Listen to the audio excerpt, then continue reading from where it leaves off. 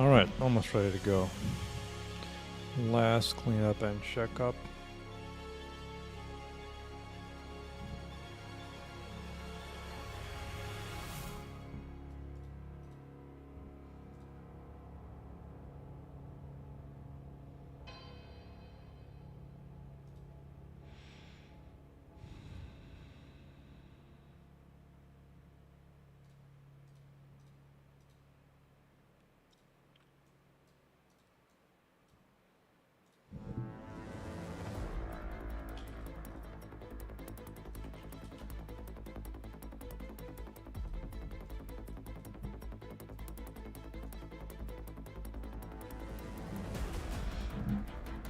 Okay.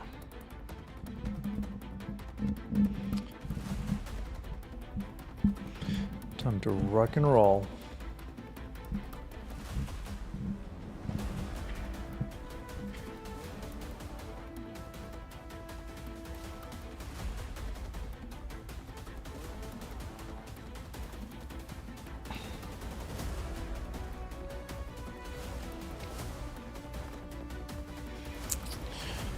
Currently thinking exactly what I want to work next, but for now I'm gonna do one little minute improvement.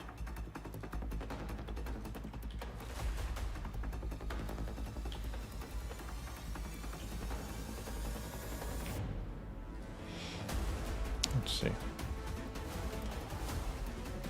Do I get a correct mass for my convex shape? If I do,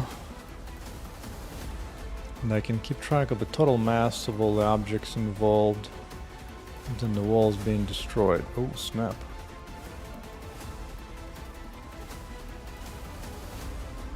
What happened? Failed to create a sound. Zap MP3 failed. Why?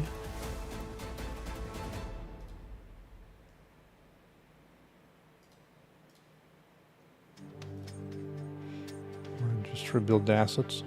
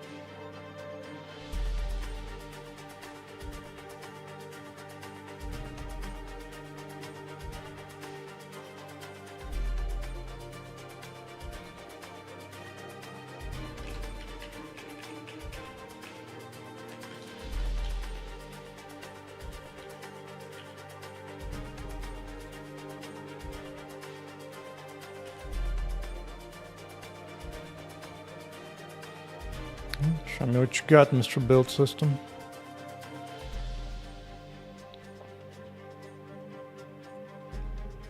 Sounds. Zap MP3. It's there.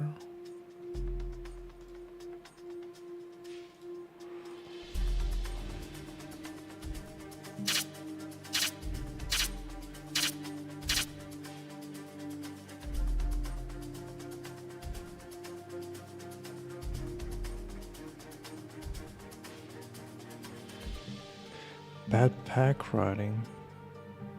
Oh, it failed to...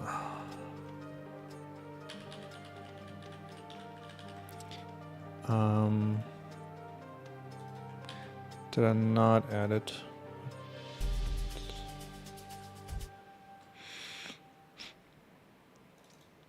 It's here though. It is there.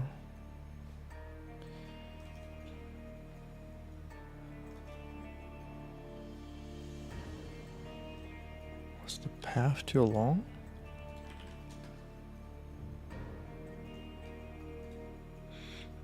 May have been too long.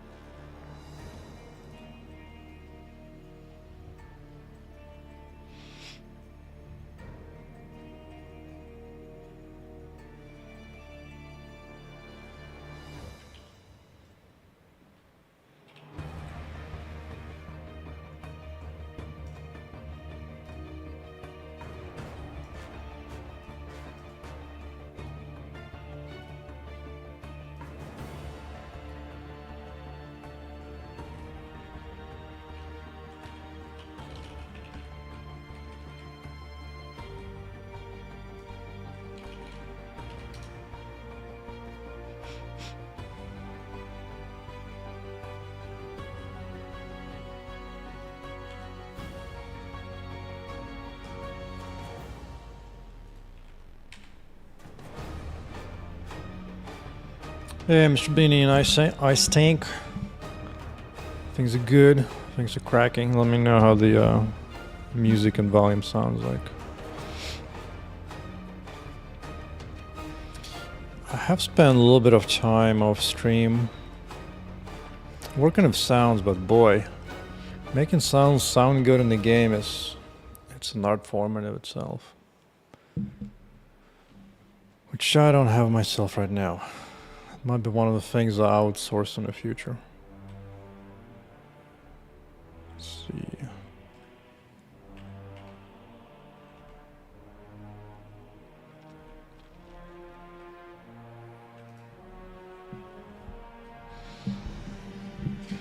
Okay. Yeah, let me take care of music.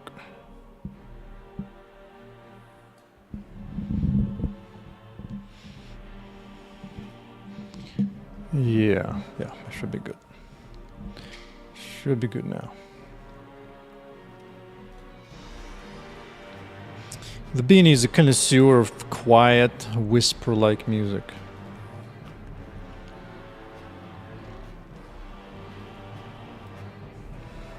Okay, so I was working on the way I improve my wall destruction, but I just ran into some kind of weird issue.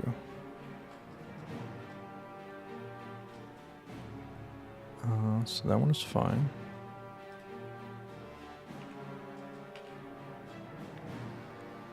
So the zap is the one that it did not complain.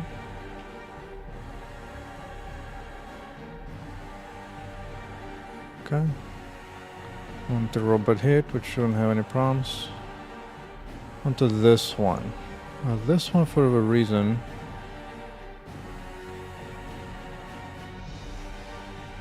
maybe the path is too long. Some buffer running out of space. What's going on? What is going on? Oh, a bad little bastard here ran out of space, didn't you? I bet you did. How big are you? No, you're big as hell. This is not a problem at all. It's only 120 characters. It will fit even in the regular size buffer. Yes, that's completely fine.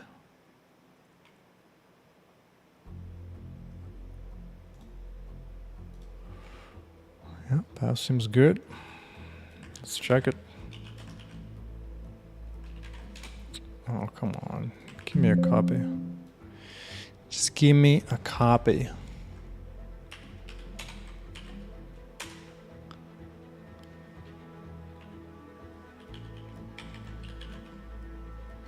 Really?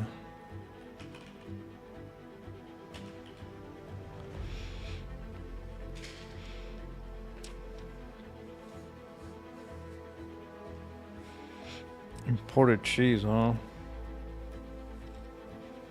Or at least cheese is not plants, so it can't be that bad for you.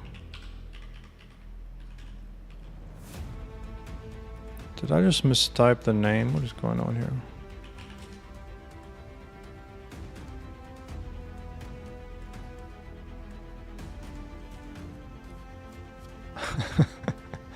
Yeah, I guess cheese is alright.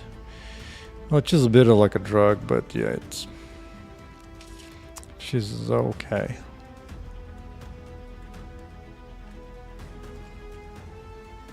So why is this buffer misbehaving?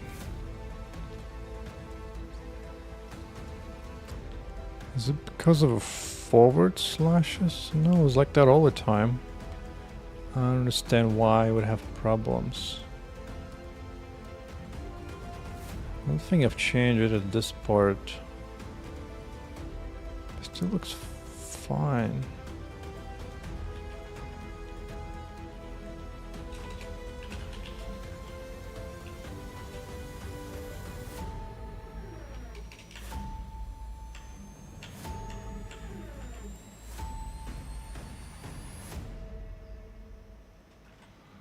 Oh, it hates it. It absolutely hates it. Just can't open that file. Why?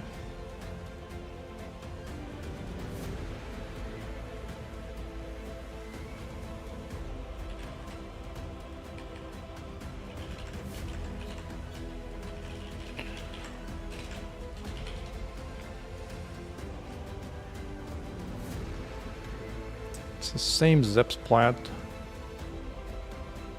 Exactly the same.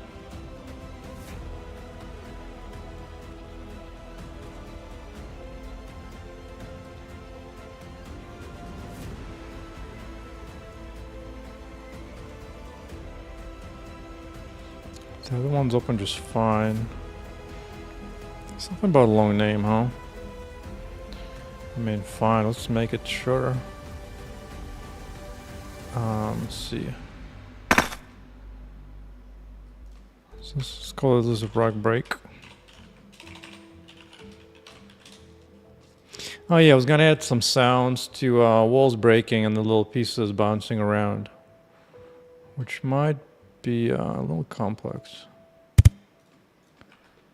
That's more like a drum, but rug bump. Let's try that.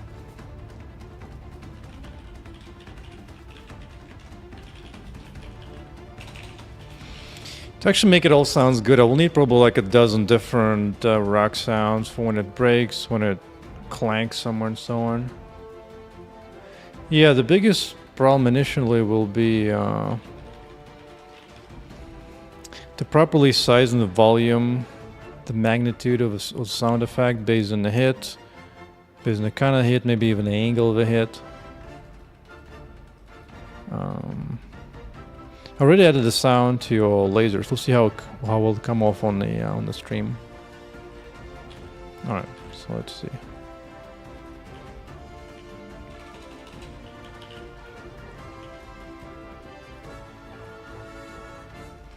Let's see what happens now. Will it work?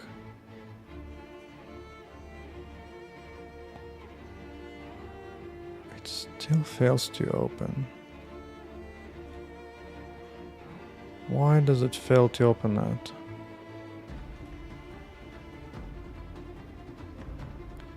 Rug break, rug... Oh! Son of a... As usual, it's some kind of small, silly little thing. Really hard problems really come up. It's always some kind of silliness. Some kind of silliness.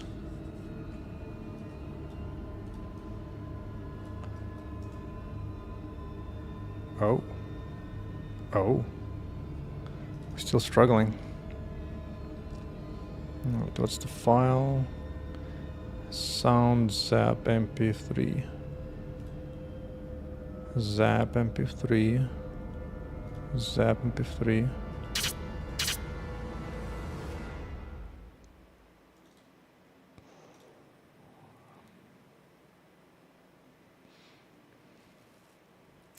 Let's issue invalid file. Let me see. Is this still failing to produce valid packs for me? It looks good now, no complaints. Yeah, no complaints of any kind. Like everything else loads just fine. Just fine. But not the audio, of course.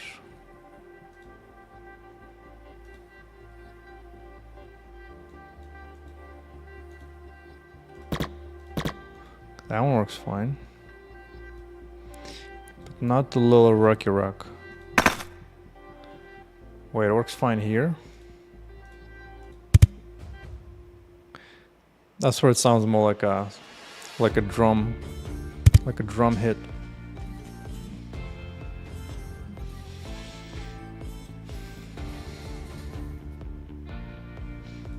Okay, so it works fine here then. Oh, so it just works. Okay, I guess some files out of date, I guess. Hey, looks like we computed the mass correctly of each little wall piece. That's good.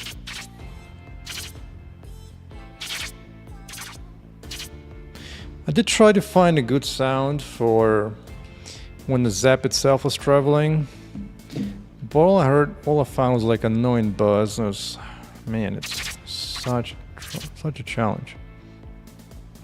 So the only thing I had so far is when a Zap will hit something. Also, have a new secret button. You press F9, all the game UI goes away, which is perfect for capturing videos.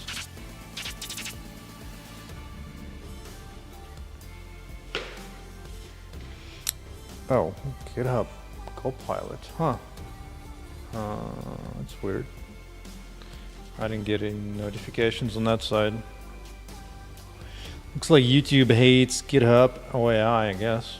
I don't know. That's interesting. Actually, yeah, speaking of that, because I know where my duration is on Twitch, but with YouTube, I don't know. Let's see.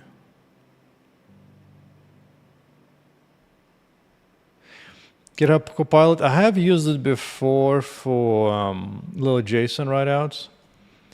This was one time when I was this is actually kind of specific. So I have this file which describes, for example, all my skill properties such as damage, how much they go by level. In my previous prototypes, I would have like an array of values for each level of a skill. And Copilot was able to like select two of my starting points and kind of project linearly what it kind of goes out as it goes out into the future. So if you provide skill 1 and 2, it will give me skill from like up to 20 or whatever if I want. And that was okay, but in the end I decided I'd rather just have more mathematical definition.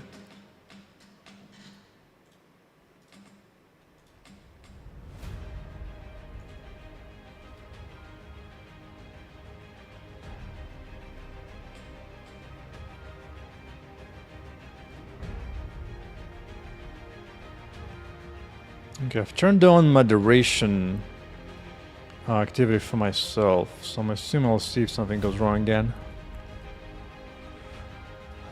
Honestly, the way I use AI is if I need to do something like really simple, like for example, let me give an example. I have another favorite way of using, let me see, let's go here. Like if I need to create like a pretty AI, some kind of pretty, let's see, like sci-fi heroine shooting a laser in a video game. And that'll produce like a pretty picture out of that. Now they'll kind of have a similar style to them, but yeah. That's like my one use of AI. And the other one is, hold on again. So for example, the other time I was thinking about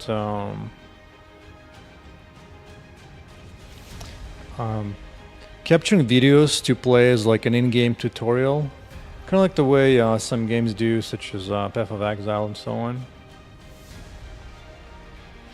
And so give me a C tutorial on how to use FFmpeg to get frames. So FFmpeg is this library to play back videos, MP4s, whatnot. And so you just need kind of basic idea how to play it out. And so this is what I would ask AI to do for me. So primarily use it for like more advanced Google search. So it will spew out a bunch of stuff, and I'm sure some of them may not even work.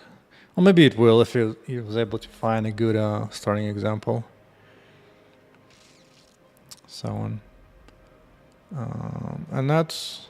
So I already found an article that I know where things are valid. So let's see. Here you go. Yeah, so this is an actual guide for somebody. Now I used to have these long chats with ChatGPT when I was figuring out Vulkan. Maybe sometime last year.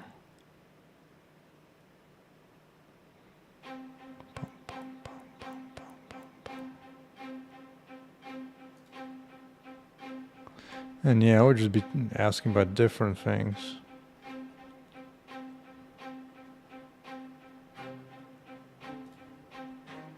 This is when my knowledge of Vulkan was really low, so now we're just gonna ask a question. The problem though is like once you start getting far into your code, you can't really paste much into it. So instead there's more like asking more like conceptual questions. And it's kind of useful to bounce it back. It was kind of like talking to a drunk senior engineer who used to know stuff, but not half of what he said is completely messed up. But even so, it's still useful.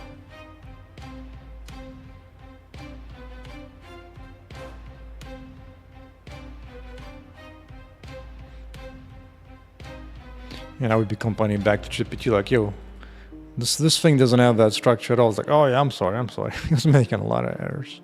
But it was still kind of useful to bounce back. That was interesting. Yeah, I was struggling with a bunch of basics. Oh, thank you for the ad.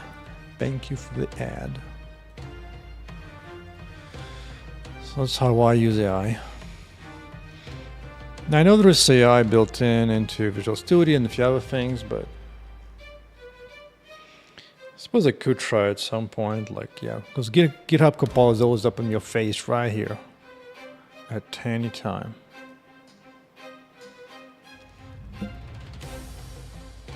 Although it might not be free anymore, so I'm not sure if it'll be all that worth it.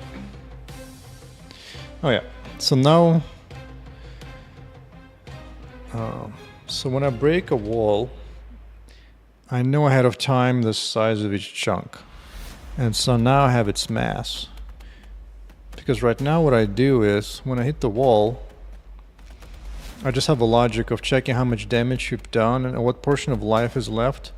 So if 50% of the wall life is left, then I pop 50% of debris out of the wall. So in this case, it did the whole damage to everything fell off. Because the default wall life, I think right now is 10. So if I change my arc law damage to, say, let's say 2 or 3. Okay.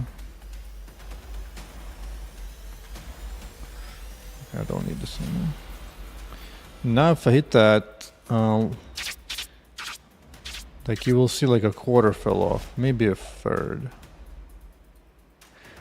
The thing though is sometimes some of these chunks that are made when I create, some of them are just too tiny. Like this one is a lot less than 1/3. So I was thinking, hey, why don't I, instead of worrying about making like equal sized chunks, I could just get the mass of each chunk, and that way I'll know what portion of the whole wall it is. And from that, I'll get a more accurate destruction of the wall. So here's where I just computed the mass information of it. So that's good. I just need the I just need this. Nice. Ooh, is there where I can use fancy C++? Not the biggest fan of, but maybe it's fine. Compiled, so that's good. But yeah, already right now is very good rubber duck, and oftentimes actually gives pretty good conceptual answers. So honestly, it's been pretty surprising. Let me see. I had once to go on here somewhere at some point. Such as asking what's like the cheapest AMD card that has ray tracing, or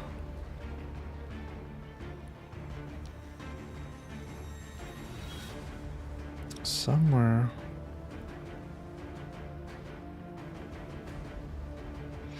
Yeah, dynamic destruction is difficult. I mean, it's not impossible. There are tools that can help you do it. There are libraries that can help you break it. Even maybe Physax. I mean, strictly speaking, physics comes with something called BLAST. But it's such a huge, monumentous task. I'm not sure if I want to take on it.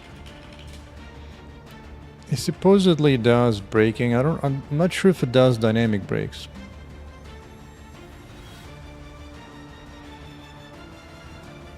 Also, I haven't heard it being used in the wild, so maybe just not that good anymore.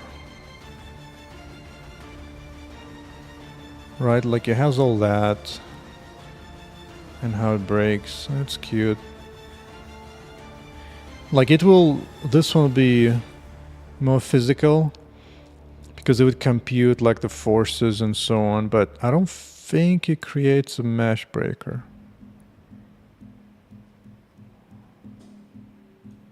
I don't think so. Maybe. I don't remember. Let's see. Just look for dynamic.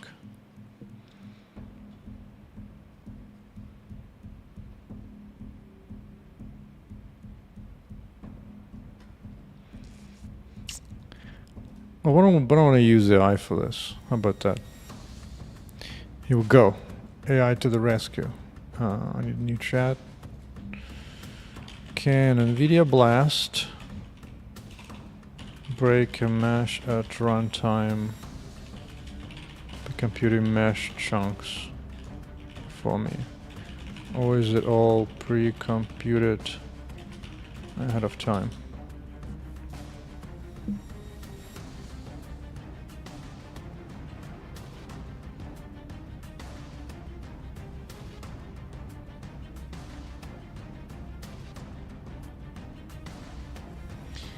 Yeah, even the way it says it, it doesn't sound like it would.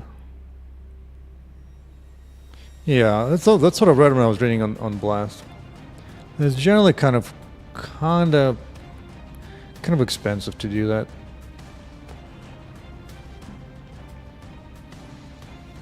I'll be better off to create some kind of script for Blender that can break the object correctly, create all UIs for it, bake all the textures I might need, and it can save it off. And then it can just run that script like 5 different times to create like a bunch of different structures. Because right now, the fact that it doesn't break exactly where you hit it, it's not a particular issue. Because I already kind of compute that anyway. Like when I hit something, it actually breaks. He searches for the closest part to break. So if you hit it on the side part will fall off. So that's already happens. Also, I actually do 2 different tricks. If I've broken less than half of the wall pieces, I will just break the closest that I can find. But if I've broken half or more pieces, then I always break the pieces from the top down.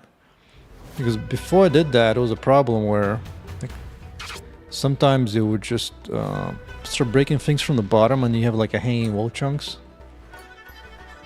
So I was like, oh, this is not good. So now the top 3 will fall down. But now that assures that I don't have any hanging like a Minecraft-like blocks just kind of floating up there.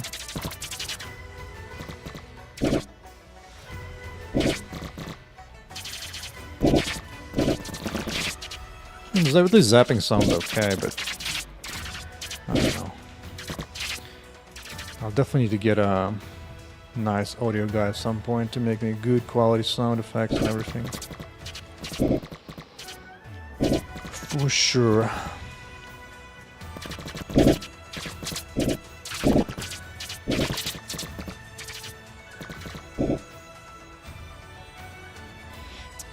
Did side piece respawn? Not sure. I think what happens is that sometimes when the force is applied to the wall chunk, because it's so tightly pressed against other parts, sometimes it doesn't actually fly out. In that case, it just kind of stays there and then just suddenly disappears because it never really moved. But then it just runs out its lifetime and then it goes away. Like this piece will disappear in a moment, yeah. But just kind of bounced and just didn't have any space to go. Whereas that one was free to bounce. It depends on the cut and which way you're trying to push it.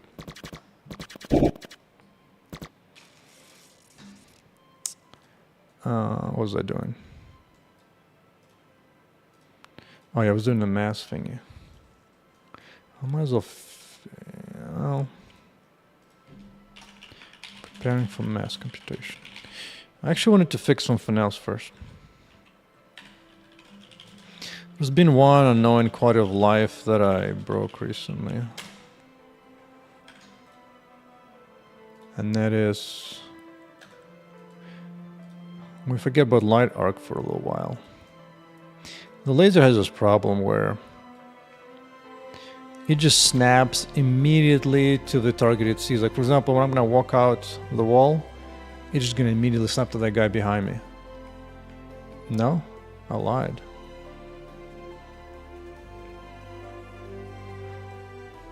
Wow. I have a different bug as well. Where if you hold the attack of the left click...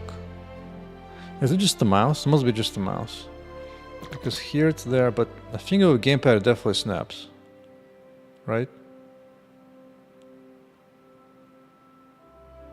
Come on. Oh, there you go. That was the insta snap. Boom. Makes it really odd when you're using laser on a group of monsters. It just like instantly swipes them all. Like, check this out. Like, here's my laser here. And then boom, boom, boom, boom. Just instantly destroys everything. I clipped it. Nice.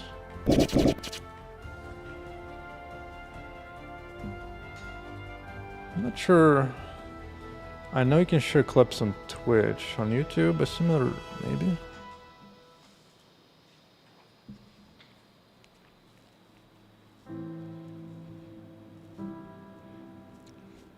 I'm interesting. YouTube has a star question and answer. But it's whatever.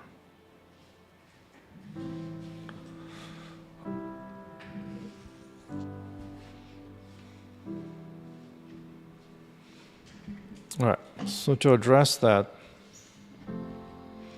I was thinking about that and I think I know what the problem is. I think it has to do with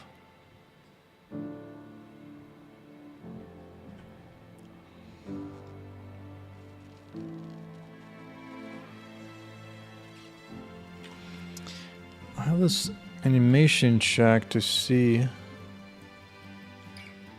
if I've reached no, I don't see any links. It's odd. Nothing showed up on my side, Beanie. So, but you can just paste that on Discord. I'll see it here. Oh, whatever's.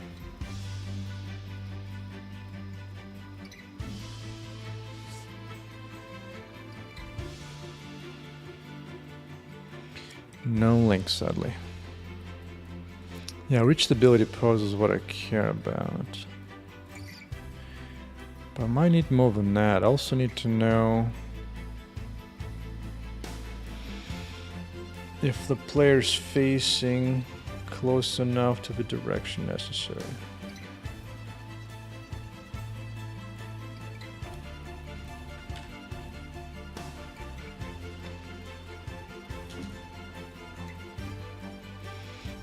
Yeah, I believe this is the one place where I do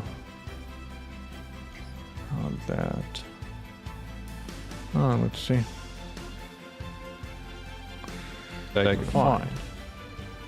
Oh, let me pause the music. Actually, not unmute it here is fine. Let's see. Let's see what we got.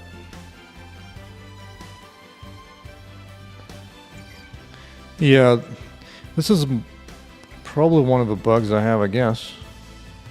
Where even though I hit that part of the wall, for some reason decided to remove the other side. So you can actually see it wobble a little bit here. Because this is the one that wobbled.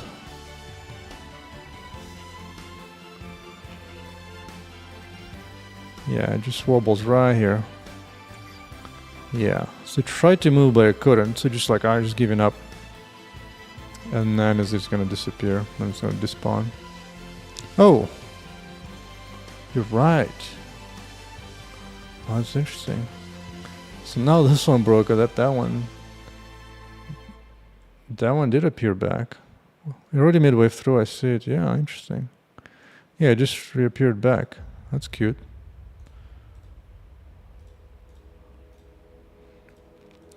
You can already see it there.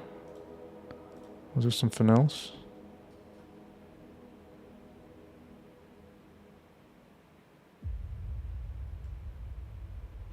No, but I already see it in the middle. I can see what the world reappeared. Interesting. Yeah, it was this one that disappeared. And then I hit it again, and it's like, oh yeah, sure. Interesting. Yeah, I'll have to keep in mind. I'll have to keep in mind.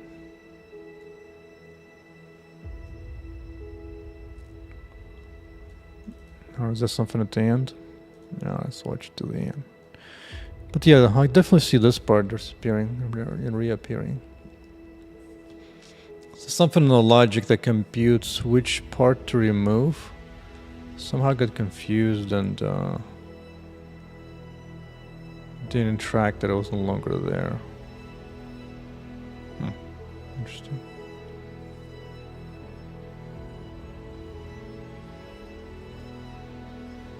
But to be fair, we have so many things popping out of existence, it's kind of hard to notice. Yeah. Okay. But good eye. Good eye. Welcome to the pain of game dev. A ton of little money things will need to be fixed up over time. Before that, let me see. I want to check if we are facing where we need to be facing. Let me see. Be face direction, right? Yeah. Is face direction here? No, it's not. No, it is not.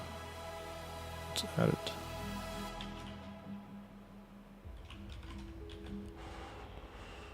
Let's add it.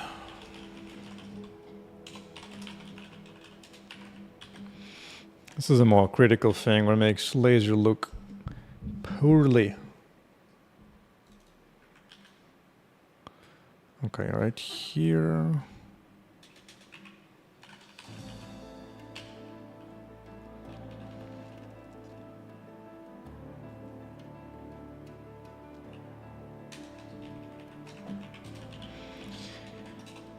Unfortunately, computing the difference of two angles can be really tricky.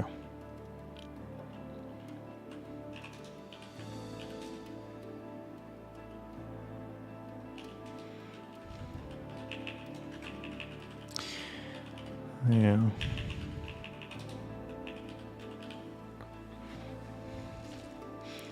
That said, it's not like I'm trying to create like realistic breaking. So if some things that occasionally out about being turned on, it's fine.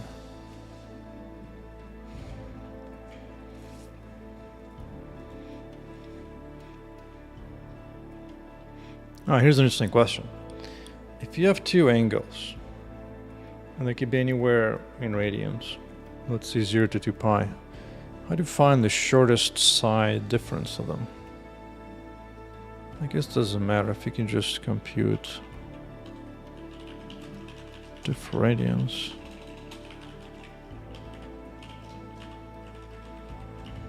Right.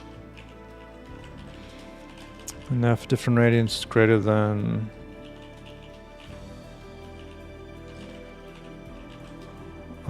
pi,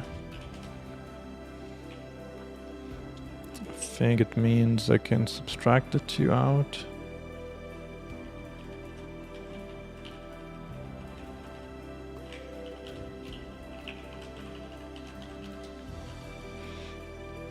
And if it's less than minus pi,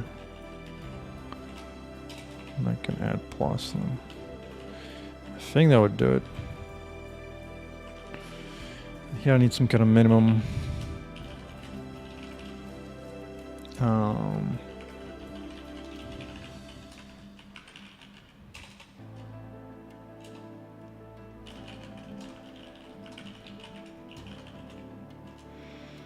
This is radians, right? Radians are too difficult to think of. Let's just think something like maybe something precise like 10 degrees.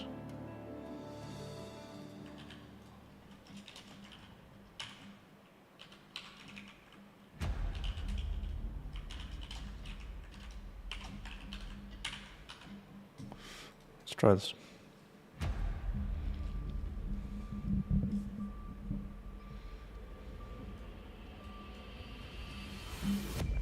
Okay, now this should spend our time.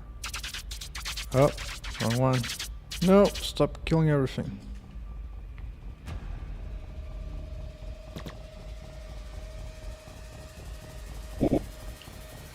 Wow. Well, that was fast. Holy crap, that was fast. Okay, phase direction. Maybe phase direction doesn't actually get recorded. Oh, phase direction, just the movement. It's not the target direction. But I might need to change that.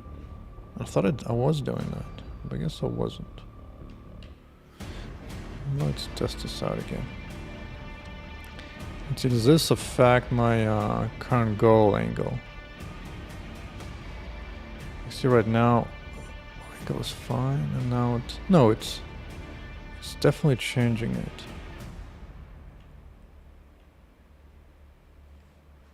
Alright, how about this? We'll make this angle acceleration really low. That way it takes a while to turn. Yeah. This way I can clearly see.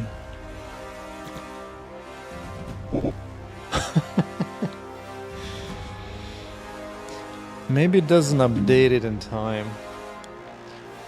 It just has to punch the wrong one.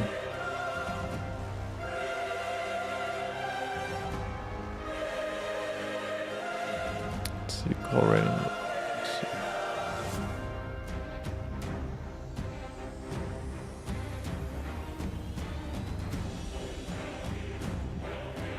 I mean, I know I passed it. Yeah, right here. This is what computes the target.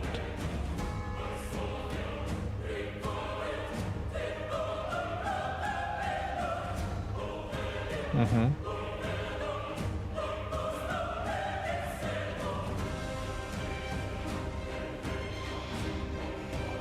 think just the difference what happens first.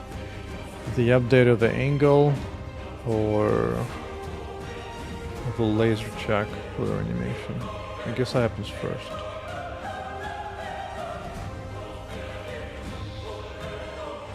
It's one of the challenges of the way I've been writing code. Everything just a bunch of independent lambdas. There's no specific order in which they happen every frame. Sometimes I have to add additional logic to handle that potential difference in the order. Because my guess that this happens first over that. I mean, I just do a check.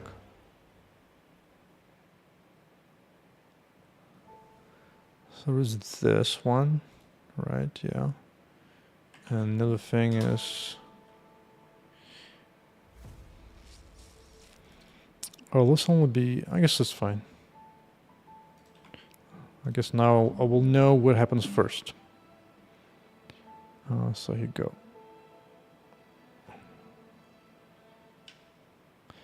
Oh, this one just sets the angle. Yeah, that one is fine. Alright. Alright, it's time to kick out everything I don't need. All this previous stuff can go to hell.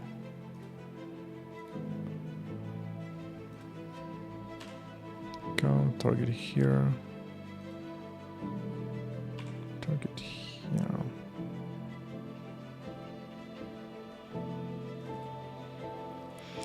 Or maybe just that the moment it's in here, it constantly sits on animation. Who's got this? Oh, animation ability state, yeah.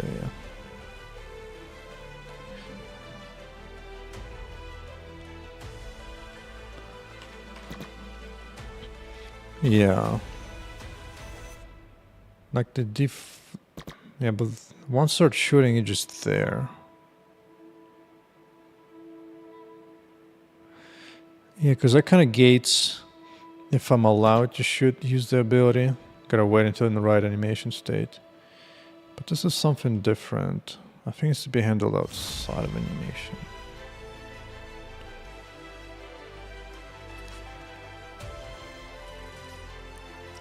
I mean, right now, part of the thing is that laser isn't actually connected to where the player is turning. I could just fix that.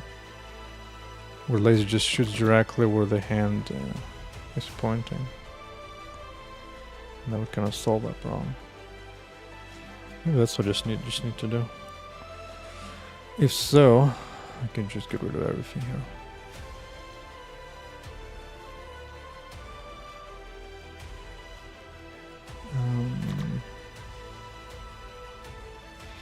I think it's in the laser ability use.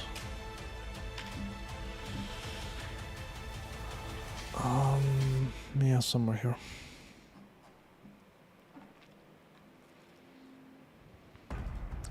Yeah, direction is right now set towards the object.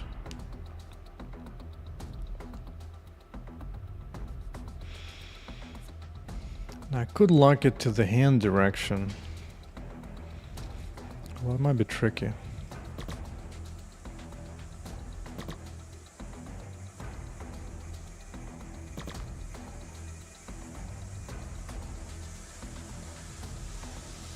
I actually like that there's a slight delay there. I mean, the full speed, you don't notice it.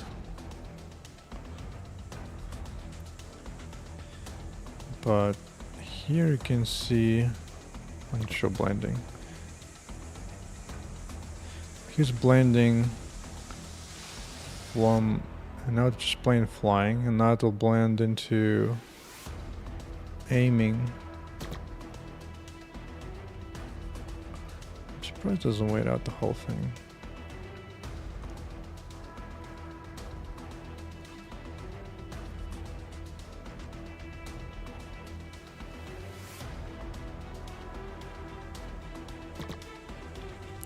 Why does it keep waiting?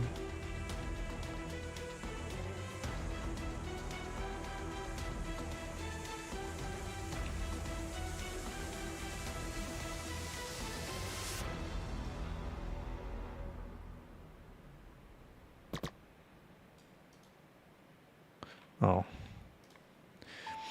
Looks like it didn't update the debug symbols.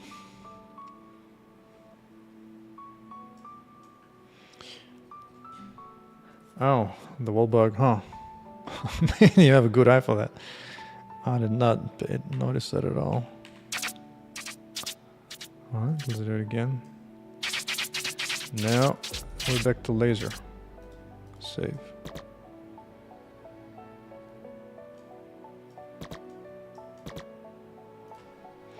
Let's slow it down.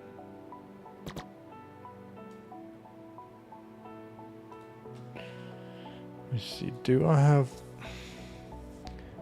phase direction here? I don't. By the way, I don't need any of this const here. That's from my earlier days of using Flex.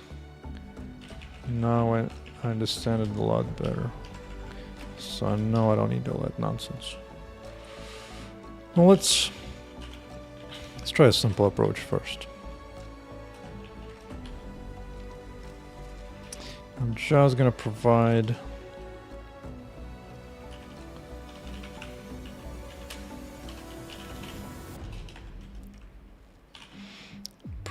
this information. Okay. And aside from waiting to reach the pose,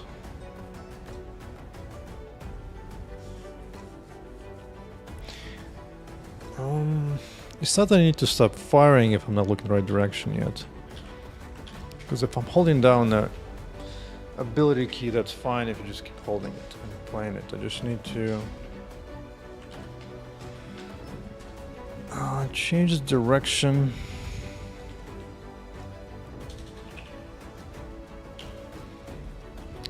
current angle, right? Yeah. I've done this before, direction from an angle. I should just use a formula. I think I just need to create a quaternion out of that.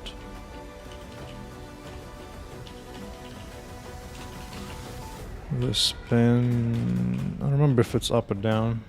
Maybe up.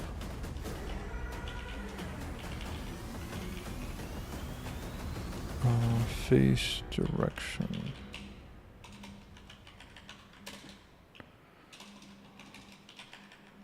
Right, okay. And then to get the direction paint pointing forward, I always forget. It might be something like that. Like, I think the local forward is plus Z. Yeah. Just seems like it.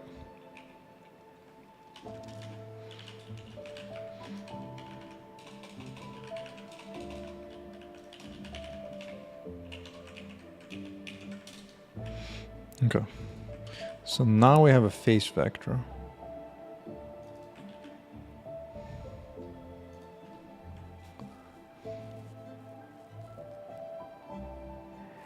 I might still allow some deviation, but let's just see what happens if I just hard cap it to that.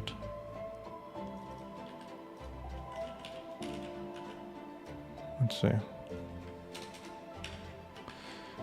Now that probably will lose too much precision if I do that. Oh, it doesn't care.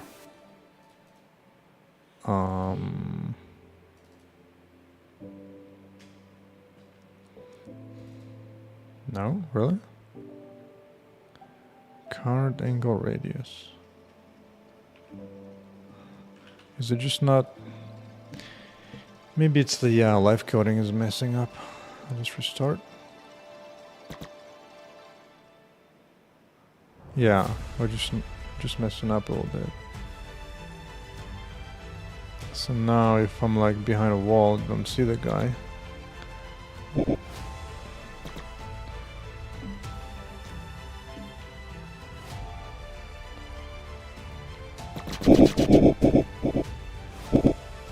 Yeah, at least now I can be in charge of the how quickly you face everybody with a laser. Now right now laser's set to like insane power, so yeah, just gonna mop everybody. Absolutely mop them. But if we're down, slow down the rotation speed. Now the reason I do it is because I want her snappy when it comes to just moving around. Like that's just way too painful. I might need like different speed when I'm just moving around versus like pointing at somebody. Yeah, I might need like the different acceleration settings for when you're just like moving around. Oh, there's a ponytail. Ponytail gets stuck under the elbow.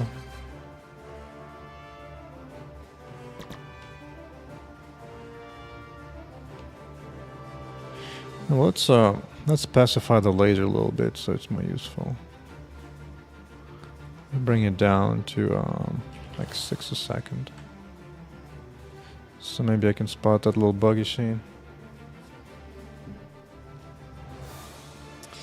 Hey JS, the issues of sine and the cosine is that it doesn't work for all the 4 quadrants.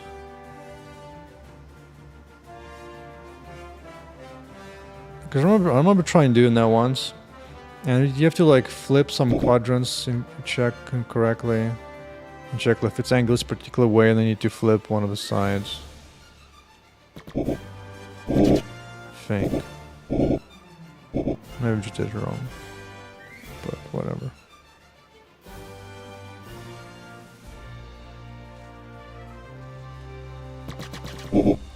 It might be easy to do the other one if it works.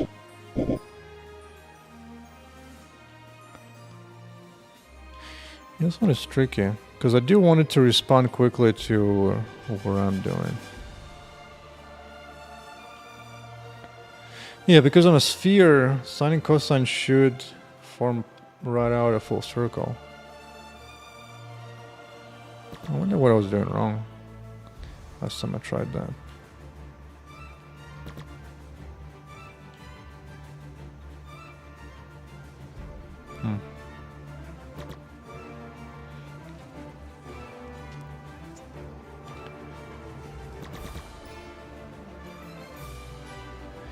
You know, right now it's still snappy enough, kind of. Because that kind of solves the problem of laser looking weirdly when you like snap it really difficult. I just kind of sweeps it.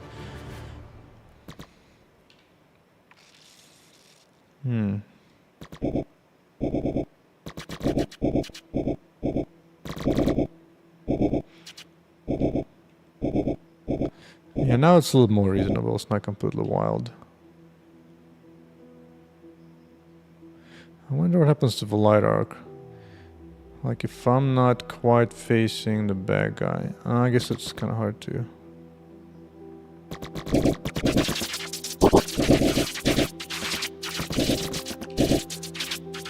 Man, as few objects I have right now, even with that, like, the visual overload is pretty hard.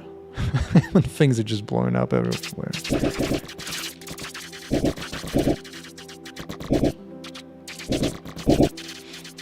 One of the things I've done also, the arc actually ignores the wall debris. I found it so annoying because it kept bouncing off of debris, and it was very very hard to understand why it didn't actually hit the guy, even though you should have shot at him.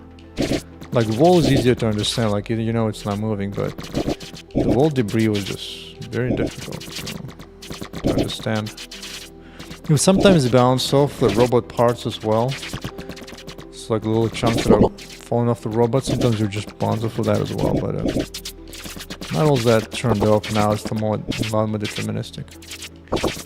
Because one thing I'm trying to play around with for this game is that usual RPG damage numbers have a minute max.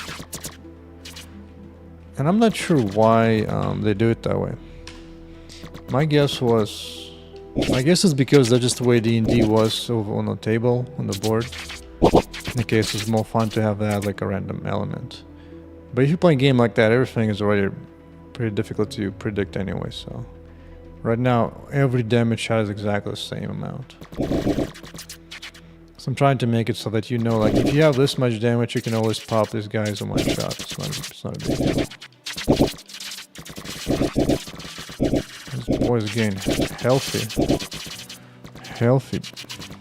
Let me see, the points as I do.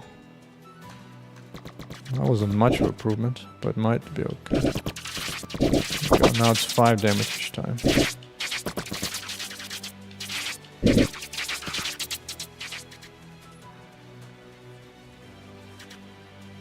Fantasy Max 9000. Well, yeah. Yeah, I mean, for them it just could be they just didn't want to draw more than 4 characters. Could be as simple as that. Like past I might have promised. Like 5 characters is difficult, probably too difficult to read, whereas 4 is still manageable. And it's not like many people know about scientific notation anyway. Like I think I remember playing Clicker Heroes, and I think that one had a scientific notation because they'll go like crazy numbers, like 10 to the power of 200. So yeah, I guess you needed that. Yeah, but in games like that, you can actually pretty quickly run out of the damage numbers.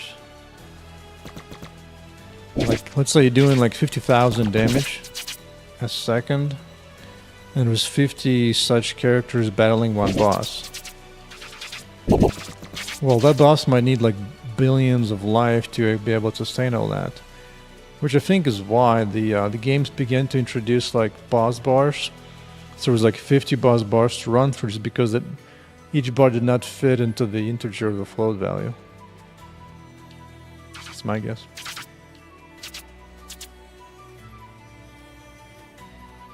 Yeah, Diablo 2 has a perfect example of that, where like all the lightning skills like go from 1 to 1,000. So yeah, it feels quite odd.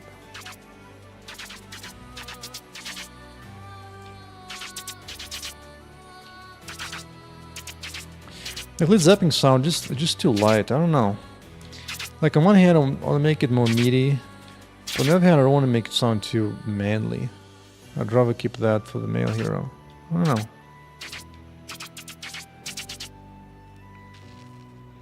Yeah, the sound thing is going to be its own challenge for a while.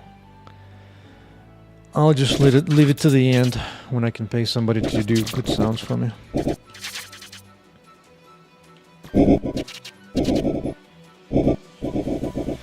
Yeah, when just sweeps it like that, I think that's much better.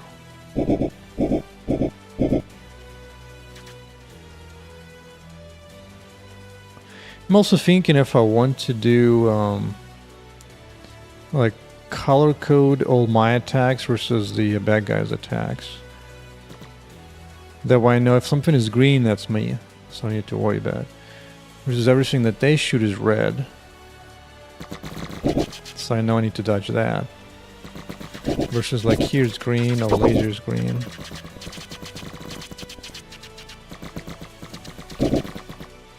Sometimes the other thing that games do is color code the attacks based on the damage type. Maybe. It might be more useful to know if it's your attack or not, though. I think a couple days ago I actually had a bug where you can actually get you can actually get hit by your own lark just coming back and bouncing into your face. I remember doing mine with -30 to myself and taking myself out in one shot. Yeah, blue enemies like that game we watched. Actually, you know what? I have a little game to check it out. Hopefully it doesn't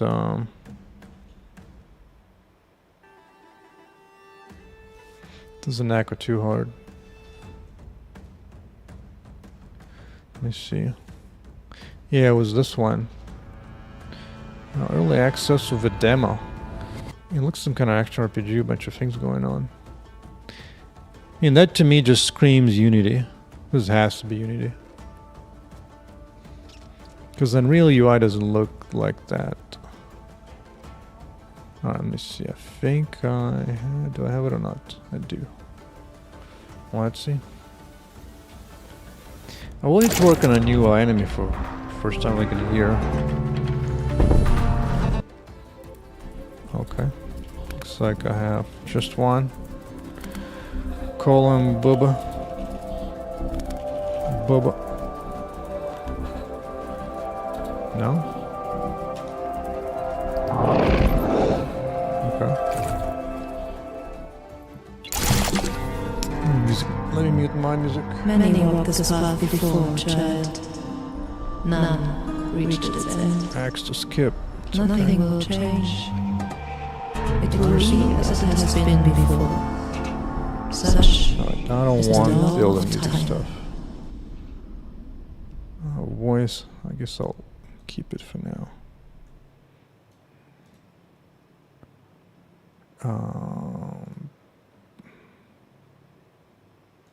Oh my god.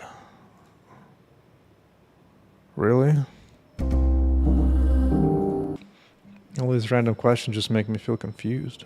many walked this path before, child. The games love the hold button to do something. Nothing I will don't get it. It will be as it has been before. Bro, Such is the law of like time. this game obviously has quality and stuff, but just like why does the old struggle of animation? Like here it's fine. This is, I mean, yeah, it's very brisk and reactive, so that one is fine, but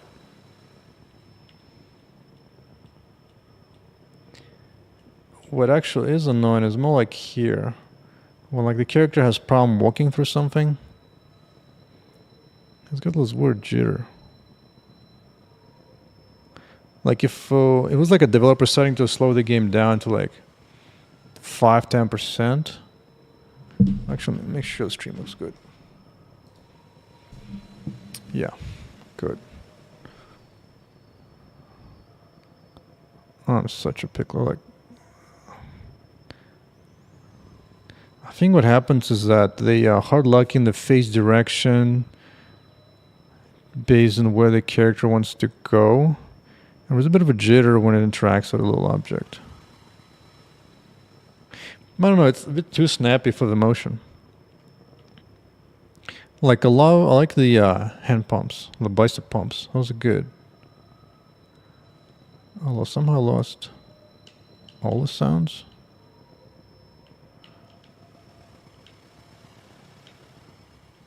Okay.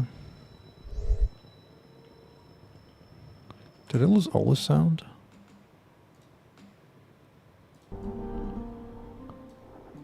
Oh, I muted effects. I wanted to mute ambient.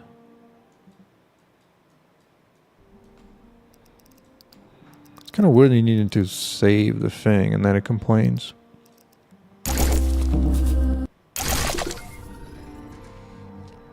Many walked this path before, child. None reached its end. Nothing will change. Okay. It will be as it has been before.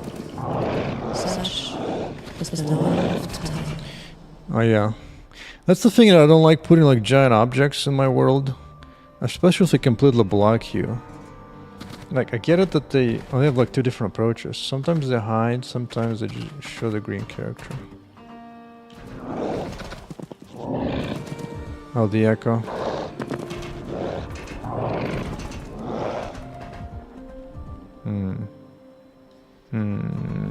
Let me do one thing for the echo. I think I have one idea to try.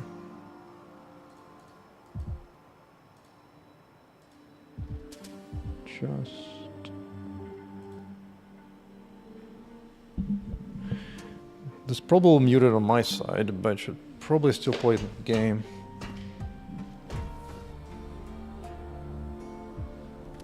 Let's see. Desktop audio to monitor only.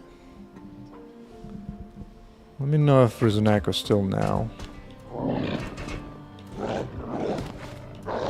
I can still hear it, but I set it to monitor only. It might be fine, maybe. Let me know if it's echoing. Okay, I'm not sure where to go. I guess here. Cute little arrows.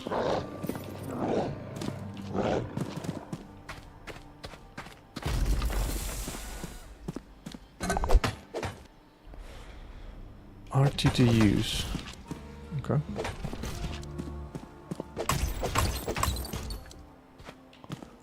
Oh, that's good. These guys don't even bother to think about how to grab, like, precisely attach the weapon that just kind of hangs in the back.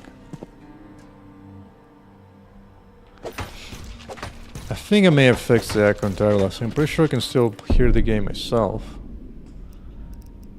Pump it up. Oh wait, how do I go just here?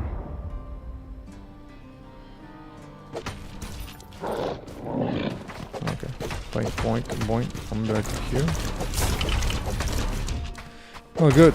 Yeah, it was like one little setting I was missing in the stream. It seems like everything is good on my end, so it should be good. Alright. So movement feels good. I'm still...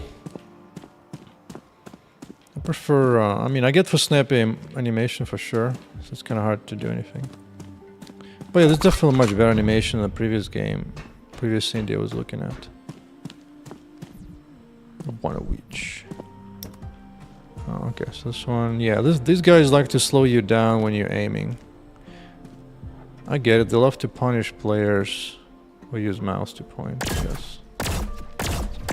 Or not.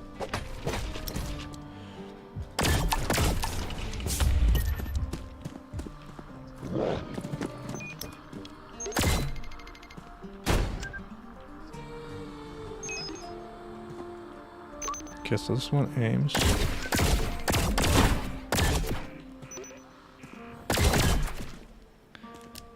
Man, I have to say, like, I'm not much of a console gamer, so my aiming kind of sucks. No wonder making a game we don't need to aim by yourself, really. Backpack. Okay.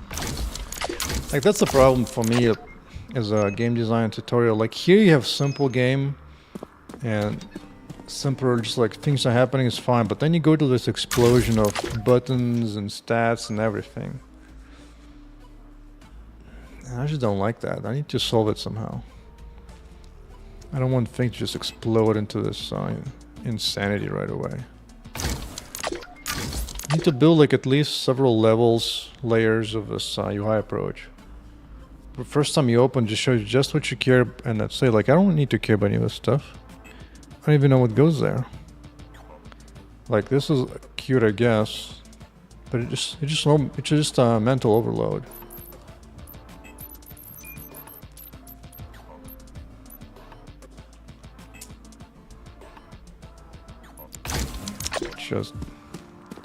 It's like if you're used to that already, then it's kind of easy enough to understand, fine. But even so, plus you have stuff on top here. It's like there's like so much stuff being thrown at you.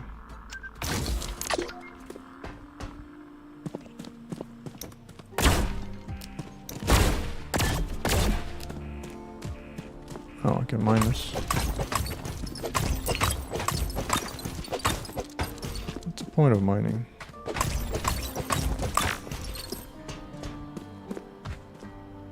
You don't like the music here. Yeah, fair enough.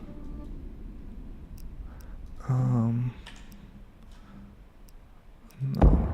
Bro, really? Man, that's such stricklers.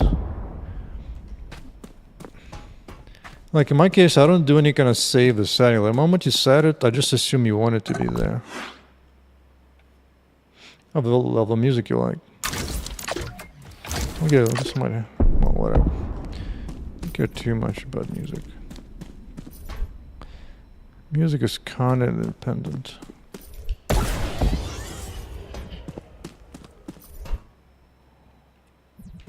Oh yeah, this is a teleport. Boost full.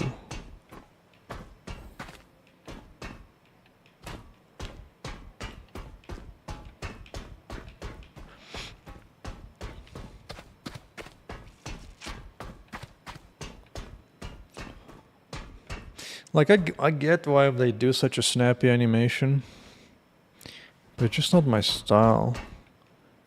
Like it's too visually jarring to the eye.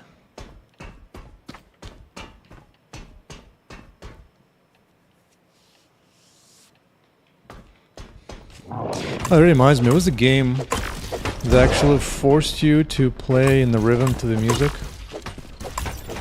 And people didn't like it. What was the name for it? I had it on my Discord competition list somewhere a while back. Oh, that's cute. And what are we doing? Jumping? Okay.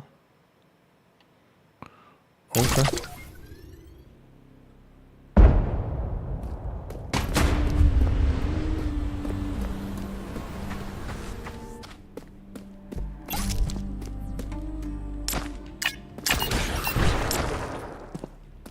Oh, he put mine.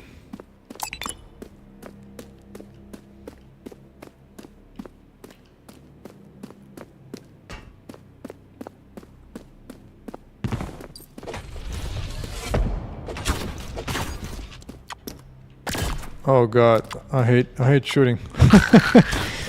I hate shooting. Why is it so odd? It's like first need a button to open it, then different one aiming. It's like 3 buttons to shoot.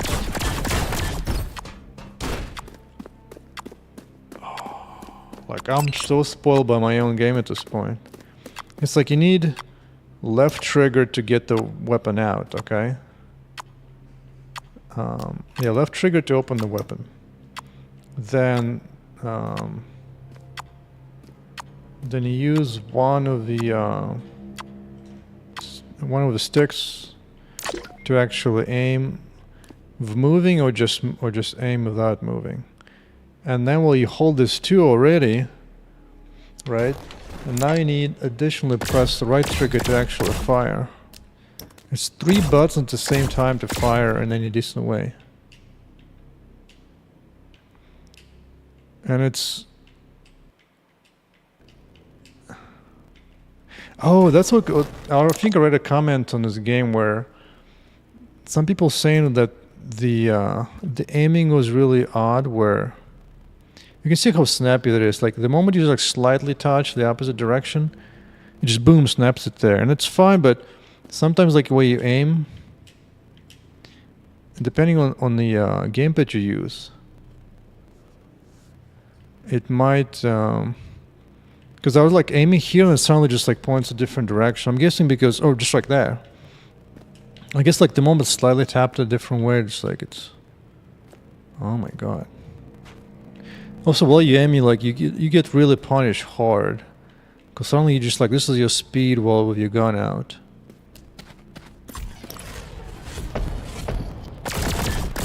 Oh my god. And the problem is like the moment you start walking away, you can't kite. I guess you can, yeah. If you're engaging 4 buttons, then you can kite. So to kite back, you have to have 4 buttons active. 4. Check this out. So left trigger to aim, left stick to move back, right stick to counteract and point in direction you want to shoot while walking back, right? And then the 4 is your right trigger to fire. This is like flying a helicopter. You have 4 buttons. You have 3 buttons just to make sure you're in good state, and then a 4th one to fire. Oh boy. I mean...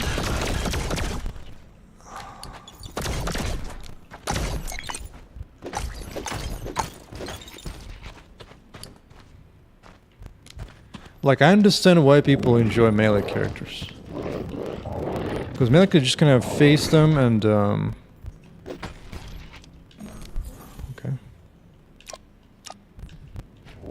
And just activate the melee key, just kind of swipes them correctly, so that one is fine, but... Boy. Like, really? Oh, what the hell happened? How did I end up being in the wall?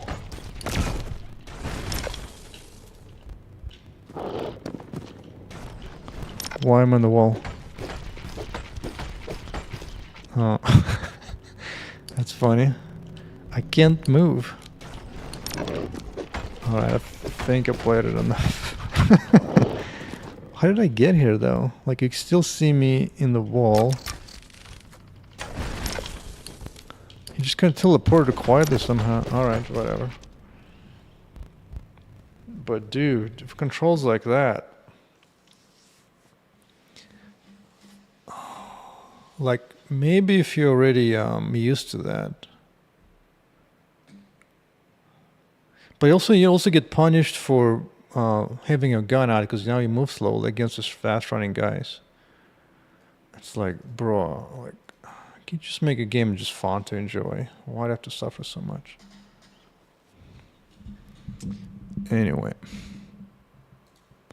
That was a wild experience.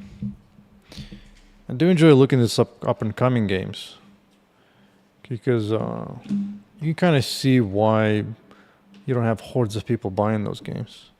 Hey Mickey. Hey Mickey, you're so fine. You're so fine, you blow my mind, as the song goes. Anyway, let's see. I fixed the laser facing. Right, yes. So no longer snaps like a maniac. Now it will actually just kind of swing at a decent pace. Like compared to the previous game, like I don't have like super snappy motion because I'm trying to get rid of any kind of like visual surprise and noise. So I don't want to just like immediately snap like a maniac because I definitely can do that. I can go to I think it's phase direction. See, phase direction. I can put like acceleration to the max. Yeah, like here she just like snaps immediately. But it's too much. And especially for a girl, it just looks weird. Let's go back to a previous setting. Like, you don't really need to snap that hard. You can just start moving. Especially backage because she floats, then who cares if it doesn't like point directly exactly where you want it to be. It's fine. We'll be fine. Okay. So laser feels fine. Oh, that new bloom effect just kind of ricochets of all the objects, make them look so green. I might have to turn off a lot of things.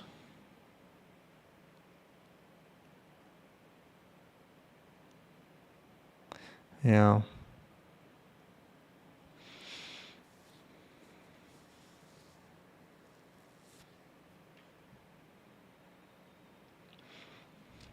Yeah, Beanie. Getting a movement script right can be a pain. What do you mean by beam thing coming out from them? Extra ugly when it snaps? Mr. Mickey. The bad guys right now just shoot...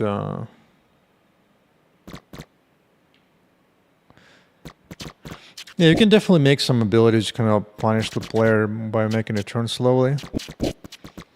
But I gotta say, as a player, I'm not sure I like it.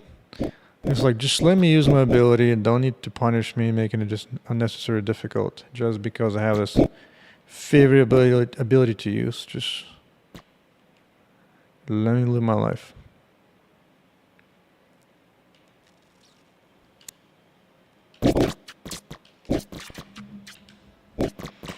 Turn off that UI.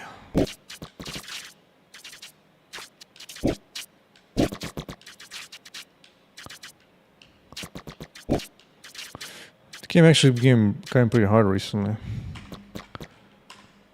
Like, she can only take a couple of shots before she gets reset.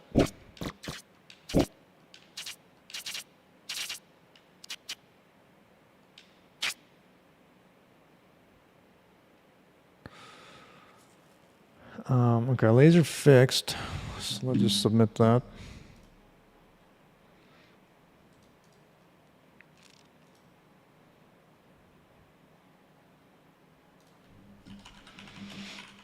Moving separately from the phase direction. So that should address that problem.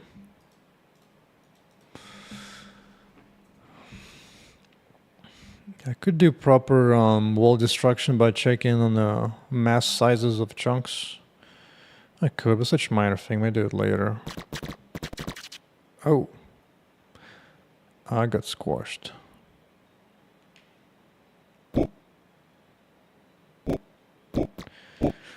Like right now, my right stick on the gamepad doesn't even do anything. I could definitely use it for directional control. Because right now, if you're just like trying to aim with a laser, it only aims it when you move, which is a bit of a hassle. But the thing is, like, my game is automatically kites. Like, as you move, it just points directly, so like you don't need to struggle about kiting and how to kite.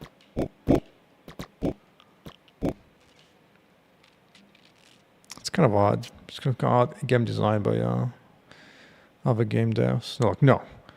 You need to be punished if you want to kite. If you want to kite, you have to use 4 different buttons.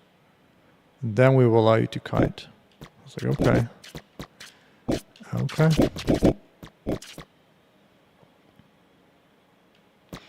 I definitely liked my decision to have the character point at the enemy if she sees them.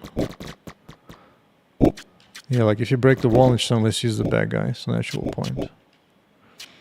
Otherwise, she's not going to.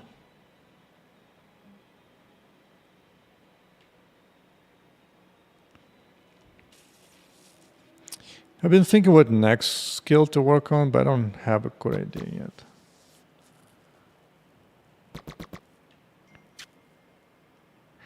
Yeah, I was thinking about it. Sometimes like you want to, maybe like you want to specifically destroy that, and then you can have to like rejiggle to attack specific that portion. Yeah, that can definitely be a thing.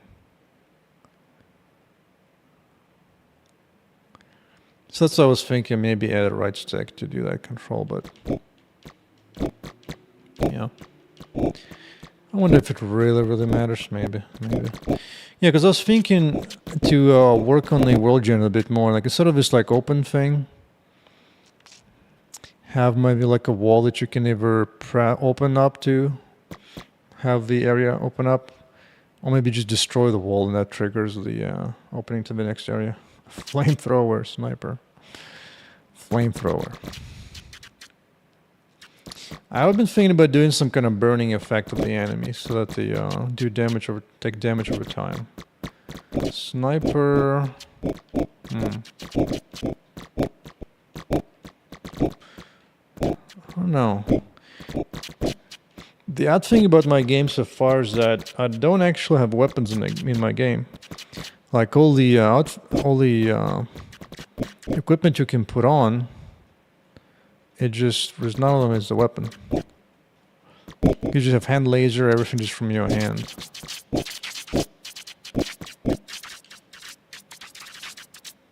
So I have to think about that.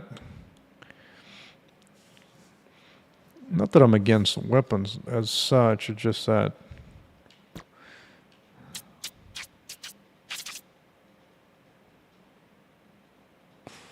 I don't know.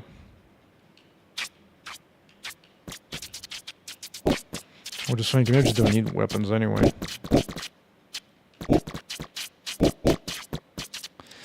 No, I definitely want to get the melee hero in the game. Then I can just throw things, like pick up this wall chunk and just rip it.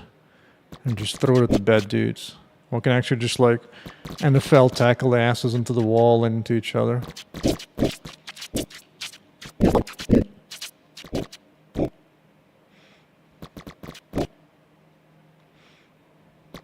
Oh yeah, I forgot about turrets.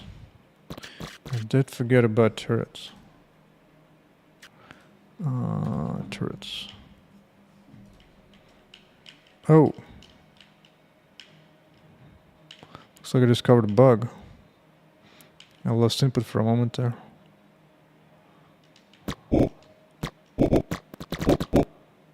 Yeah. Burn them down. Definitely need to improve the way I've dropped turrets. I think right now I just kind of drop them blindly halfway towards the target. Nearest target, it's okay.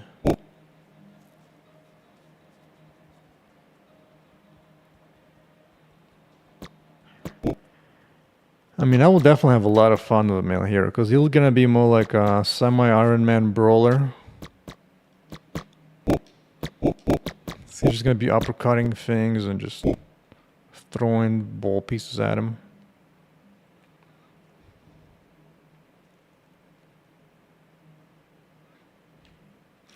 Well, that'll definitely be a lot more technically challenging thing, because he will require a lot more animation. Because she just kind of attacks from a distance, so I basically just need like 2 animations and I'm good. But when you have like a guy running around, punching things, uppercutting, that'll require definitely more animation.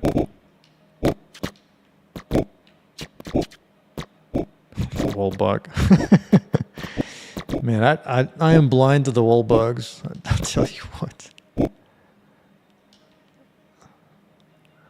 I just don't see. I don't see no wall bug. Let me see.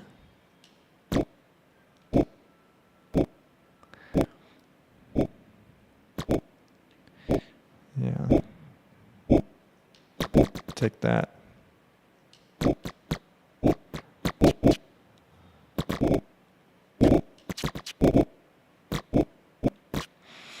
Yeah, yeah.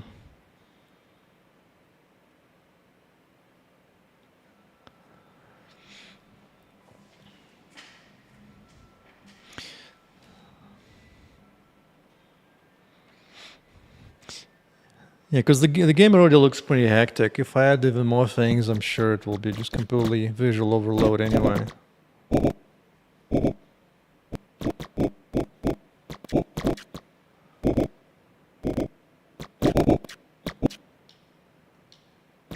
Oh my god. It just spawns the turrets right on the wall. I definitely need to do some kind of area check. Probably need to do now mesh corridor check. Hit enough at the left side. Yeah, it's one of the bugs I have. Where if you have let me see, like a wall here. Let me see, it disappears or not. You know what? Let's slow it down. We're gonna slow the game down to a crawl, pick this wall. And let's see what we got in here.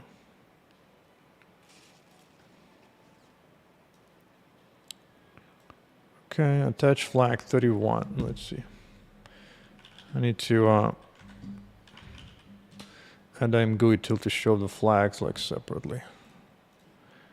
Because right now this shows all 5 pieces. So it took damage but didn't actually break. Yeah. Let me see. Oh, okay, let's... Yeah, so this broke and now it's down 15. Yeah, I need to update. Let me work this GUI little thing. Because doing this manual by hand is a pain. Oh, so now it popped the 5th. Oh yeah, because there's 5 chunks. So that makes sense. The 5th one is gone. There's 4 more left. Oh my lord. What did you make me do, man? Oh my god. I've had this bug once before. I thought I fixed it.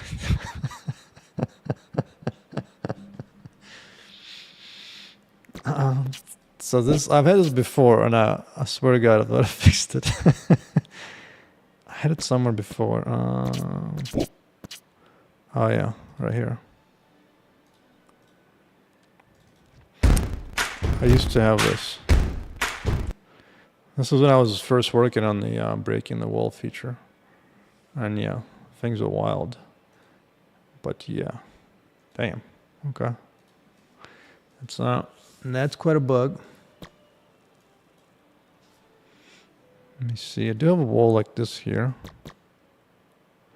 Like here correctly responds. What if I do this side? And yeah, for some reason it likes to pop that wall. I don't know why.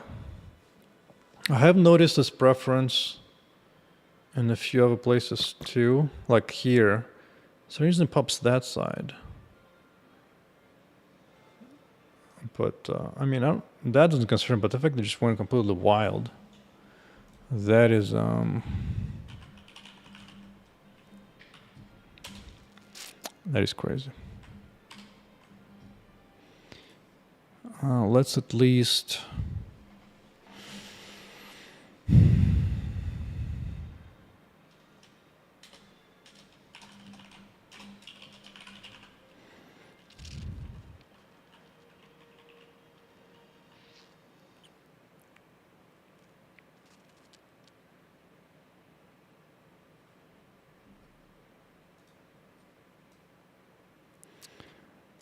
Yeah, it's interesting because, I mean, clearly gets damage there, so I'll have to debug it some more again. Because, yeah, let's see. Hit it here, and then this one pops on the top. Only that gets hit that one. Really odd. I'm guessing someone not correctly computing the exact positions of them. But let me first do this. I forgot to do tables.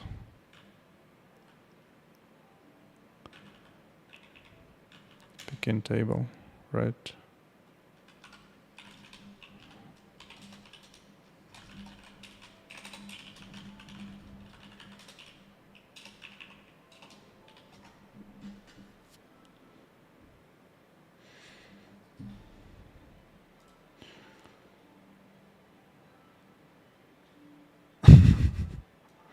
Alright, let me see. So hit this. So when does it get respawned? Because here it's gone. Make sure I'm pointing this right way. Oh wow, yeah. It just comes back alive. Ain't that something? Ain't that something?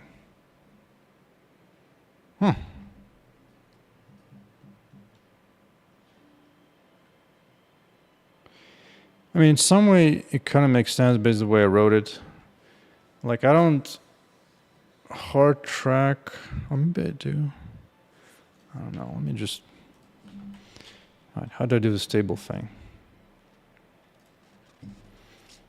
I just wanted the table. Column count, sure.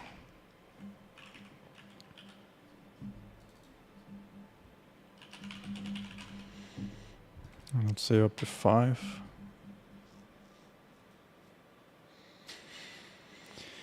Indeed, indeed. Let me see.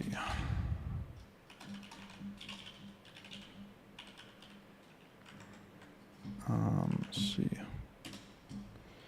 Just do next column.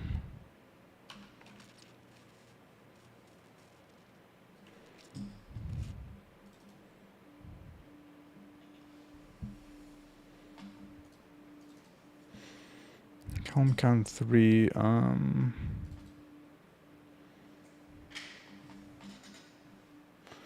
Okay.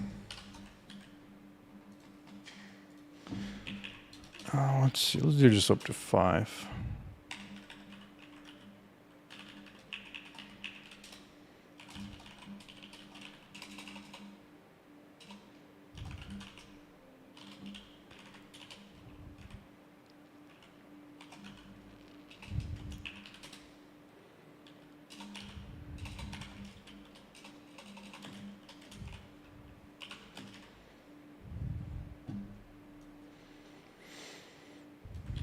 Just need to check if the bit flag is there.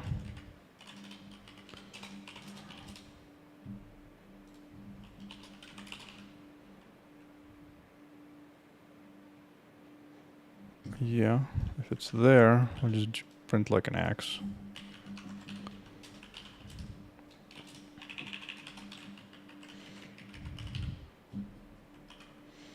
Let's see.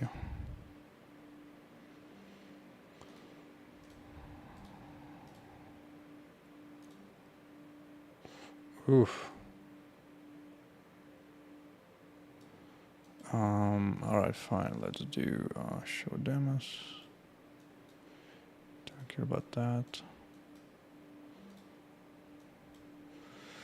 Let's see. Tables, tables, tables. It's a separate section. Maybe sizing policies. Fixed fit. Let's look for that. Sizing policies. Yeah.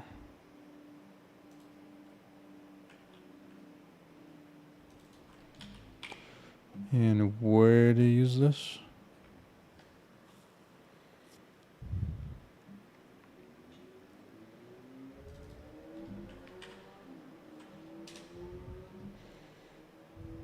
Oh, just here. Okay. Just there.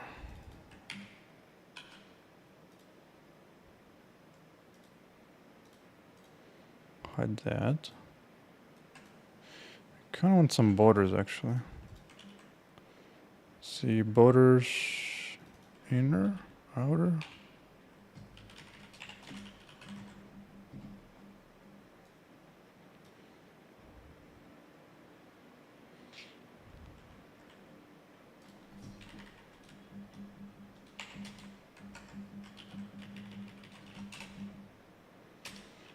Maybe just buff. Probably gives me a buff, yeah.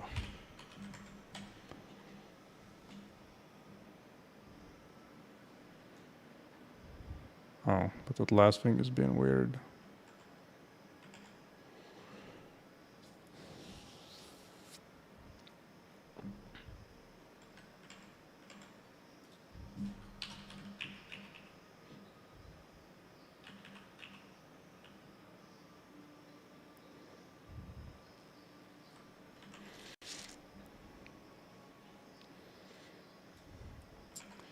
Oh, is that because... Where does it go out, way out there?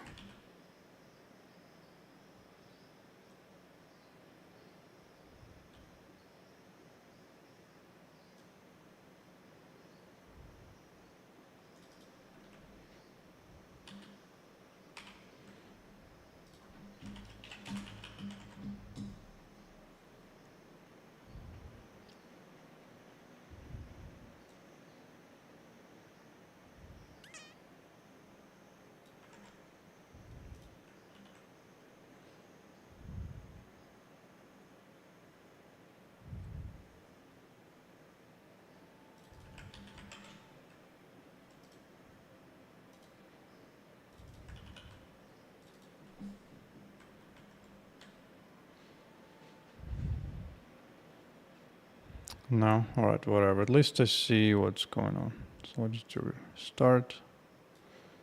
Repick this entity again. So here we go. We got 5 axes in here. Okay.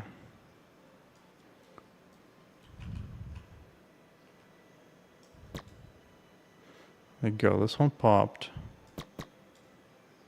And then gets reset. Yeah. So it correctly goes back down in terms of how many pieces should be left, but it gets confused. Oh, I think, yeah, it's because they combine 2 policies.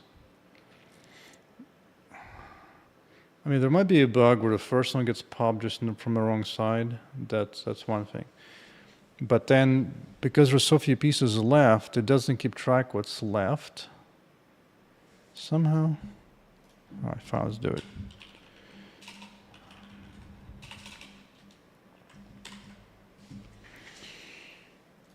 Let's see, where do this computation? So here we go. If there's plenty of life left, just show original big undamaged piece. So that's fine. Otherwise,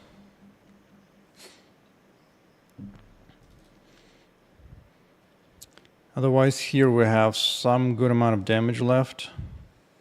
And so we do need to consider here. I could technically do maybe up to 8, but this is fine. This way, because I think because most chunks have 5 pieces, you need to do 20% before it actually pops. So it just kind of starts to crack before the damage starts. So that's good. I'm fine with that. The real thing that's somewhere here, I'll overwrite this parts flag. Because here I'm looking for what's still attached. That's fine. Oh, this is where I rebuild everything from what should be left over. Right, yeah. Yeah, I shouldn't be doing this. Instead of doing all that. So this part I don't care.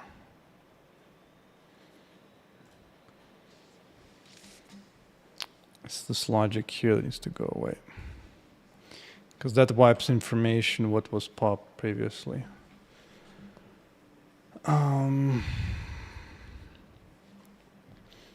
Because here I go through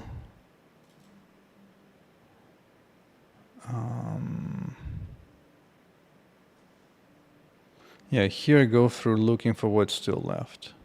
And based on that, I choose to pop that one. Which is fine.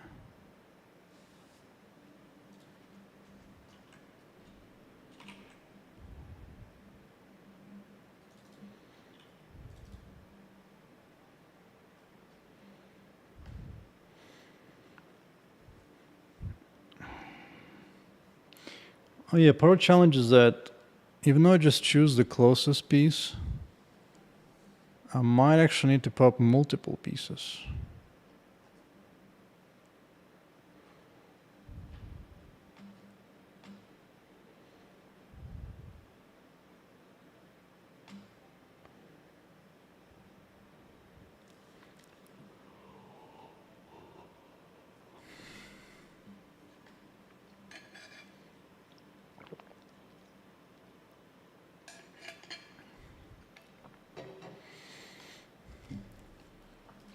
Yeah, this was hurting my brain last time. Let's see.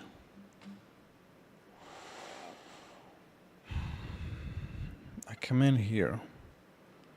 Now, I could technically save what was the previous life amount, so that way I don't need to compute from scratch. Maybe. I'll consider that. So I come in here and I compute how many pieces should be still left over. So that's that count. So now I just need to pop them until that happens.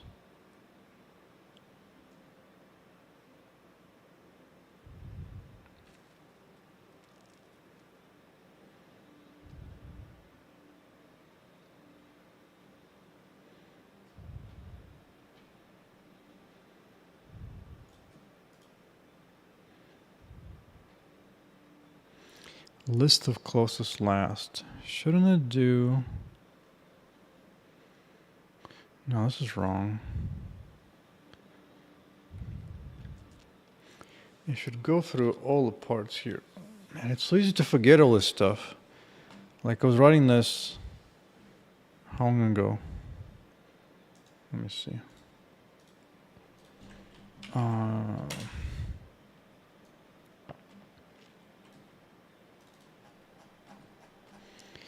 Yeah, like I wrote this a week ago. And now, like my memory's almost gone of all this stuff. Almost gone. But no, what I need is, this is how much stuff left to oh, this is the current count versus the new count. Let's rename this variable.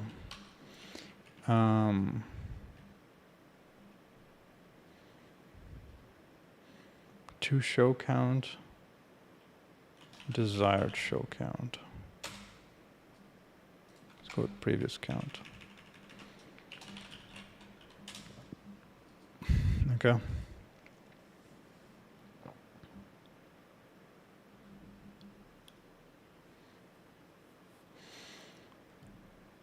Is that actually previous?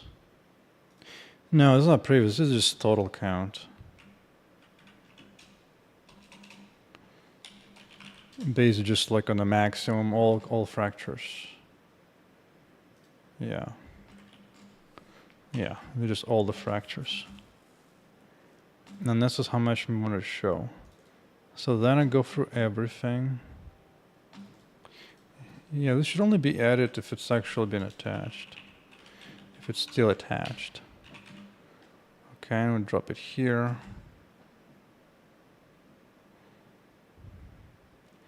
And save the closest piece. And then we'll just reorder it so the closest up on top. Yeah. I think now I could actually even erase it out, it's fine. Because now this only contains those that are attached. Because I check here. Alright, let's check the Beanie Bug. Repick the entity, got it, we got all the 4 pieces connected, good.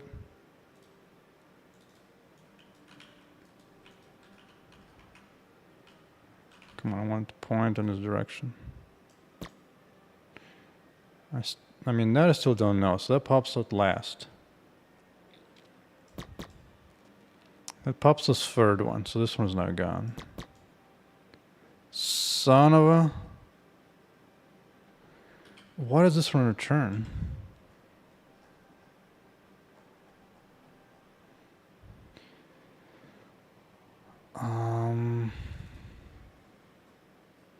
Fractured submeshes. What the hell am I doing? Oh, that. Fine. Yeah. Oh, this is logic for where I'm still have a bunch of chunks left. So then this logic must be buggy somewhere. So in this case, I just sorted by list of heights, yes. Correct. And I just sort them by height. Right here. I sort them by height. But I should only have the parts that are still attached. I think that might be the bug. Because I'm just going through all of them, but I should only do those that are still attached.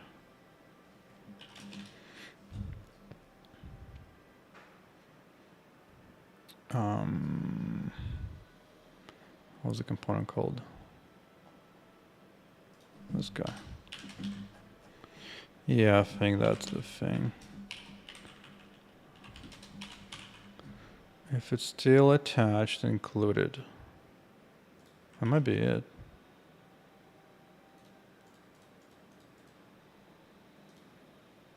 Alright. Repick this entity. Pop that. Pop that one. Why does it attack from that side? Alright. Well, the good news, we fixed the Benny bug, so Benny bug should be all right now. Yeah, there you go. But now that I'm here, I want to know why the hell does it pop up from the wrong side? Like it does it there, like here does it correctly on these sides. But not that one. Like all the corners, like they always like, dude, just stop interrupting me. I'm doing important stuff here. Yeah, same thing. Just pops this one first for some reason. Let me see. I mean, fix the wall fracture respawn bug. Oh yeah, I was running on the so when I'm in the full screen mode, if I have ray tracing on like this, then my video card fan goes a little wild. It goes brrr.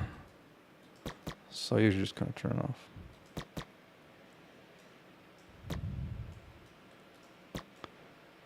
All right. So Benny bug is no more, no longer. So might as well look as to why it pops the wrong one.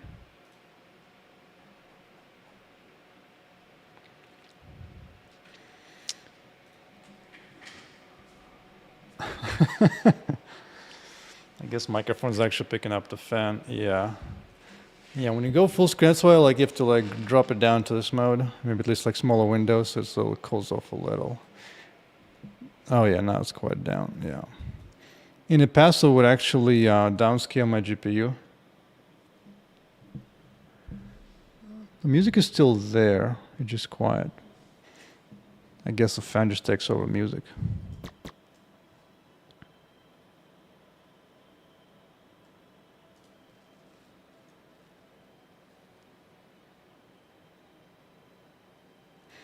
Oh, do you not hear music at all? Because it should be playing. No, music is still there. Okay. Okay. All right, so let's see. Now it's too quiet even for Mr. Beanie. All right. All right. Let's bump it, but just a tiny amount. Let's bring it up to 6.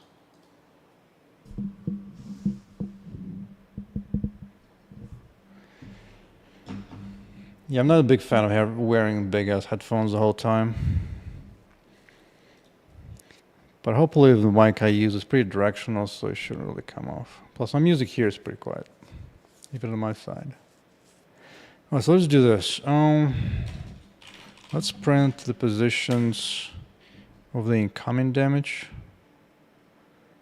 Right, position right here.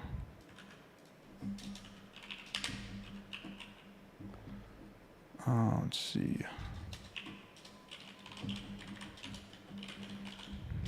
Computing closest fracture. Oh, I can solution mute the music. What I was fixing was desktop thing. But if you don't hear music at all, it says monitor on output, so it should be fine.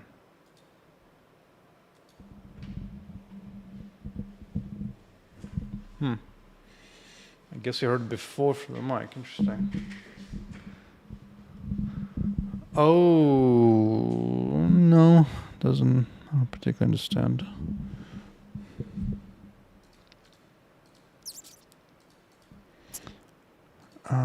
Lo-fi. I should be doing both. But maybe somehow lo-fi goes into the desktop output.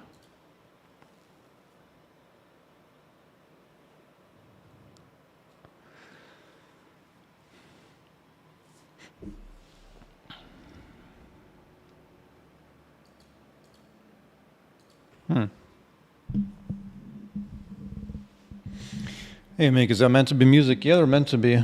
I can bring it back. I think it just means when I play like a game or something, then there's gonna be an echo if I play like a game or something. So music should be back on.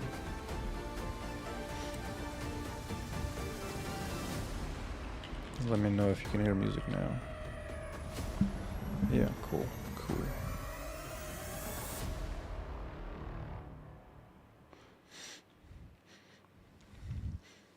I think the reason I'm getting echo is because when I'm playing on my main desktop, then it goes through capture card and so on, bounces back. Maybe somewhere there was an echo. Way too well. All right. Let's bring it down to original value of 5. Let's try 5. Let's try 5.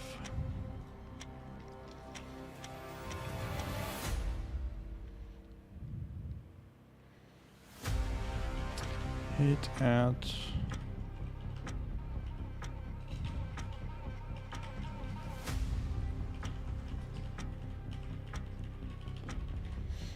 considering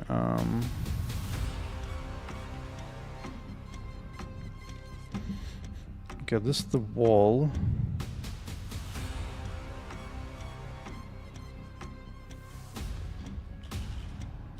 The wall at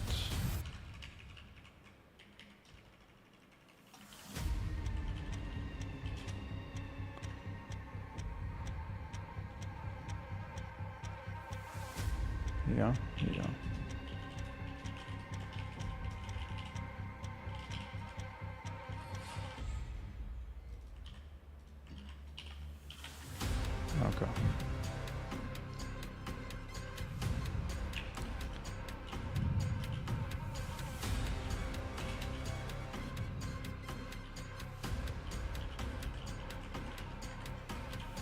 Okay.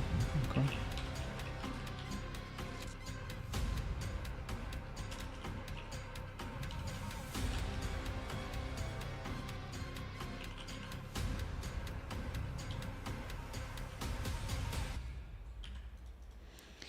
Now I do need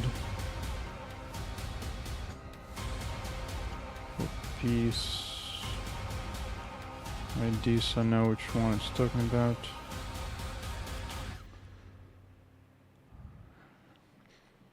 I should probably also include a distance. That'll be useful.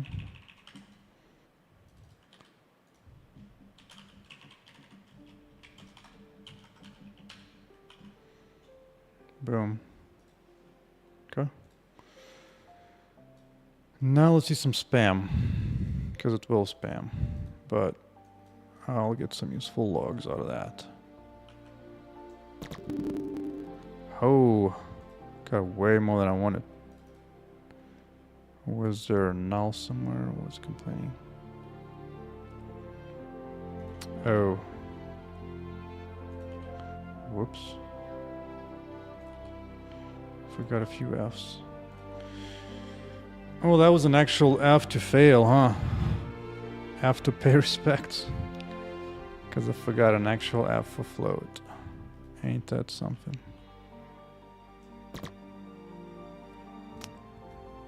Oh my. It was actually spamming so hard.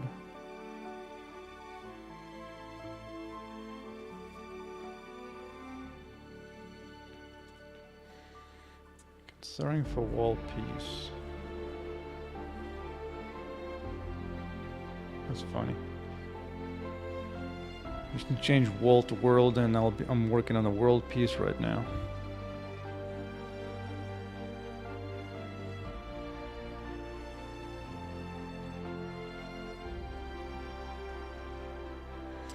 I almost have the mind to add the debug draw view to draw the line, and the line print the distance visualize so you can see which piece and from where it's looking.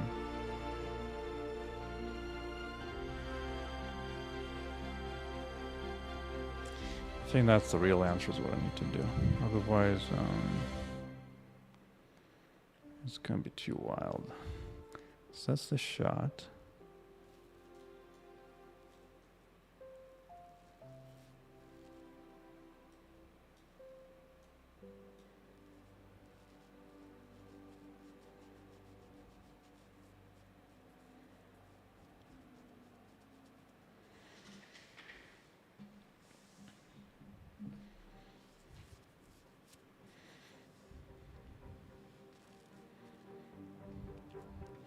Yeah, I have no idea what these numbers mean. I'm just gonna have to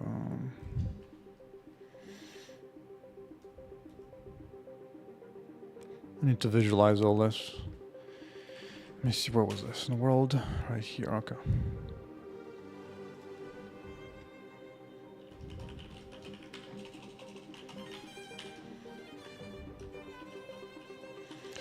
Bring back the world.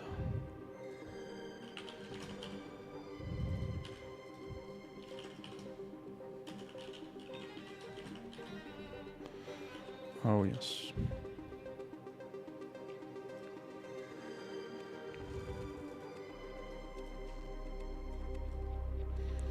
Yeah, so that was way too much.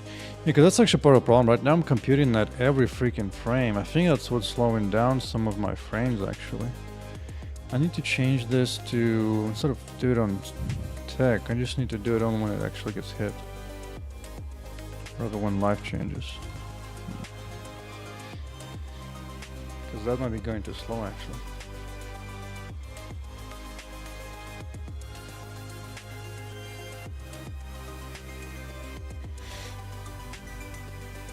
Yeah, let's do that.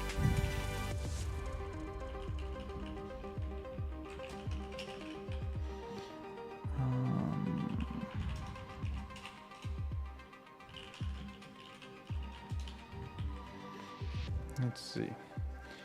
What do we actually care about? I mean, technically care when life changes.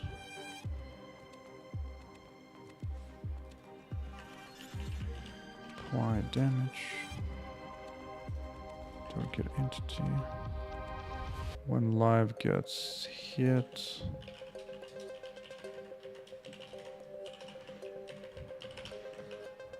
Modify means we'll send out notification on change. We'll go here.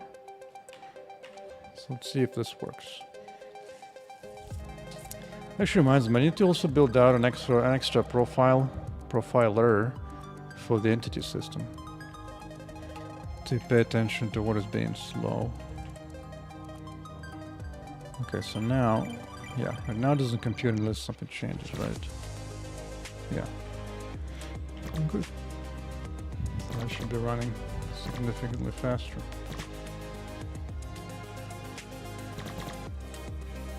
So now that. I do need to go off racing because debug draw only works in this mode. Otherwise, you don't get any pretty debug draw at all.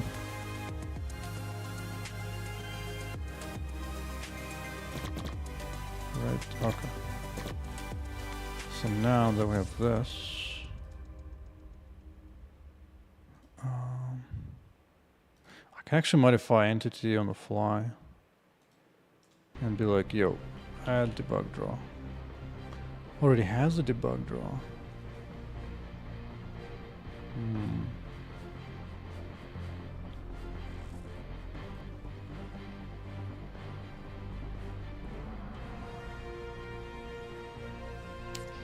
I think I want a different new component.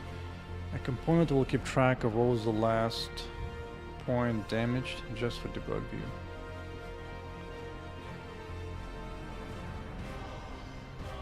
Because debug draw I have to update every frame. And this one no longer takes every frame. Oh man, it's gonna be a challenge. It's like I don't want to take it every frame. But also be useful if it did.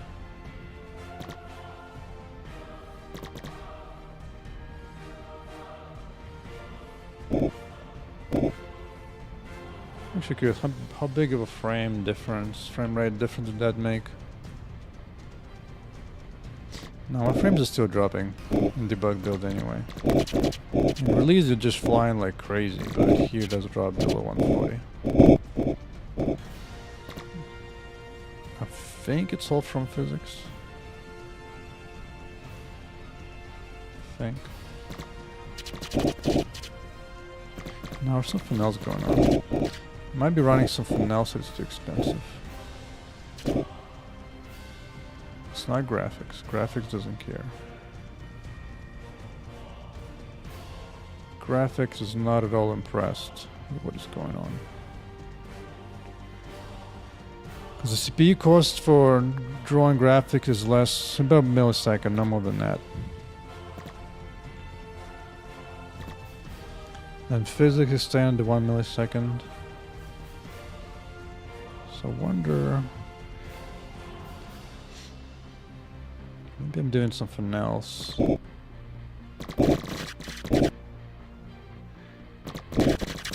the average physics frame is very cheap, it's only half a millisecond here.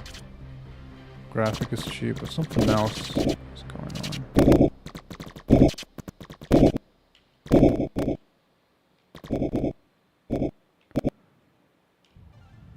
on. Whatever, some other time.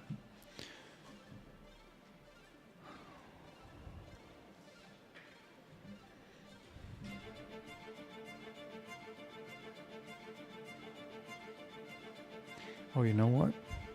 Maybe I can just like simulate damage.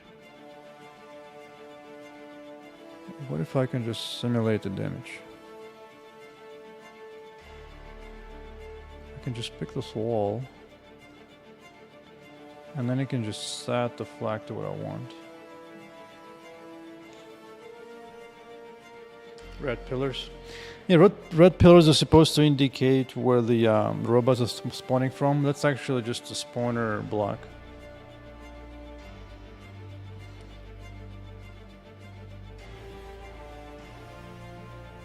Yeah, actually it's not a... it actually gives me a different idea. You could have a special laser that doesn't do damage to the environment, it just reflects back. So it's like a peacefully reflects off the walls and damages just the robots only. That's another idea for the laser. Maybe.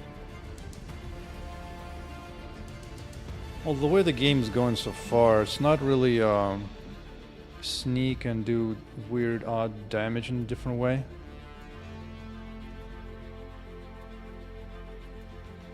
So I don't think I would want to be like, oh, I want to like bounce and do tiny amount of damage once in a while. That's not really what the game is going towards. It's more like show up and do damage to everything.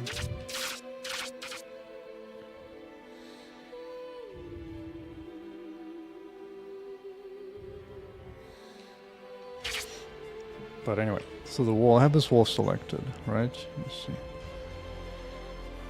So attach the flag. So if I set it to 15, that will pop the 5th chunk, right?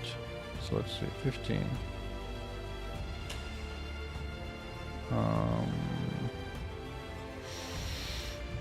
It's technically not fully supported yet. Let me see. Here.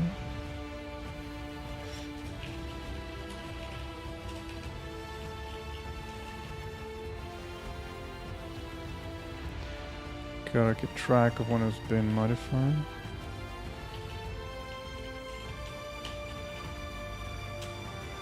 Just need this.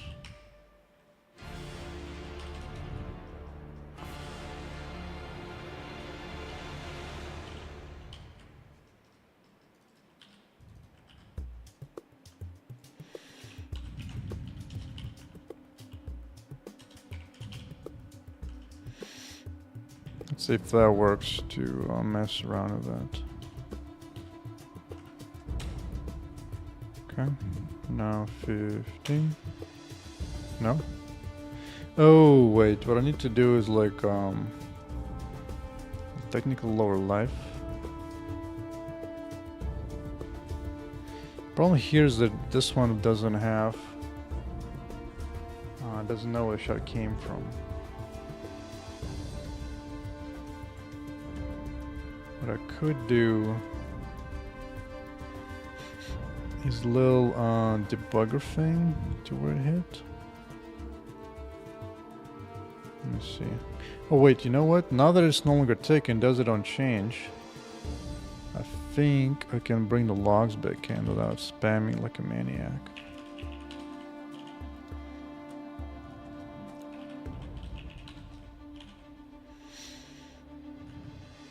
Yeah.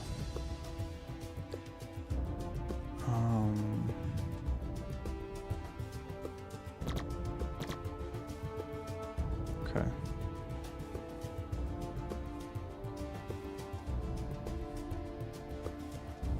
Why is this changing? Why?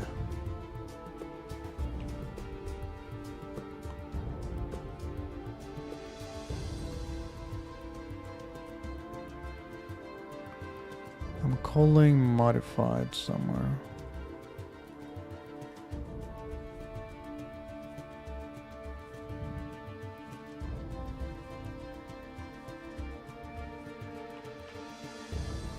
Why is this true?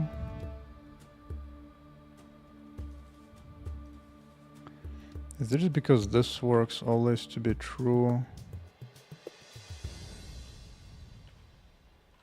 Huh. That's weird. Alright. Let's just take this off. And I'll just introduce the button to trigger a change. Because that is odd.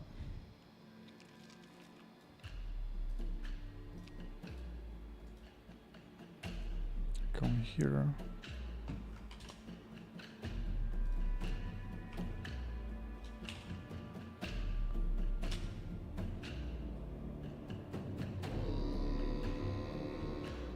I guess anytime you have it selected, it returns true.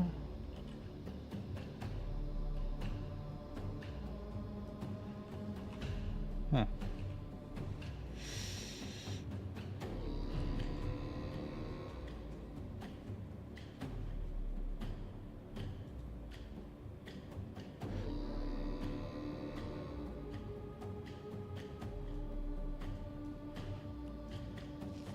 Let's just see what the height is.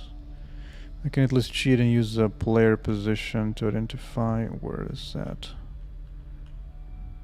Alright, so the Z's are changing here. So Z here is 46 something, this is less. Okay, so the shot should be the higher Z and it pops low Z. Okay, okay. Still hitting it hard.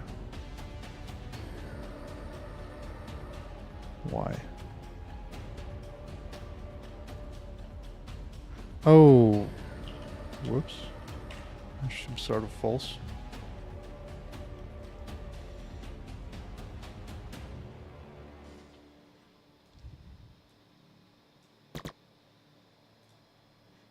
There you go, no more spam. Good.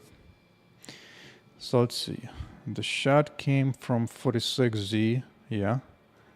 46Z is right there. And the closest one it found. So it should have popped this one, but somehow it didn't. I need to see which one I decided on. Let's just go here then.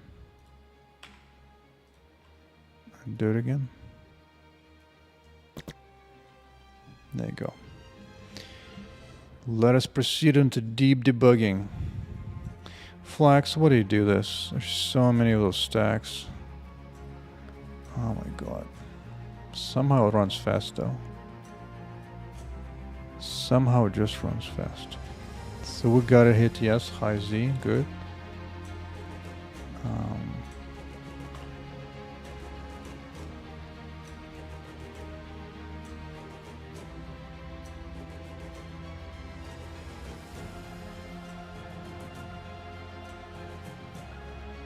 So the closest one is a 0-1, yes.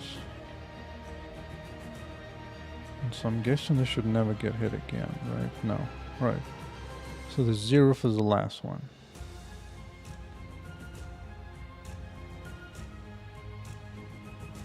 Just cancel all the way.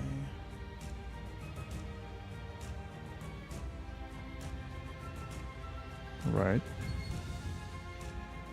Now here my idea just to pop the closest one and put it in the back.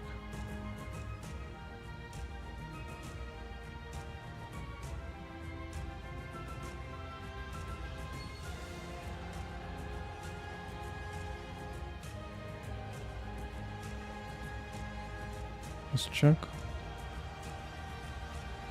List of closest last. Yeah, so 0 should go to the end, right? Yeah, 0 went to the end. Good. It went to the end.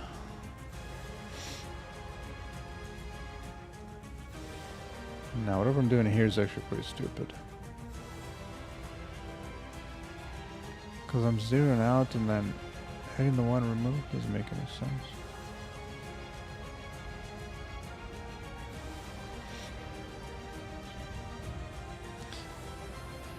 That doesn't make any sense.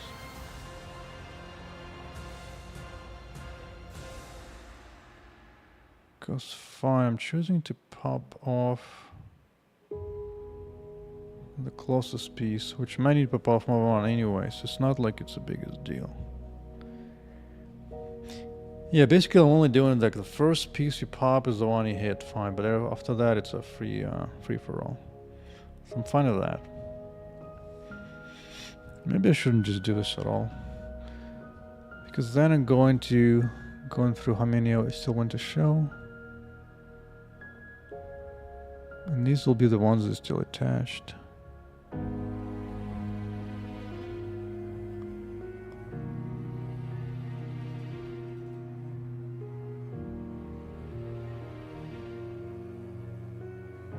Yeah, this is just stupid. I should just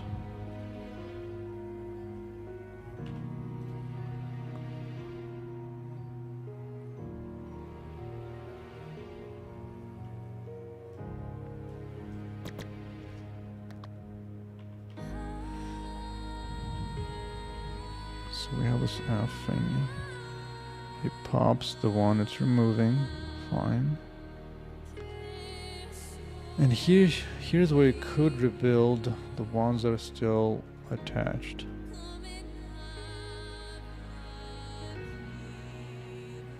I don't even need to do any of this stuff, because this is where it gets rebuilt from scratch.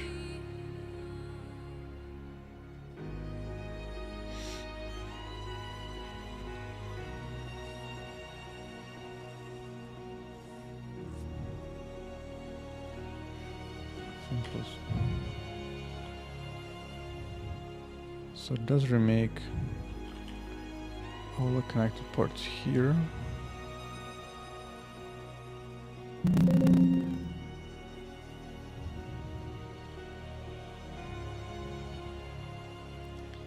So just debug that.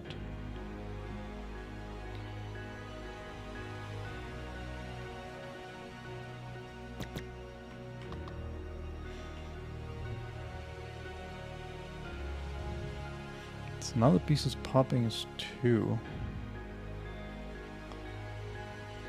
Okay, that's fine. That's fine.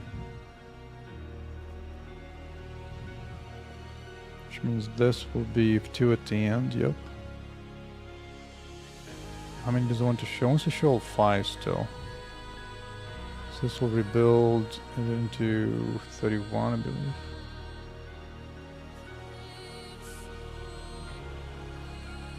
Yeah, it should become 31. Yeah.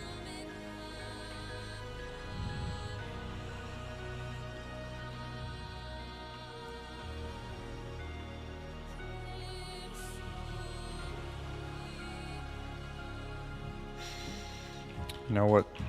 Let's do the hackaroo. Because I want to come back here when it's 4. And not anything else. Alright, okay. Break it when it's 4. Good.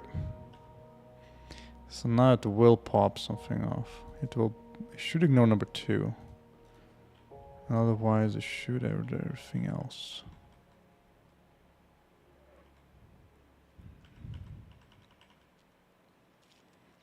Seven.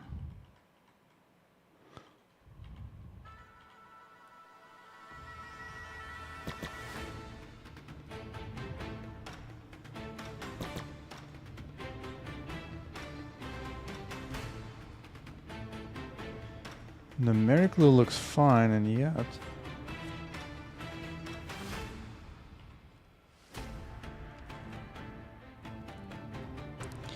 I wonder if I'm forgetting anything. Maybe I'm forgetting rotation somewhere. Let's see, this is northwest. Let's look at the prefab for northwest. He has no rotation up on top, but it has child rotation, right? There's no child rotation at all.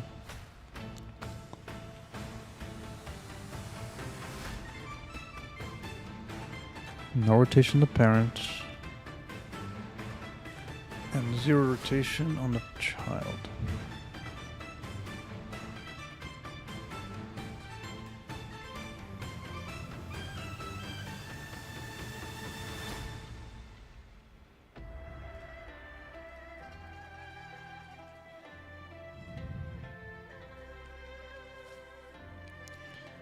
I need to learn the following. I need to have a turn off switch so I can just take over and debug it myself.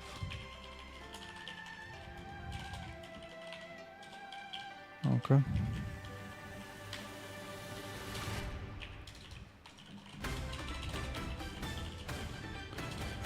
Because otherwise, whatever I do, this logic there is just gonna might turn it off anyway.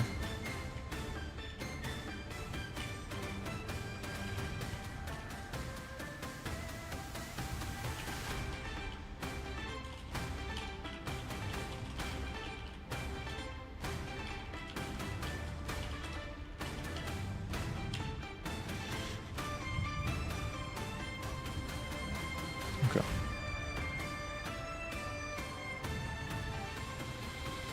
Oh yeah, I can stop spamming stuff here somewhere.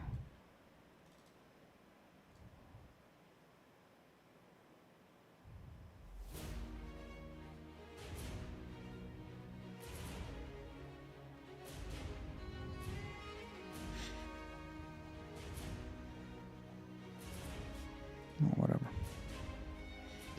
Let's see. Grab this wall. And let's turn off that. Let's say manually go in and just stop messing with the Sasquatch.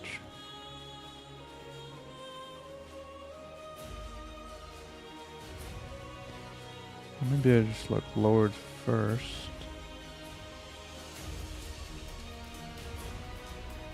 Oh, it doesn't trigger change.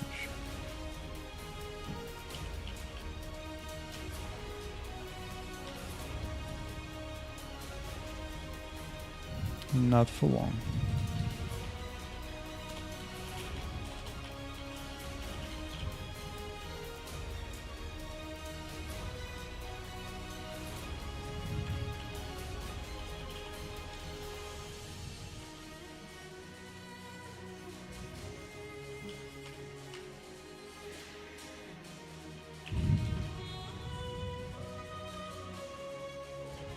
Okay.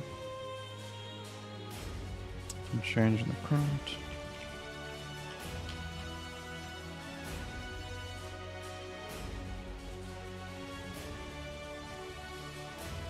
Okay.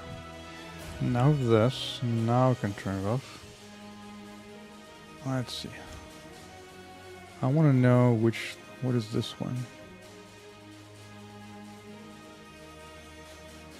Is it the 3? No. It's not the 3. Is it the 2? It is not the 2. Is it the 0? That's the one I want to remove. But that's not the one it's removing. That's the 4. It's the 4th one on the list. Number 4. That's the last one.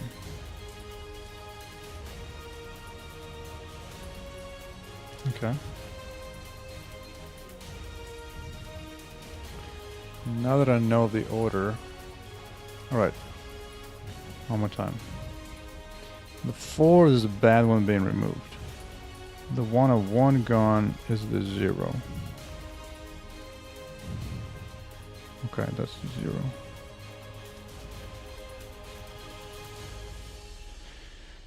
The one doesn't even have zeros on it. Okay.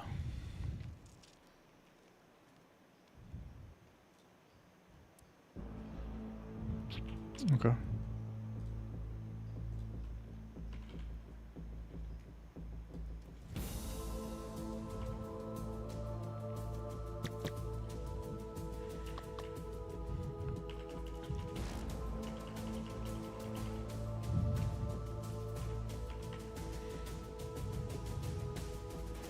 See, the closest piece it finds is a 0. Right, that's the one that needs to be removed.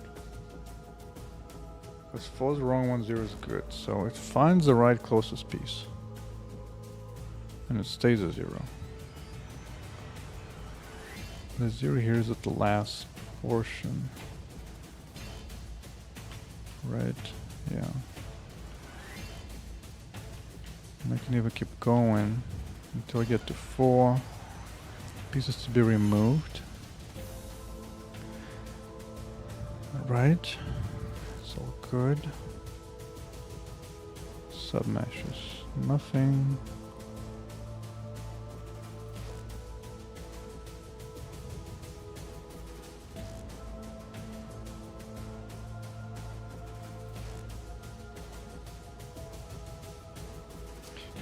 Oh. Oh, yeah. Okay, I know what's going on. I know. Instead of adding I, what I need to do is actually use this list. I'm surprised I didn't say that the list was unused.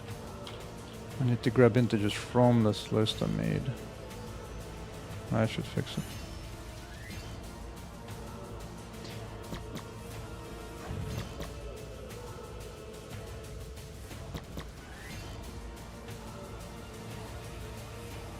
What's going on?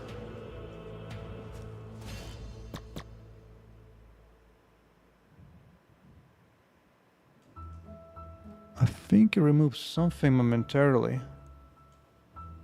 And then it disagrees. There's like some weird flicker.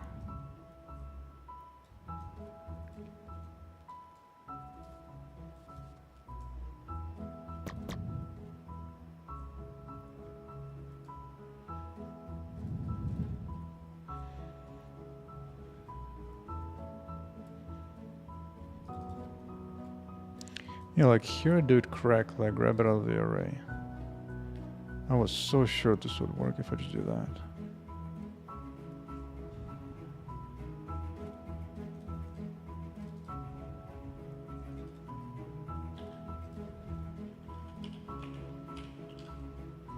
What is this used for? Yeah, I better switch to debug view.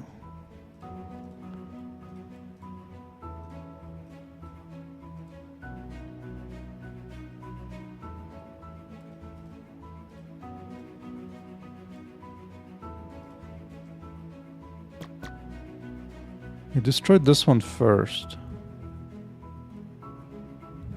It's just that that piece gets stuck and it doesn't move. Yeah, this time it gets removed, but it gets detached, but it doesn't have the power to jiggle through.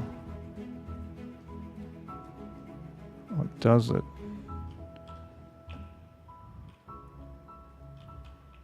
Then why is it not disappearing?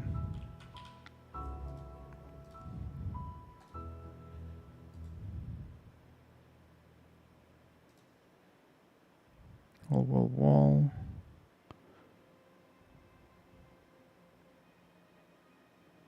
Like it doesn't have a shape. I think it gets assigned the wrong one or something. Let me see. When we decide what to pop. When I decide what to pop. Yeah.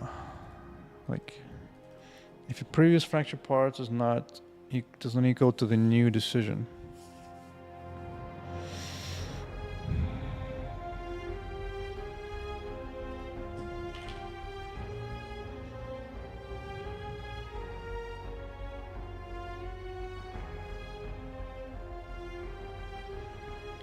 Yeah, I'm trying to do some extra tricks, but whatever.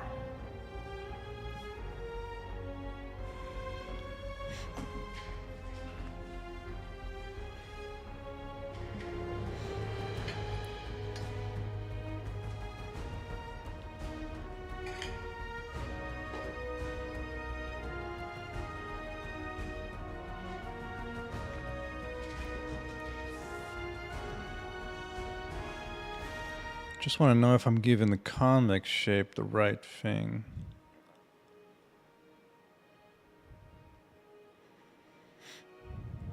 This is where I grab the prefab. Yeah. Position it, fine. But what the hell's going on to that piece?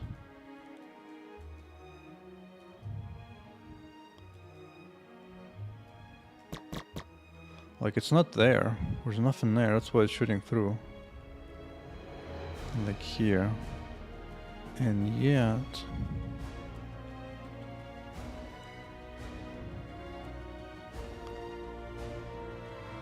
it's like it's missing a physical shape unless something happens. Like if it... yeah, now it suddenly has a shape. I have a different respawn bug, huh? Where's a different respawn bug? Now the top thing doesn't have a shape. That sounds like a mismatch of assigning physical shapes to the spawn portions. Alright. See, the eye has a fracture count, fine. Let's go and buy the only submeshes. Yes, fracture count, eye, okay. Before after disagrees. We'll grab this. Hey Shrek, what framework am I using? It's called Selfish Framework, otherwise known as my own framework. It's a couple different renders. I have my own 2 renders made in Vulkan. The only frameworks I do use is PhysX 5 for physical simulation. And a little handful like different libraries like Entity Component System here and there. Aside from that, this is all pretty much custom. Now, the thing about custom is that you don't really get to blame anybody except by yourself. Otherwise, they'll be like complaining about Unreal or Unity or Godot and whining and moaning about bad performance or any kind of weird issues. But at this point, all I got is just my code. Okay. So the problem is, I think I'm finding the right chunk to destroy here for the wall. But this piece, even though it's correctly got disconnected, maybe not, but it doesn't get popped.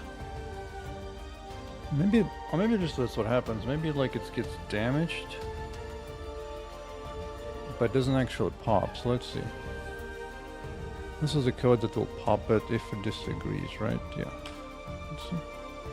Let us see. I want to see the pop.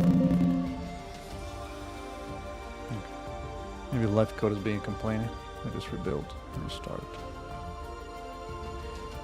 Likely because my code restarts quickly. Okay. 31 and 55. I mean, I don't like this 255 thing. But The reason that I don't like it is because my default value is the max of FF. Let's just...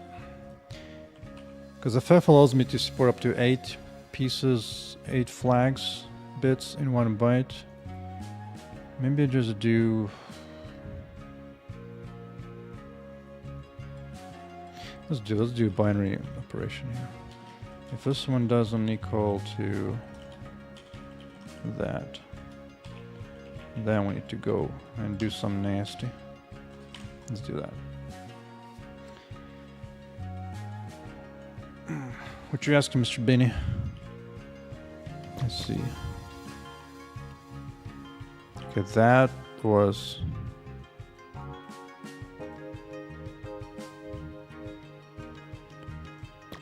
It didn't spawn anything at all. Son of a...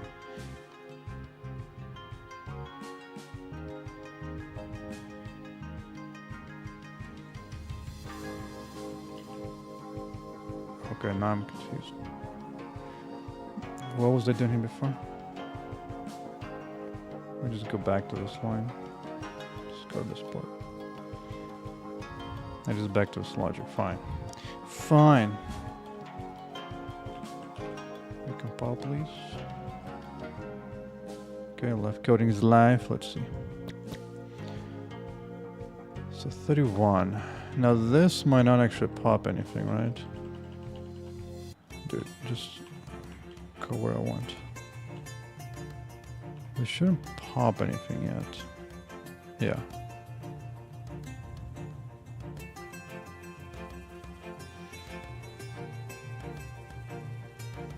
That's 5.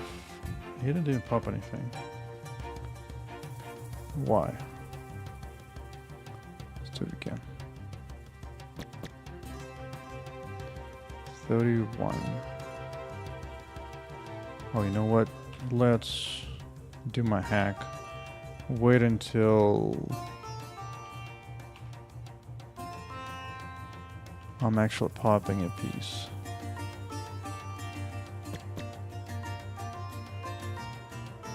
No, I don't want you for now.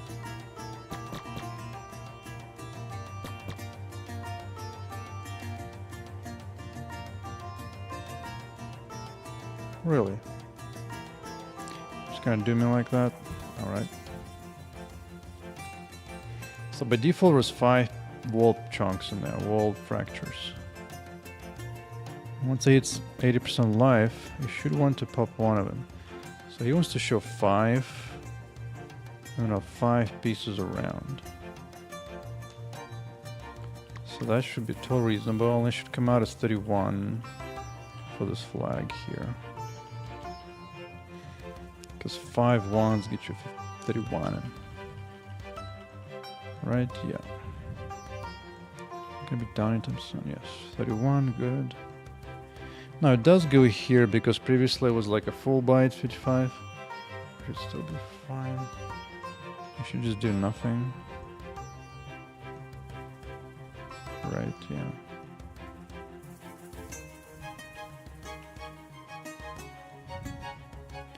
And yet this thing is gone. The shape is gone. Maybe we're making some kind of mistake where some piece gets assigned the wrong reference. Let me think.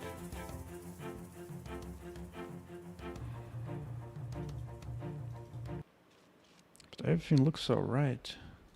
Oh. Bro, I just need to take this out into a freaking variable. This is the actual fracture index. I need to remember that it comes from an array.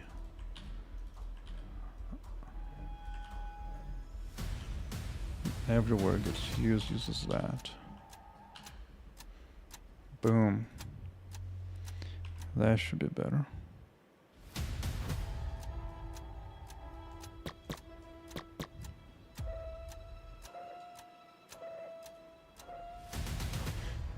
Why const? Because that variable in that scope never changes. It gets updated in every, at least that's what meaning in C++, in C. in C++. It means this will never change in its scope, which is here. So just marking it as constant. That also technically helps the compiler in some cases. Because if a compiler knows that a particular variable never changes, it can do additional fancy magic behind the scenes.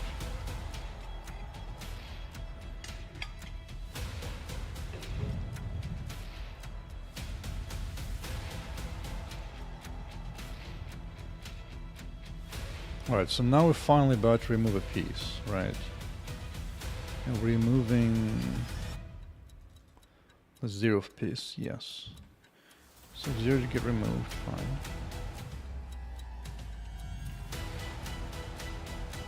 So now we get 30, there you go. And that's what I like to see. So 30 is that first one gone, as opposed to full would be 31. Okay. Now I'm expecting this to get hit. You can do your sorting, that's fine, I don't care. Oh boy, a core question. Sure, shoot. Okay, so the first one will be different, yes, good. Good. Good. It's the I, just 0th, yes. So mesh.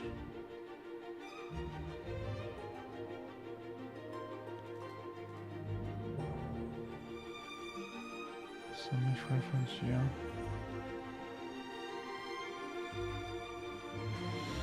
Why don't we make programs that make programs for us instead of making programs ourselves? Because making programs is really challenging.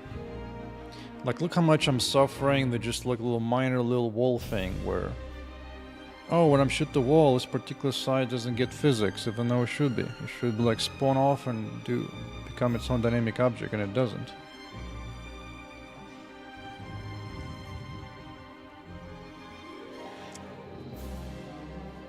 The main problem with code like this is just it's too low level. Like if you work on level physics, like cars or something, then physical parts are more independent.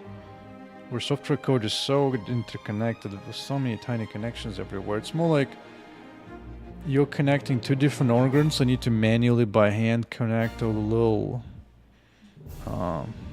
like blood vessels and nerve endings by yourself. And if you get it wrong, nothing works. So yeah, making it by yourself is not that easy. The best I can do is some kind of minor pathetic thing that doesn't particularly solve the real challenges. Alright. So let's see. It spawns a new thing. I can see it spawning right here. It is clearly doing the thing. It's applying the force. So I should be able to see this piece here. Right? Look, let me freeze everything. Debris. Where's the wall debris? I can see you. Where the hell are you? What?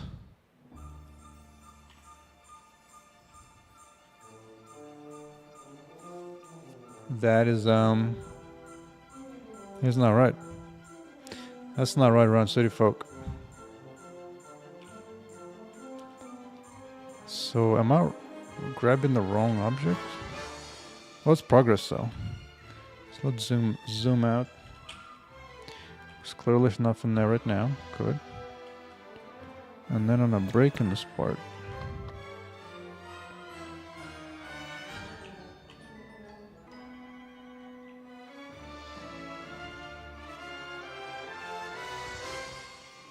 I don't see a debris yet.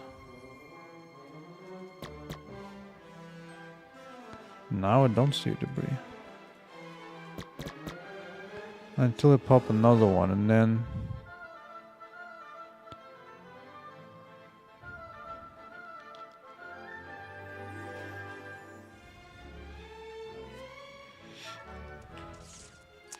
Starting to get really, really suspicious of a bunch of different things. Let me check first.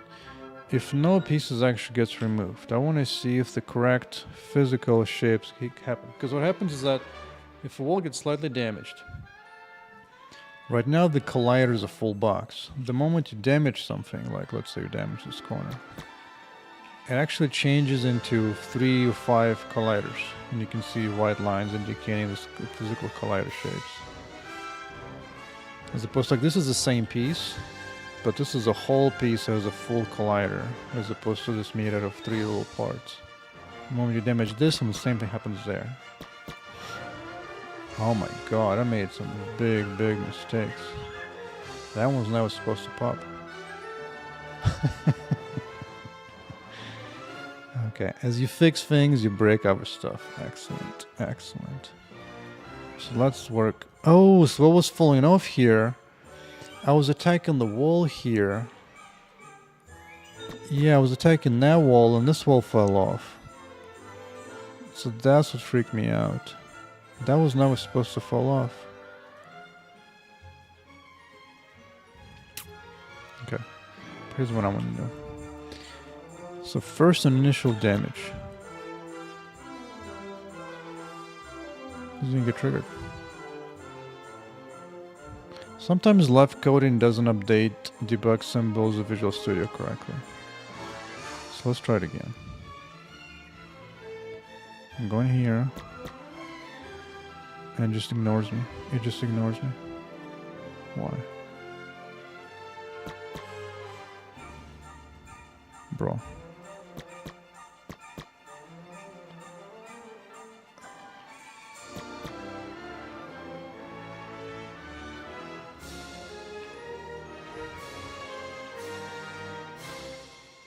Oh wait, this is the what the hell is this? Oh, that's only for special logic when it's less than half. I needed to put a breakpoint here. It's too much code, too much code. Okay. So I want to see what happens to convex shape. This convex shape should not be a collection of all little parts you could have. Oh, this is actually a bug from before.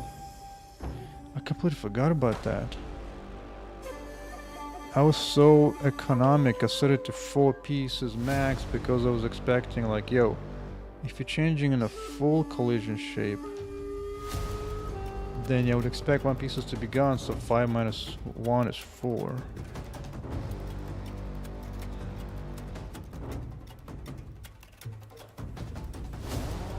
I can still honor this, I don't need to change this to 5. But what I could do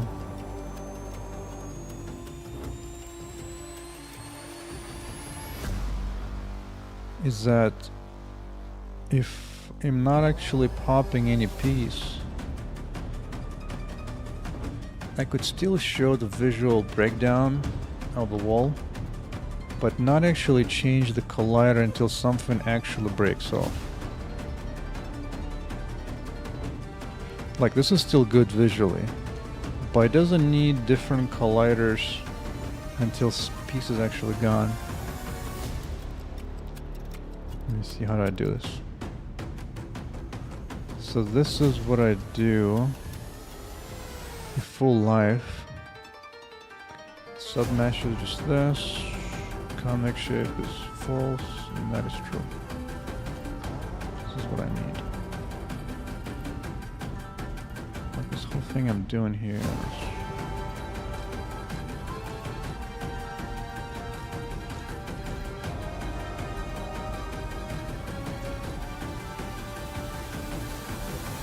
you know what, I pretty much know already that if this count is what I already have, nothing will be popped off, but change the visual of the wall to be broken, but the collider should remain simple and not Using the convex shapes yet. Okay. Like it's fine to run for all that logic, that's fine. I'll just...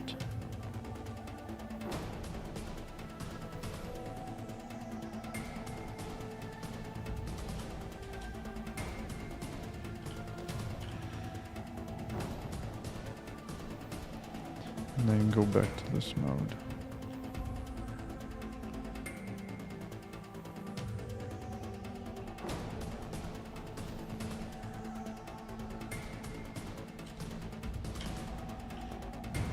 This does a little bit of extra work, but at least that should fix the shapes. Excellent. So now what happens is, zoom in a tiny bit.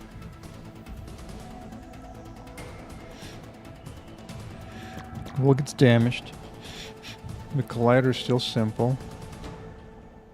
And then as you damage it more, the right piece begins to pop.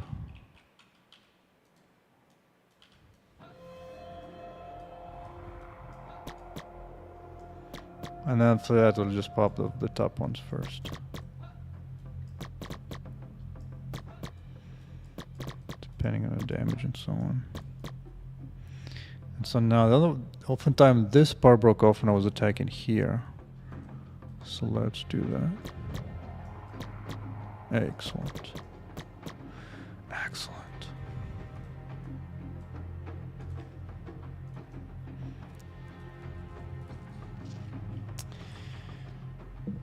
What physics engine is this? This is PhysX 5.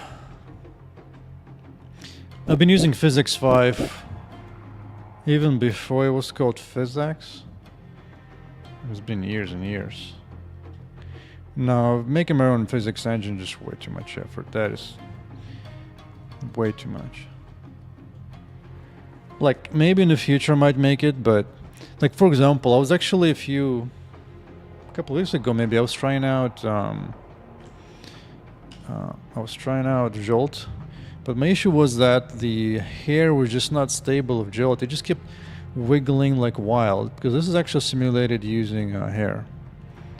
I always enjoy watching this. So, for example, if I go into this mode, debug view, go to hair, you can turn off the visible hair, and instead, now you can see those little black lines. That's the actual simulated physical joints of the hair.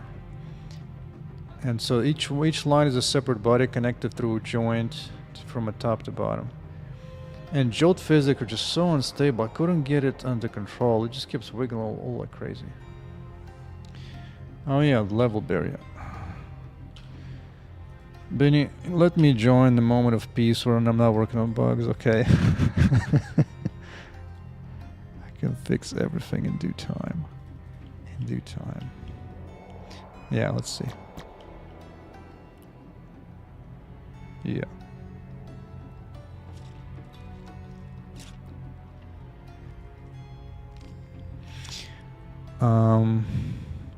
That probably had something to do with...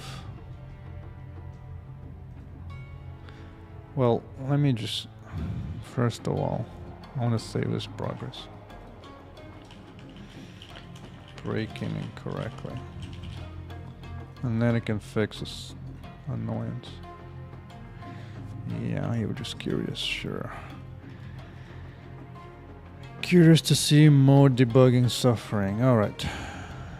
I swear to God, like the main skill to be able to make a game is debugging. Like nothing else matters in comparison. Like if you know you use some particular engine, sure, why not? You know, don't want to use an engine, sure, who cares? But can you debug all the issues? Some of them take hours, like in this case. Some of them take days or weeks. Alright. So this wall is immortal. So this flag indicates that it should never drop below... Oh, it's set to 0.5. Oh, that might be an easy fix. Because this wall chunk has 5. Has 5. total pieces, so it should never drop below 2.1. Right? Son of a bitch. Now, granted, like when you make better decisions and write a better code, then there is less suffering. But even so, game dev is just so interconnected.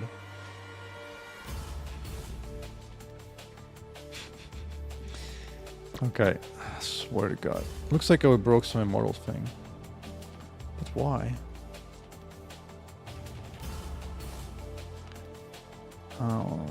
Let me see what's happening to life here. Make sure we got this wall. Alright, current is 10. It's clearly popping everything. It doesn't. Like, it doesn't drop below 2.1. Oh, it keeps this piece.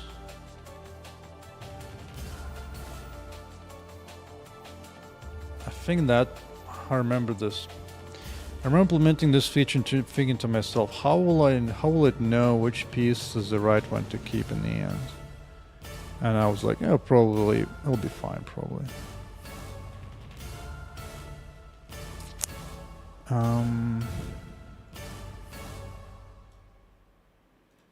Skin damage.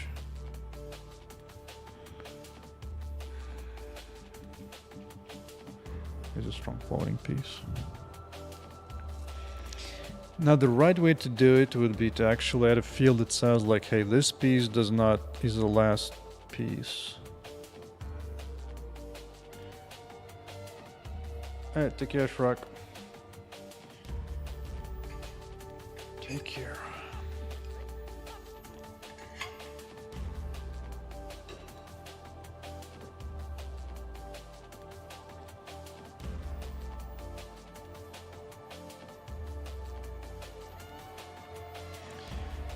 Let's do that.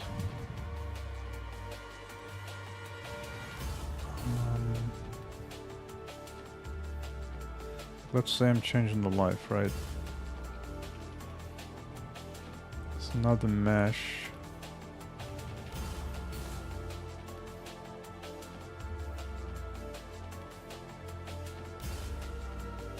It has 0 left. There's also this one.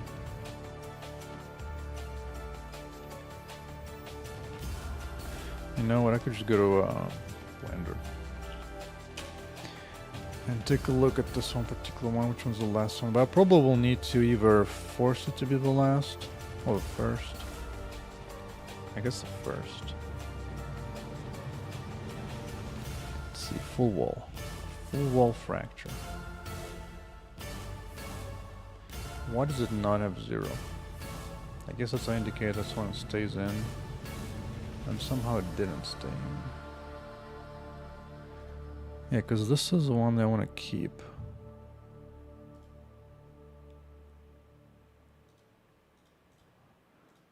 Right, like if I keep this one, I'm fine. But somehow I decided not to keep it. Oh, I know where it is. It's because to fix one bug, that one appeared. Because here when removing the last, I reordered everything. And so now what used to be the first one, bottommost, the one to stay on, now it's in different order.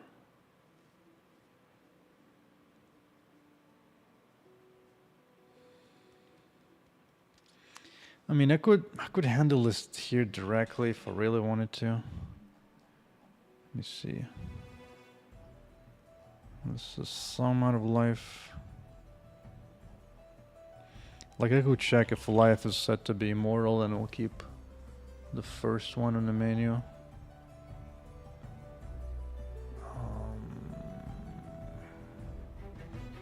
What's happening here? Is this if check? Oh yeah, so this is when we're popping some. Also need to be careful not to pop the first one.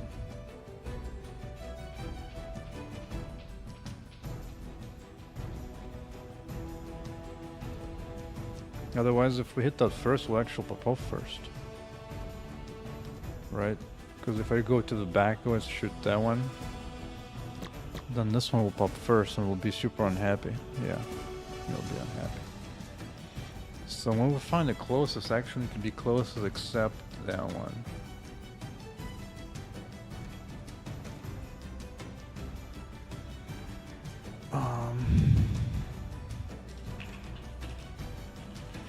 Also don't grab the immortal piece. Assumed to be the first on the submesh list.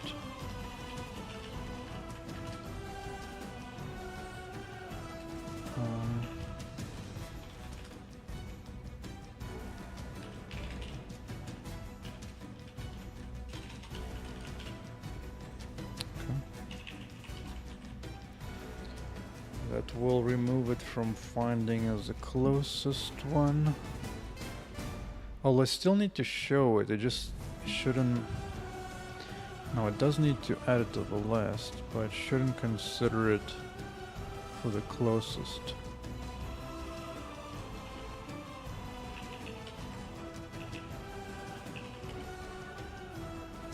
Don't choose the immortal piece. Okay. Now it will no longer be chosen. Good. Let's see how much this fixes. So let's hit the back of it.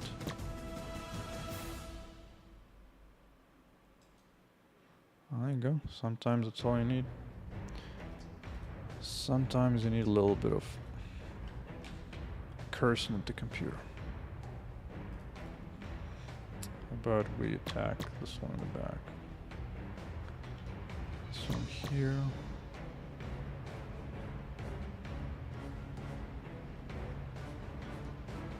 Yeah. Oh look. Yeah, walls are definitely more accurately hit now. I can like see it. I can just see it. Oh, that's too much debugging.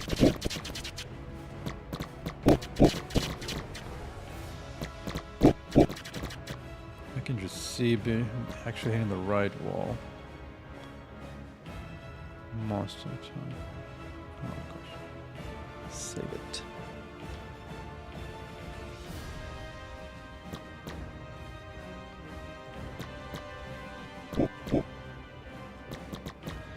Well, the way the laser swings can be sometimes be a little deceiving. But this pops correctly.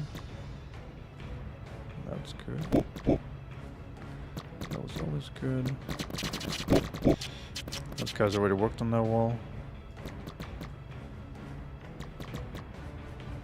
This one is a little off looking. I'm not sure what's going on there, but it's close enough where it doesn't matter. Oh, that's fine. What's going on there? Dudes, I was looking at this thing. Get off me. You can see there's actually spherical shapes for little robot pieces.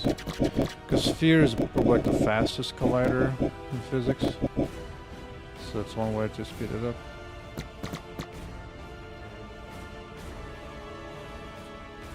As opposed to these wall pieces, it's so expensive because of like a particular specific shape, so just slower. But more accurate, obviously. I could actually change the robots to be convex as well, little convex special shapes, maybe. Or you can play with gamepad and mouse at the same time. For the ease of movement and ease of aiming. I do need to fix one thing for aiming though. The problem is like when I'm aiming the mouse specifically. Like it snaps. Slower physics fix better walls. Well, by slower, I mean is that it just runs slower for the game. Like it costs more for CPU to compute that. One thing I do need to change, like the mouse, when it's the moment it selects a wall piece, it like snaps the laser to like somewhere on the wall. And because they're looking weird, like the laser kind of weirdly jumps. It's especially more visible when I aim at. What's going on here? Whoa, whoa, whoa, whoa, whoa, whoa, whoa. These colliders did not get removed. Why? What was that? This one's got it's here too. Oh, it looks like I haven't fixed everything yet.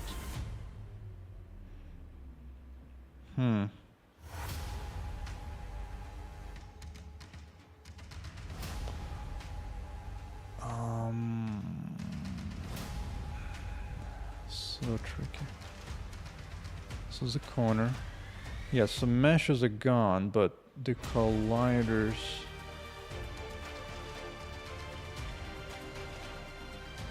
Oh. So the whole reason this bugs up showing up because previously this would get computed every frame.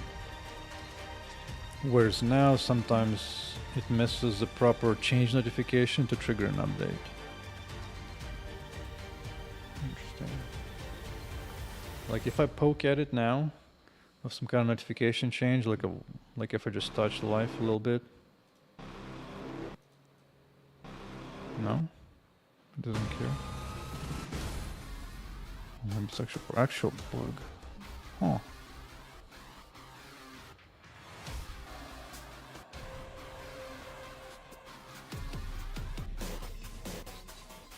Because all I did was a mortal thing to ignore that one from being considered for closest speed spine. So let's just restart them. Let's go into debug view again.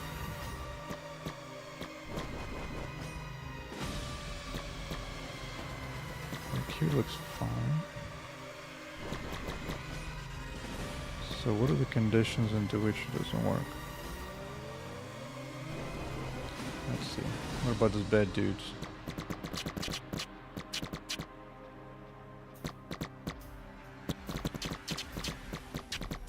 I have a suspicion.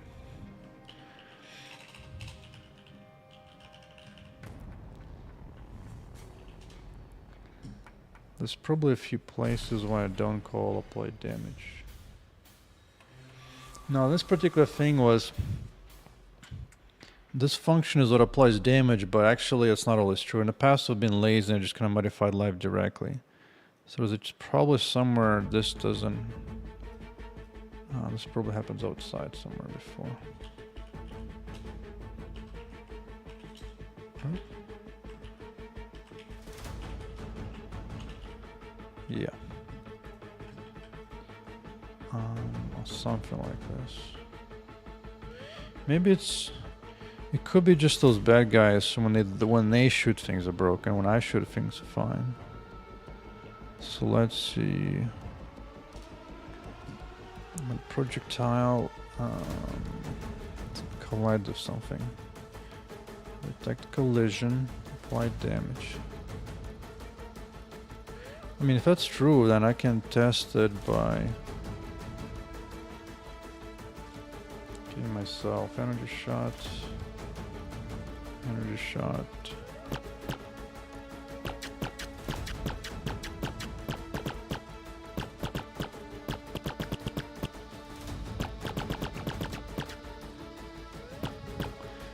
Yeah, this one doesn't actually apply the forces or whatever else is going on. Okay, so it's obviously, so it is the project, it is that thing, because laser, yeah, so just something I do now is just wrong, it's just wrong. Let's see, let's look for all cases of using has life. Does this here.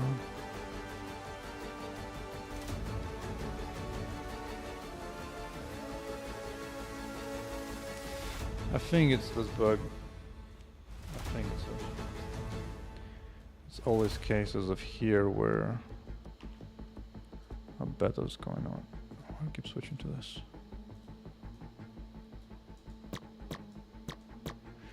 No, dude. Close, energy shot, save.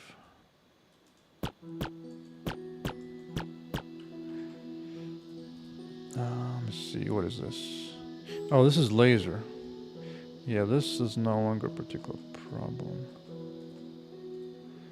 I mean, they should just do it even if it doesn't have it.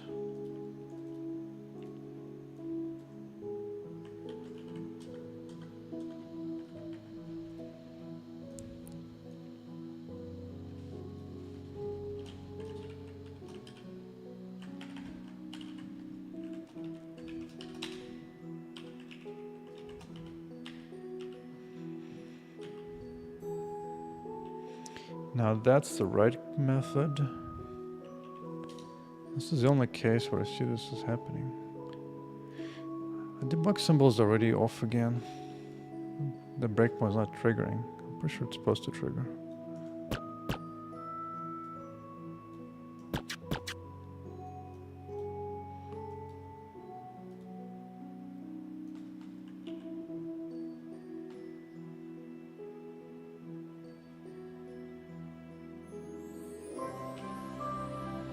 Well, fine. Let's just see at least if we're hitting this.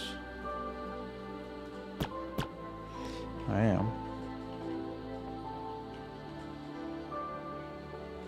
And this one gets called.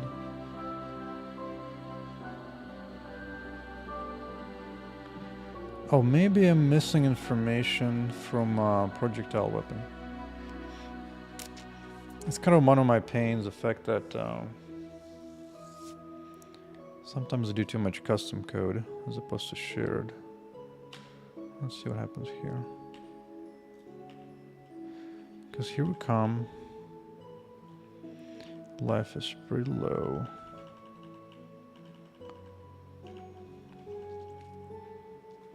Is it possible that this last hit is not useful for us? No, it seems fine. Some decent information.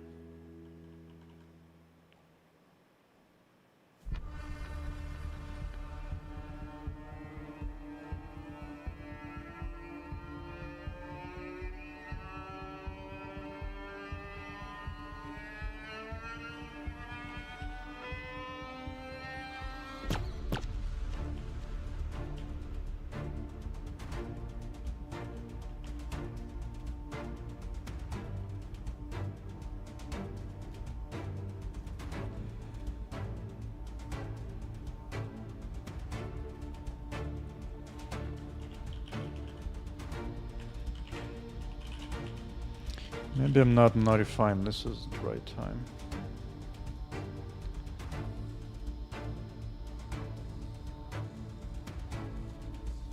Does this get called? It does.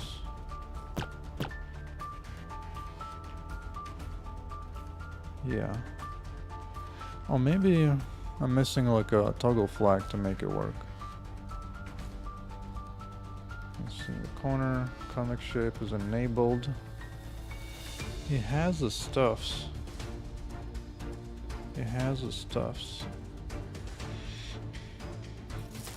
Yes, it just needs a little modified call at the right time, and that doesn't happen at the right time somehow. Because it has the right stuff. Like right here. So right now it's disabled, so it's using the basic shape, which is the composite shape. When you hit it, the composite shape is now disabled, and this one is on, so that's correct. But some reason this modified doesn't happen at the right time. I don't actually know why.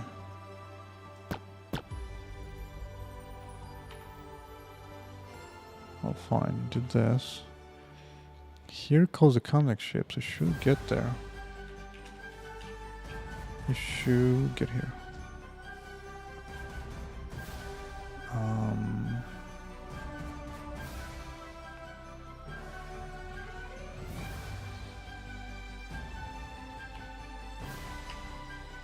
Gets here. Let's see. I'm looking for convex something. Convex shape. Shape. It has two parts. Yes, correct.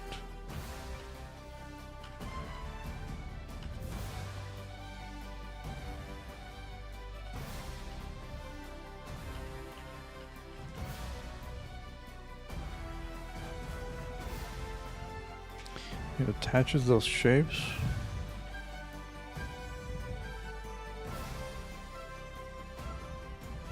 So it does attach them.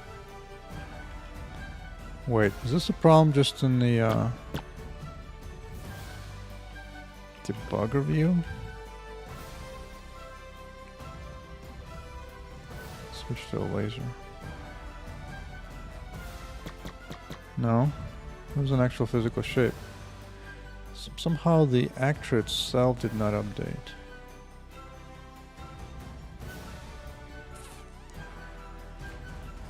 Rigid static shapes. Yeah, the shapes are still boxes, yeah. And when you hit it, the shapes are still boxes.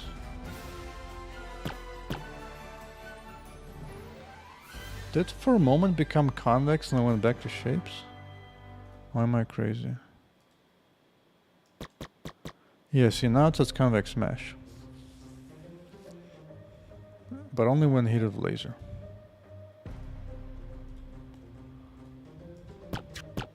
At least all those debugging tools are coming to help. Still boxes. Still boxes. Wait.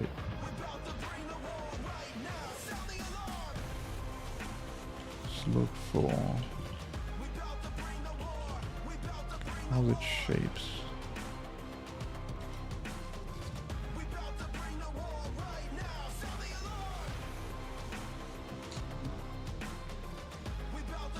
Static.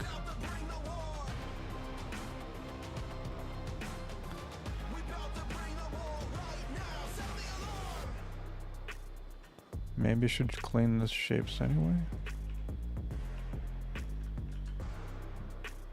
Before bailing.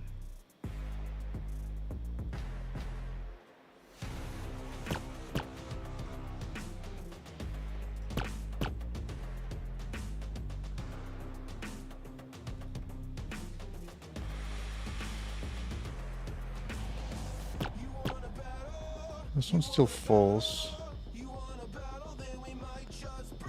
So this part is fine. And then the convex shape is here.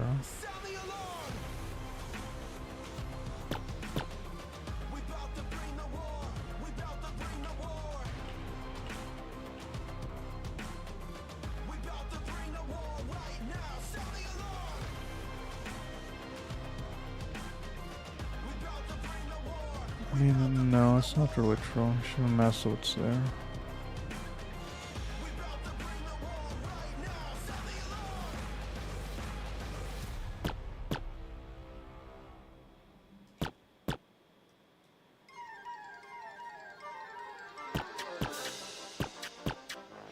Like eventually it becomes those shapes.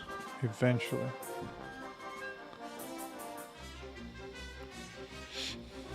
Yeah, event listeners often use for that stuff. But I gotta say that event listeners very easily becomes like this soup of small, tiny, disconnected code pieces everywhere. And it's very easy to lose track of who calls what, who listens to what, and what many things listen to one thing. Like even in this case, it's one reason I don't do modified calls notifications this way. Because then it becomes a pain to track who's calling what at what time. Whereas if you just do something every frame, there's much less. It's easier to code, it's easier to catch all those bugs. Like the reason I'm struggling right now is because I'm adding the notification system. And immediately it's like, well, why is this not being called? Is it because that notification happens or not? If it's like one giant function, at least I can see what's happening. But once it's like you call two components and something happens elsewhere, and then it becomes a pain. Like, maybe I can just try delaying this until the very end.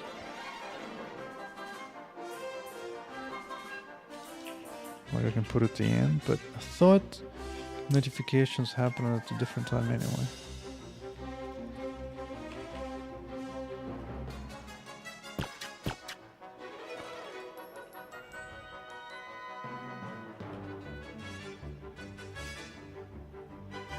It's weird.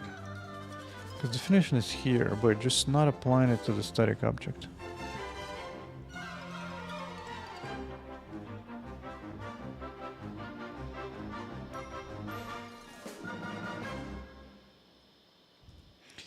And it's all because notifications. Alright, let's try it again.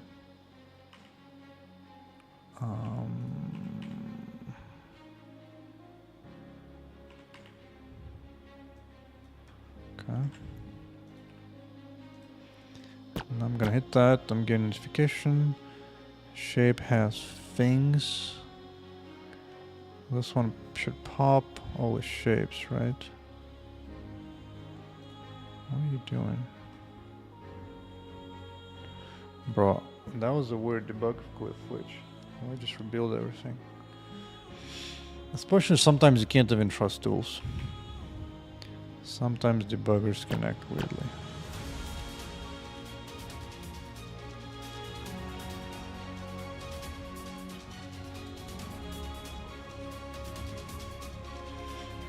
Let's do it again. Comic shape, good, go. Alright, we're here. Shape has four parts. That makes sense. 0, 1, 2, 3, good.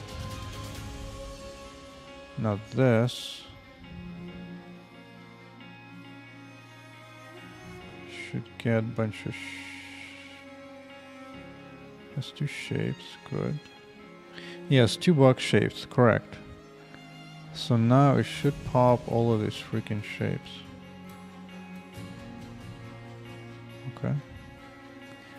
You should remove these two. Yeah, it's not a trigger, fine. And now I should attach that shape. Yeah. So now there should be no thing left on that. So let's go back to this one. Make sure that one doesn't somehow wakes up later and then overwrites me.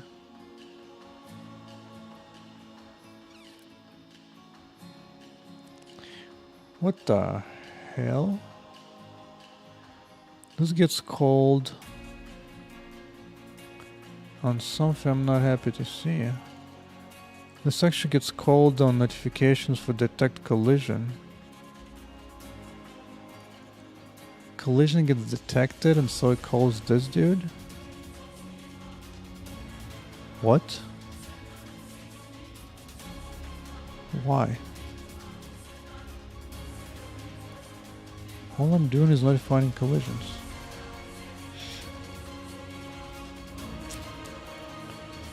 Do I need to put more filtering on it or something?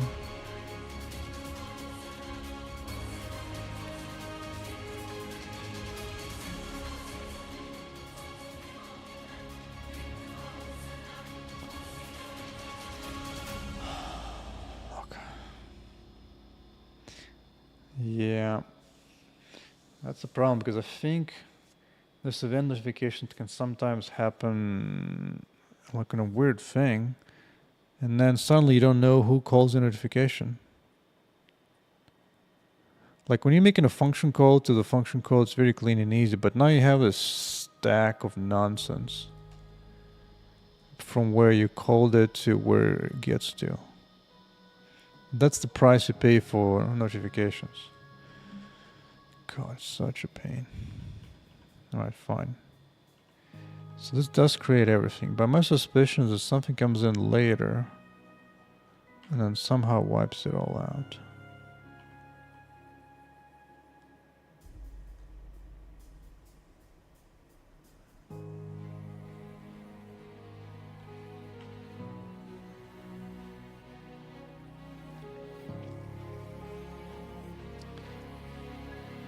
Let's see. It's very error prone because you're detaching things from what it should be. This really question is not so much is it wrong or right to use, but rather can your human brain handle debugging it and making sure everything works right? That's really the question.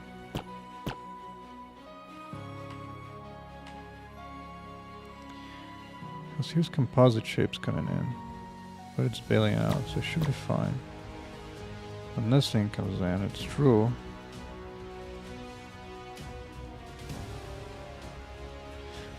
That's actually a pain in the ass. It keeps remaking the shapes over and over.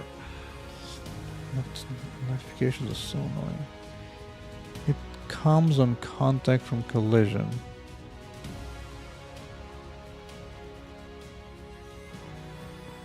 I still don't understand why it calls me.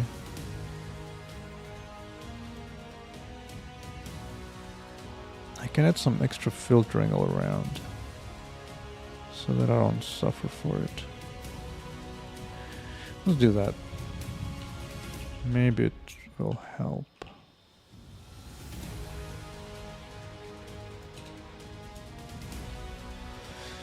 So with Flex, Jesus. The Flex, you can choose which components you're listening to for changes, supposedly. So I should ignore everything, which you do with filter, except for convex shape. Let's try this.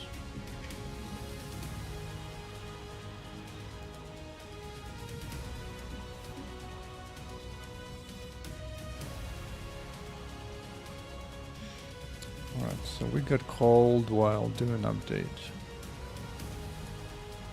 So somebody decided to call on this.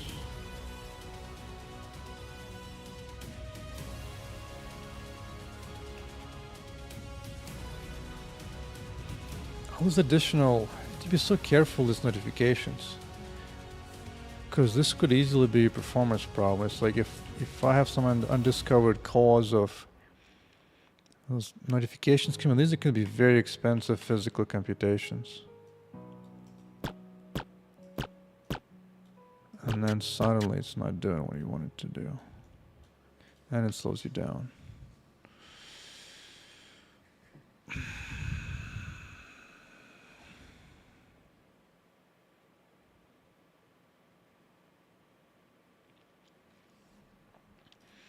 On the other hand, ticking everything can be slower. But if you can bail out early, maybe it's fine. I almost want to just see the previous life amount and only tick when the changes without all this notification crap.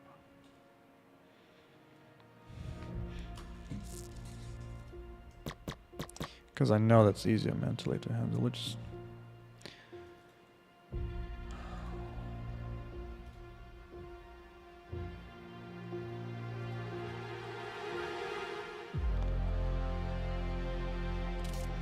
maybe I'm just forgetting to call this somewhere else, where it should. So this is, if this one is different, let me see.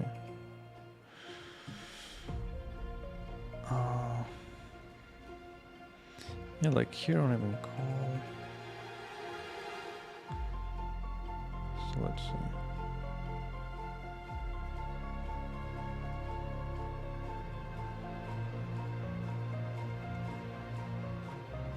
Either way, I mean, it looks alright. It does get called.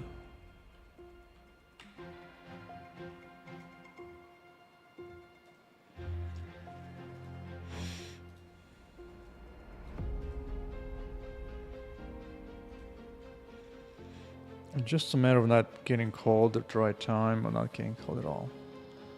Figure out which one, because data-wise everything gets toggled off correctly, but it still has the shapes of boxes.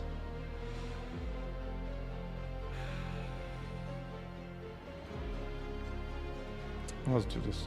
It's time to turn towards log files, log messages. All right, here's the, no. Here's a convex shape.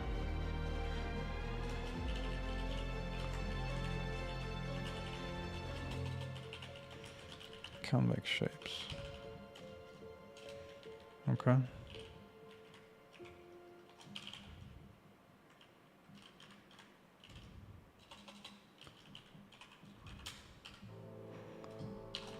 Okay. And then here it has composite shapes. Hey, barely usable. How long have I been? I've been working on this probably, I would say, combined 9 full-time months, of which 6 were last 7 months have been full-time, and then's been some on and off time previously where I was working full-time at other companies. Let's see what I'm up to in terms of line numbers. Because I've been keeping track of all the line numbers for my project. So when I kind of started while I was still working full-time, this was over some year and 4 months ago. Back then, just maybe like 10k lines of code only. Just mainly just the rendering. Everything else was very small amount, just some beginning of game code. And then up to now. This guy's gone. Let's go code. Count. 68k. C++ alone. And I haven't done any game data yet. Well, here doesn't show up JSON, interestingly. It shows XML, but that's XML's like it's like a debugging helper XML for Visual Studio. Interesting, doesn't show JSON at all. Oh, JSON would be under resource folder, so that makes sense. Yeah. So it takes time. Alright. It would take a lot less time if I spent less time debugging and knowing little bugs. Sometimes it makes me want to just scroll the bugs, just work on fun gameplay stuff until I discover all the fun parts that I care about, and then I can go around and fix these bugs. Otherwise, it's gonna be bug. What the front door? Oh, some bad stuff's happening. I'm doing some bad things. So let's go fix that. Let's fix that first. So I'm intercepting a bad behavior message from PhysX. So I can breakpoint on that, and that will tell me what's the stack that I'm doing something wrong at. I'm adding a nectar.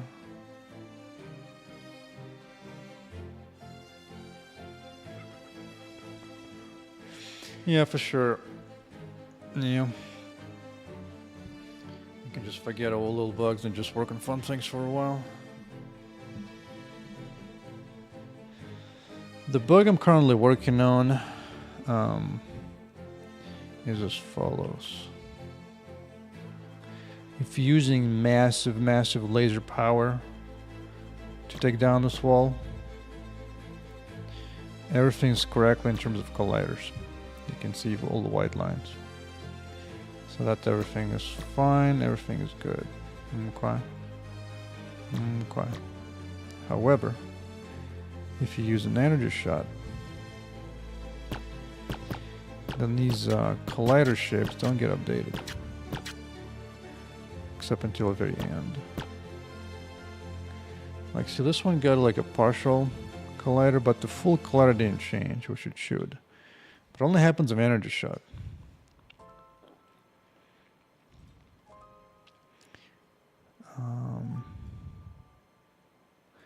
But this error is very important. If I'm doing something bad at physics, then that's gonna be a lot of bad things happening. I gotta figure out the root cause of this problem. Because that might be root cause of many issues. So on the other hand, if you fix some serious bugs, there's going to be less pain in the future. So I'm adding a nectar.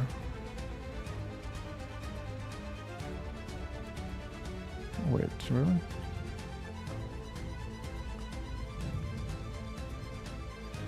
Oh.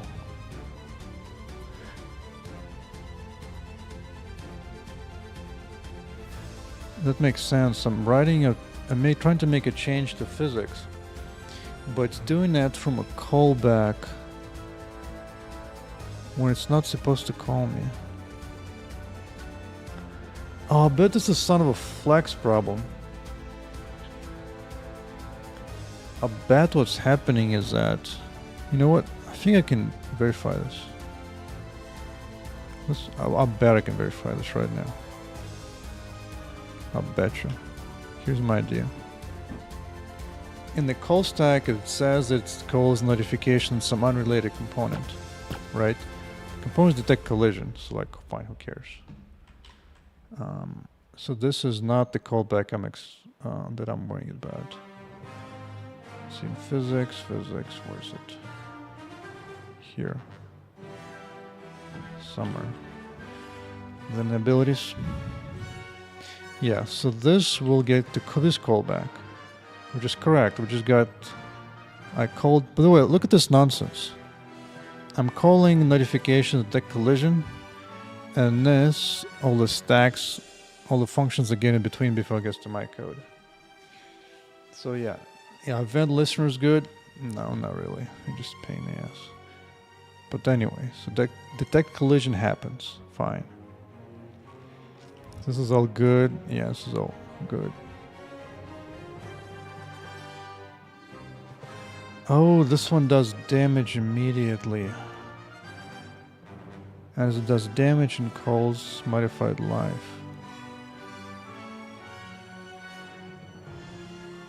Surely it's not going to call immediately from here, right? Please don't. It does. Son of a... I swear to God, my assumption before was... if you're inside modified call, you're not gonna get like a second, third internal modified calls until forever. Because that's the problem with no event notifications.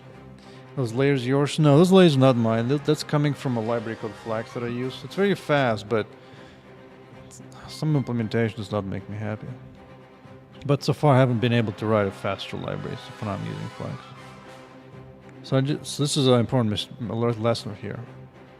The problem is happening because I changed from a system tick to an observer tick. And now suddenly I'm getting observer notifications from Alva notifications because they got triggered down chain. Whereas when it was just sticking, it wasn't being called here at the wrong time. I need to be very careful how I talk to Flax notifications. Because this ends up bleeding into doing damage and then ends up trying to update physics. But this thread right now I'm on, this is while simulating in physics. Let's fetch result from physics. And so at this point, the physics is in read-only state. You don't want to mess with objects. So it actually tries to switch my shapes from boxes to convexes. But because I tried that at the wrong time, it just throws an error, doesn't do anything. So it actually tries to do the right thing, but it does it at the wrong time of physics. And so because of that, it just hits the fan.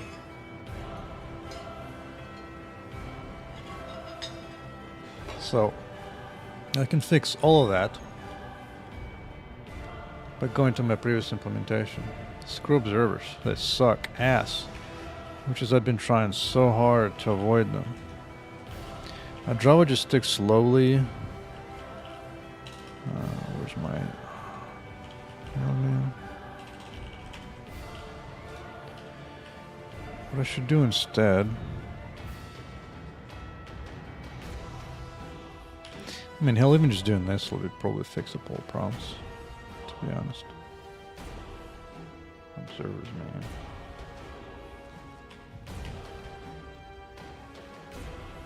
I mean, I'm half the mind just to roll back just about all the changes I've made in the last hour. But let's just see if this fixes it.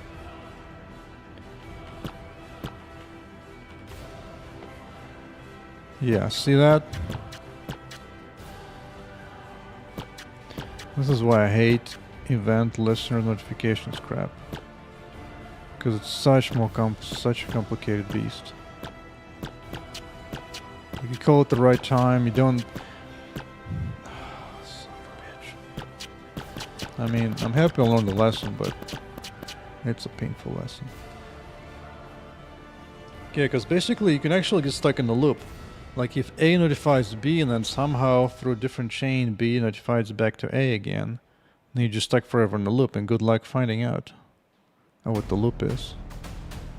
And then it's 3 years in development time, your game is out and it's crashing somewhere. And you're spending days like analyzing like, why is it crashing? I don't know. Because it's stuck in the loop somewhere. Of notifications everywhere.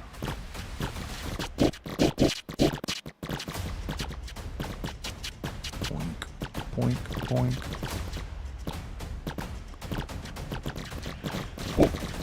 And that's why notifications are evil.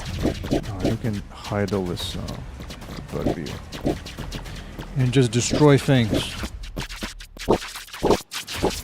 that lasers? Of course I have lasers. Take them down. Downtown. You know, the way my game is going, I might have to run a like release build soon. Because this debug build is trying to run into annoyingly slow.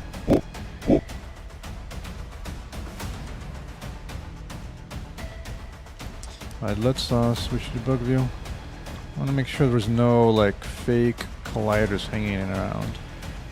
Where the mesh is gone, but collider's still there. Looks like everything is good.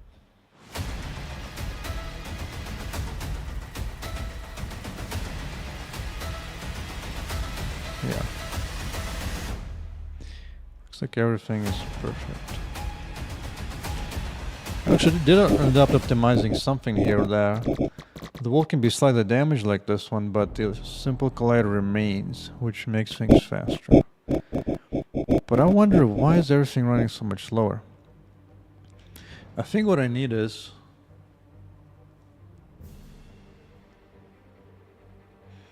I need to build the IMGuru profiler for my entity component system callbacks to see which ones are taking too slow.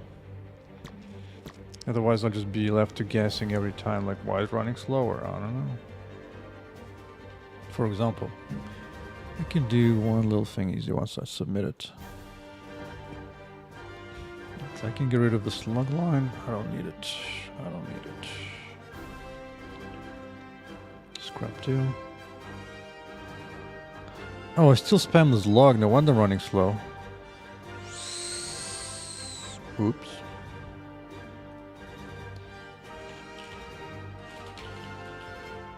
Oops. I mean, I'll keep it around, but... it needs to go the way of a dodo. There you go.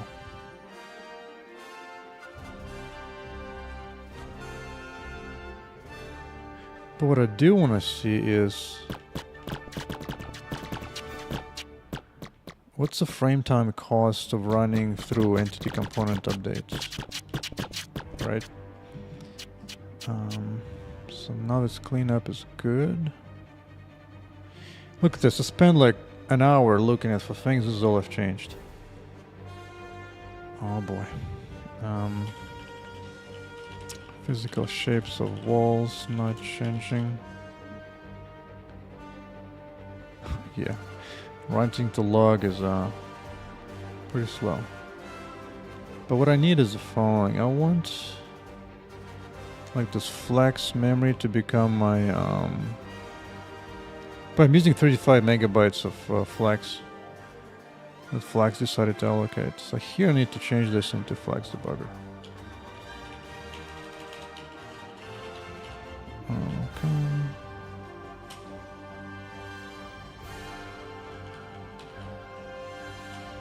Okay. Dude, what is the shortcut that takes me to the end of a file randomly once in a while? Okay. Now I have debugger.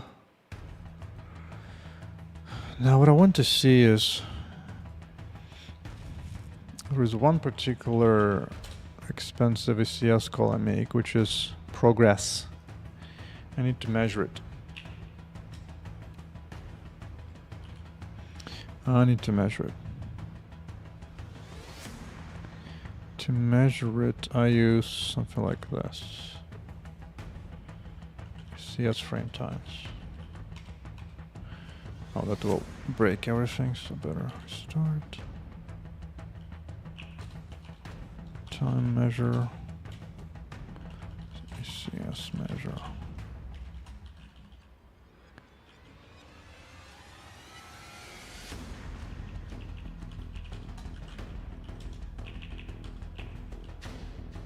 What the hell?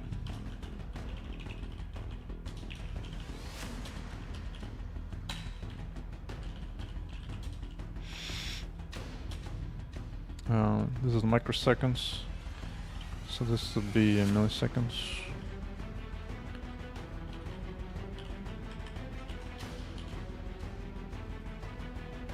Yes, otherwise I don't...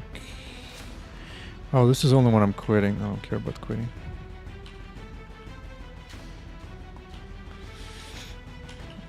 I'm gonna put this into here.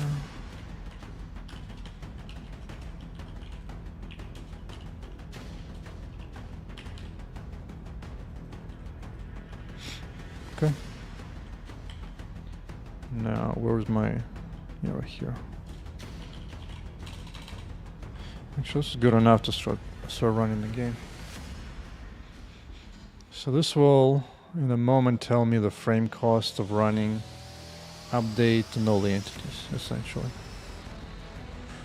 And no little callbacks. Okay. Let's go back to here.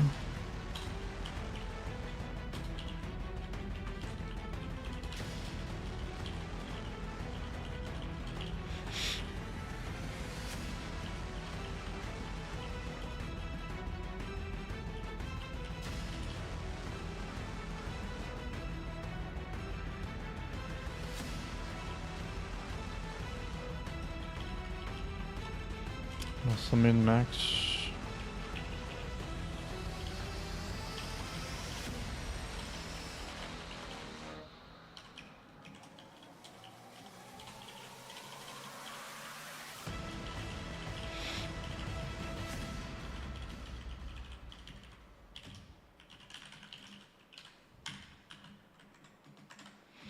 What do we got? 5 milliseconds to run update. So just about all the time spent there. Okay. I mean, I'm not too surprised. Not too surprised by that, but just wanted to confirm. Because rendering happens outside of ECS. So that's just purely VCS cost. And here it goes up. Oh yeah, it flies up. Let's make a computer just a little faster though.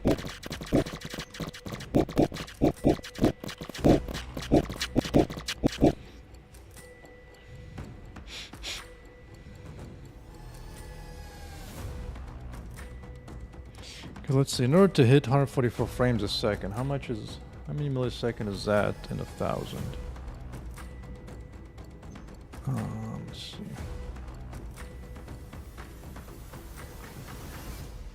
No, that's not what I need. Here. So I need to be running 6 milliseconds or less to hit 144 frames a second. So you gotta squeeze everything and just crush everything. Because right now I'm 5.3, 5.4 and I'm fine, so 144 is fine. But the moment it goes to 6.9, 69, now we have problems. So we can't have 69s. It just can't happen. And here it goes 6.1. But that's just the frame. There's also some other stuff probably happens. And that whatever happens after that also adds up as well. But I'm not including that. Hold on. I'm suspicious here.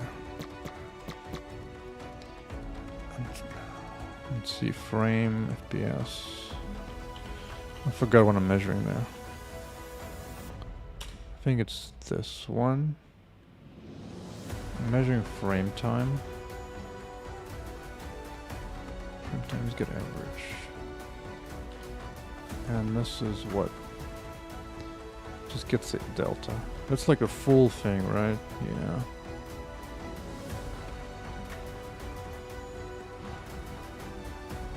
I mean, okay.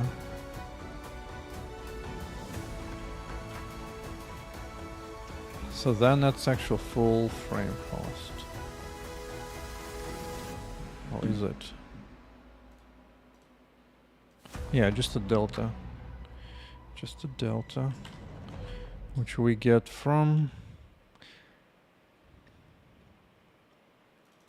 time measure, restart. Yeah, so game frame measure is a separate thing. This is just global. Where did I use this? Last CPU frame. Yeah, last CPU frames.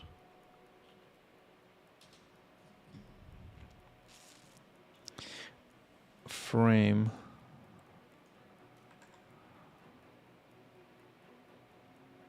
I'm confused.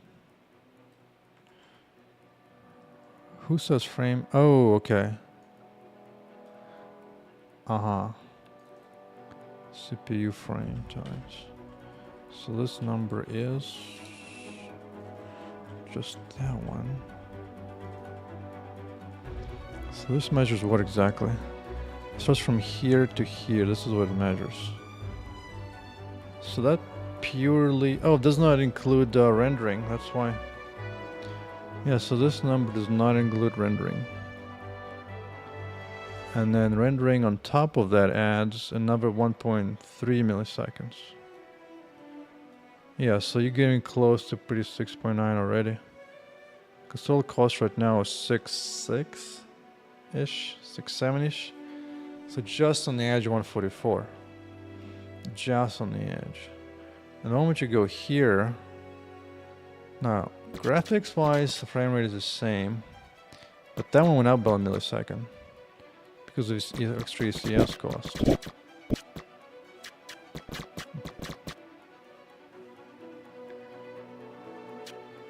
Now, based on what I know, I'm pretty sure that most of that cost comes from the animation computations for all these bad boys. I bet if I go back to my spawner and be like, yo, I'm gonna spawn like... Wait, why was it spawning so many bad guys? Why? Oh, sometimes you get two spawners.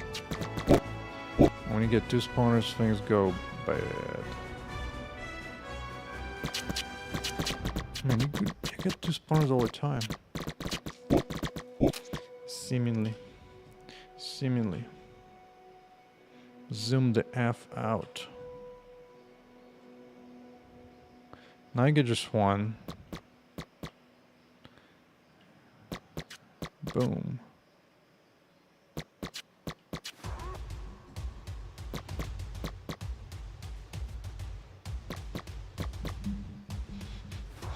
Now there's some optimizations to do, like for example, if I'm like in a different chunk, I don't even need to worry about updating walls and so whatever else might be costing in that other chunks, potentially.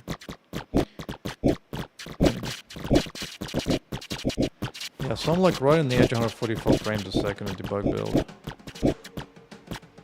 I mean, it's fine, just a bit annoying. I would just like to know where exactly that 5 milliseconds is spent. Like, what portion of that animation? I would love to get an answer to that. Which you definitely can. I was hoping now Flex would build up some of that system for me, which I noticed some, but I can't get an answer on how to do it in C code yet. Sadly. Very sadly. Every time I've gone here, I don't know, profiler or metrics.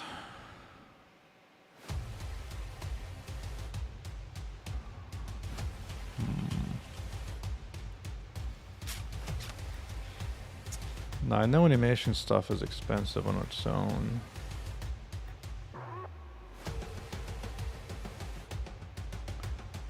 I wanna do that. I'll just go and just measure it myself. Screw it. Screw the big frameworks. Let's see, animation system. Like all expensive animation is done here. Oh yeah, I even need to measure this stuff. Cause I'm like, I implement animations. I know shit is expensive. AF. So let's bring this boy back in.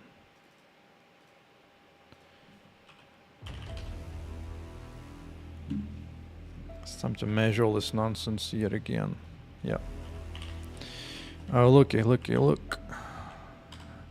Is this file going anywhere? No.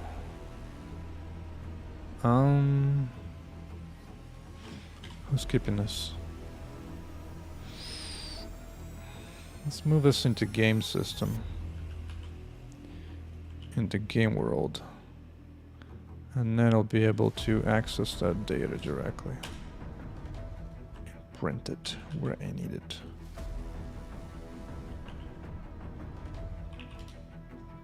It's gonna be one in here, right? Yeah, of course. It's okay. That's okay. We'll update it right here. Maybe I should do it after.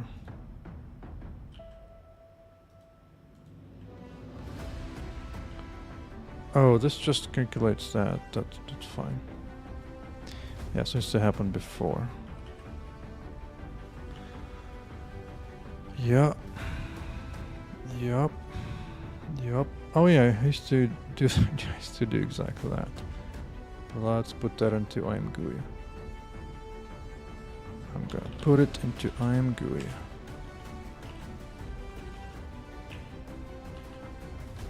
I forget where it was.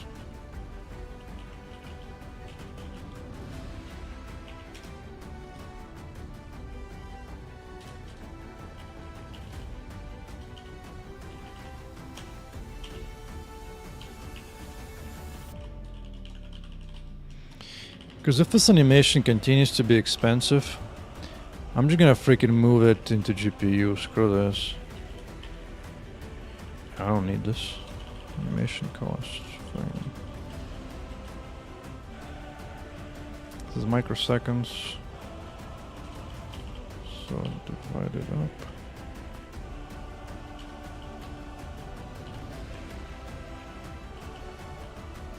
Alright. Okay.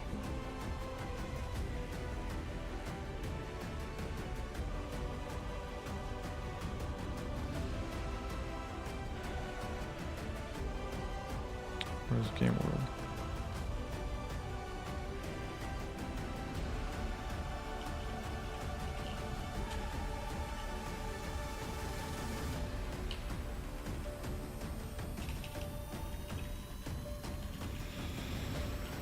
Well, they're refactoring. Let's go.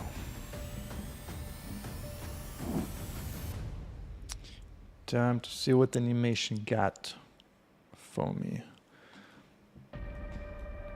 Nothing. Wonderful. I forgot an F again.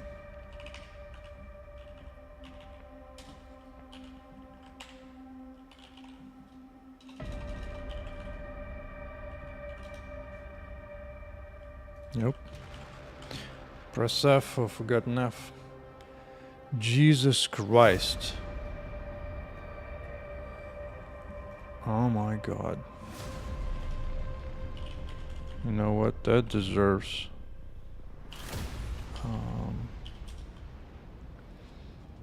if we take an average,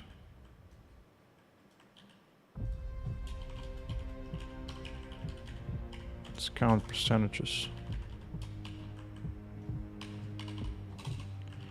Dude, what's that gonna be? Oh yeah, something like close to 80% of the CS update is spent computing animation.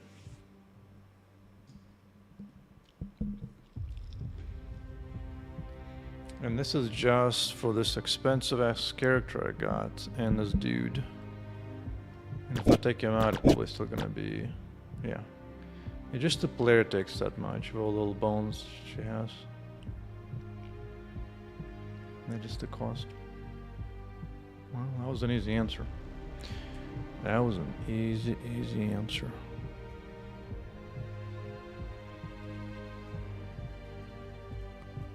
Yeah, second average of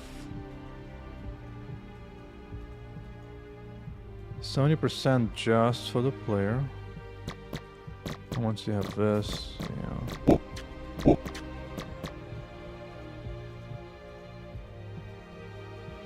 It's about 80%, 75% if it's like a simple level as few guys.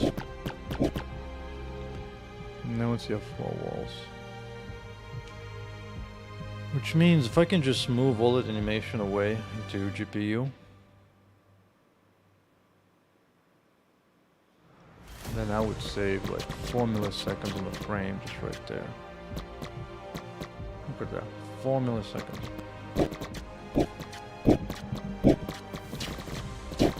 No bueno. I mean, this is debug build, so I get it, but boy. Oh boy.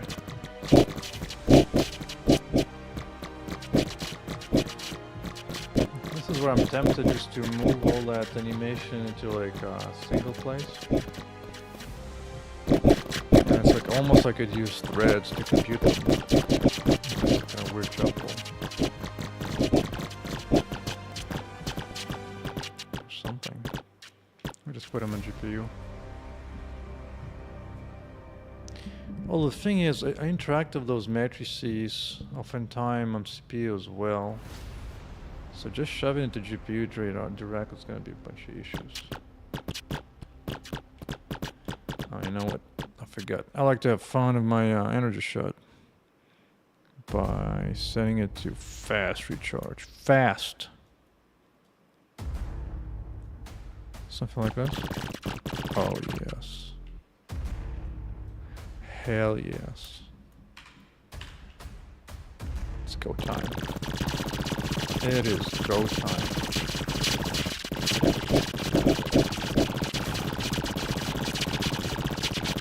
It's like, imagine this, like action RPG games specifically disable this. They're like, nah, we can't have players have fun. Let's just make all the spells abilities be super slow, with low cooldowns, and so on. Now, part of the reason they do it is because they want to try to make everything multiplayer. And you can't have like too many freaking object creations in multiplayer. But this is obviously fun. Just freaking objects. I just run out of energy. I need better items to give me more minor energy regen is what I need. And then this build will be unstoppable.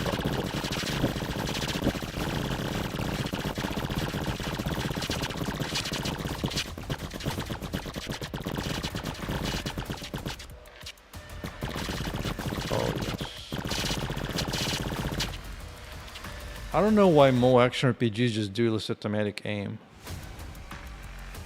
It just seems so nice. Yeah, I definitely need a boss. And I used to have a boss in my previous prototypes. Basically made like a bigger, bad dude. He did like a special ability as well. I haven't done any enemies in a long ass time. There's been a lot of framework stuff, and, but yeah, there's something about that guys. Need to work on a new dude.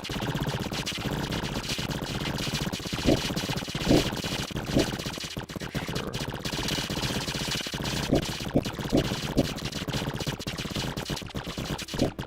Because I can make the boss like at least 3 times bigger than these dudes are. Easily. Ain't no problem.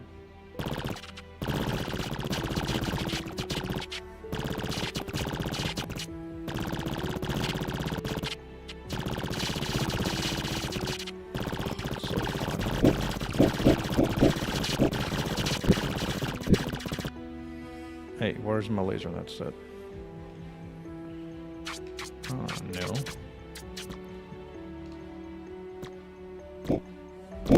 My laser doesn't do much damage right now, huh? Right now it's just pathetic. 9 damage per second. Well, 6 damage per second. Let's buff it up to 9. That's nice. Oh, these guys level 12. Yeah, no wonder. They're beefy boys. They just took me out in one shot, too. Titanic size boss big on the screen. I was thinking about that. I mean, I certainly can make it as big as I freaking want. There's no limit here. The concern I have is that my level of game design doesn't really work well with verticality. Like, I'm specifically made like all my shots are flat. So like there's no surprise by verticality. Like maybe I'll add like descend on the like geography of a level, that's fine, but yeah, with the Colossus or Shadow of Colossus and so on, yeah. But again, that does like a lot of all that climbing and so on. Like you have to like lean in into like being something big to make it all that fun. But I was thinking, sure, I can make something big and like zoomed out like that, you'll see it. But the problem is then you'll be shooting at his toes all the time, and it's not that fun. Like that's how like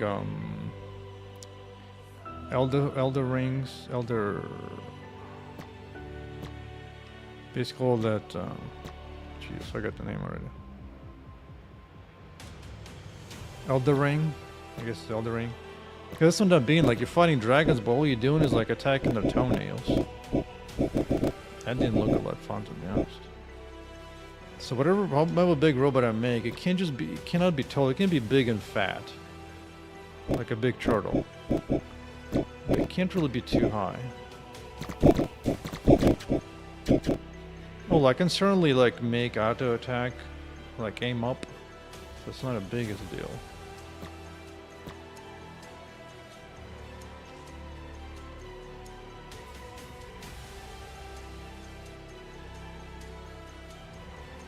Yeah. But I can certainly make a guy as the boss be as big like this. Look at this one chunk. Like this one full wall chunk. It can certainly be that big for sure.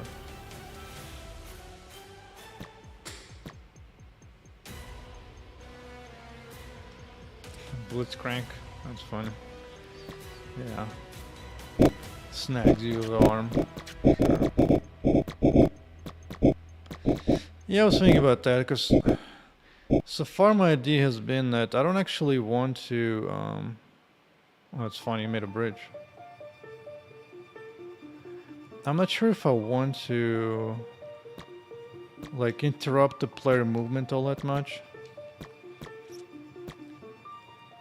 Because anytime I've played the game like the player gets interrupted all the time like that, it's not that great. Like I was playing a demo earlier today, as an example, right? Let's see, this Grayskin demo. I think there might be echo, which means I need to. I don't know. I think this might fix the echo, but we'll turn off music. Oh yeah, I was stuck on the wall here, that's right. Many walked this path before, child. Oh, it None has me restarting. reached its That's end. fine. Nothing will change. But here, for example, problem like It the will moment be you ever as open it a has gun, been before. like, look, Such this is your current speed. is the law of time. Gun speed. Like, is this fun? Like, you can have like a little bit of a dash, but dash is like really fast if you just like normally running. It's like, why slow you down like this? Like, are you gonna use a gun? We're gonna punish you for it.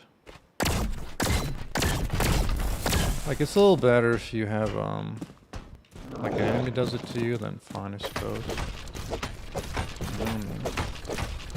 Like, it makes sense in competition, competitive game, for sure.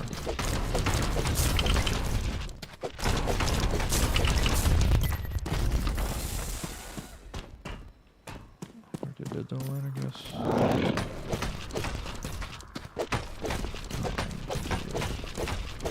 Oh, really? How do I...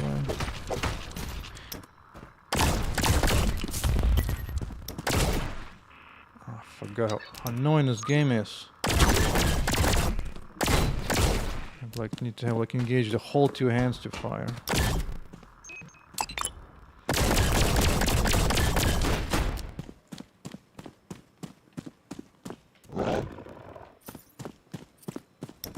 Like I just don't like being slowed down.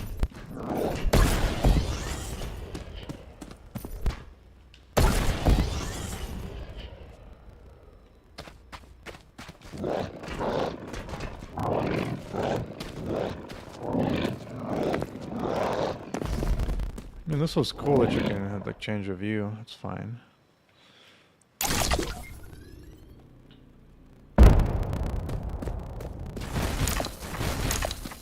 Like this game feels a lot more fun just playing if you can just like just go, just destroy faces. Why do I have to stay like this?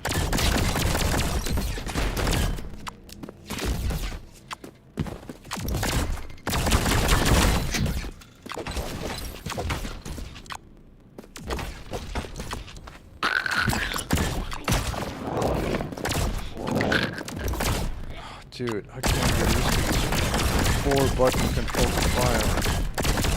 It's like they're punishing you so hard if you just want to shoot and run. You just gun and run, man. But this is more like slow down and carefully while they just run at full speed. Like, that's why like Serious Sam was so fun. Because you just run full speed and you just fire. Just non-stop fire to everything just comes out. Oh yeah, I was stuck right here last time. That was unfortunate.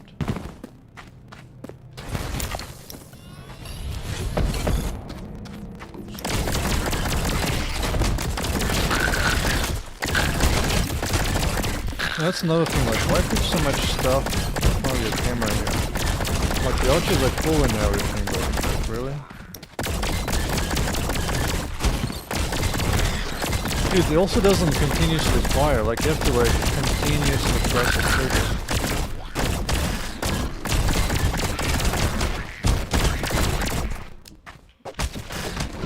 I might as well just crack you this one. Actually, this one, so see, it's a funny, the melee attack actually automatically fires, like I don't have to like click for every one. But this one, just you have to keep clicking yourself.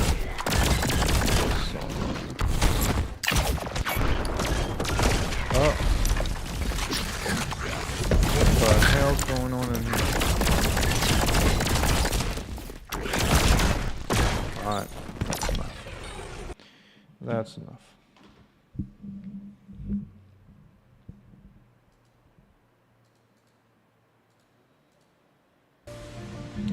That's enough.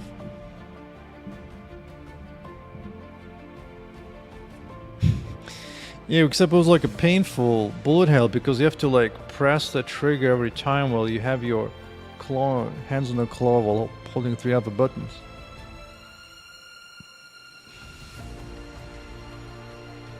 I mean, that's what made Vampire Survivors so fun.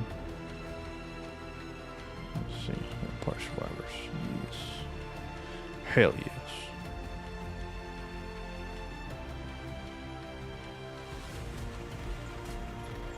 Let's see.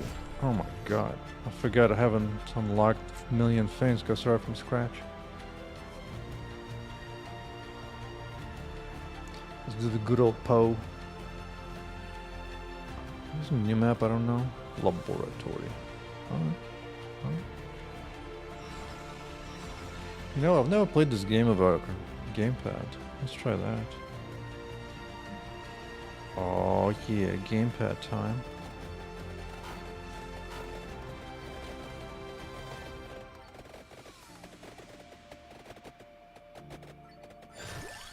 I'll definitely need to think hard about how to optimize on my animations in the game, because that might become the first bottleneck.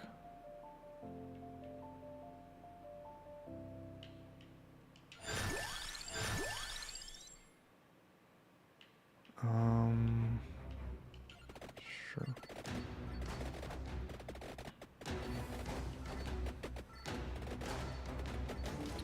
Need to get the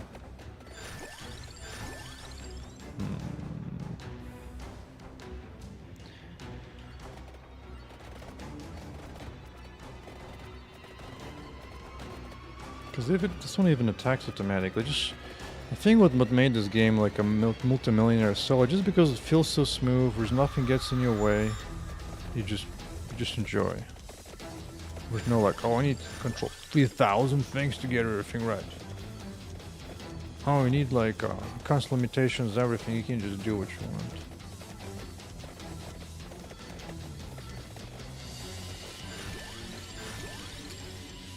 Oh, garlic, but I do want to. Just need to survive another couple levels, if I can.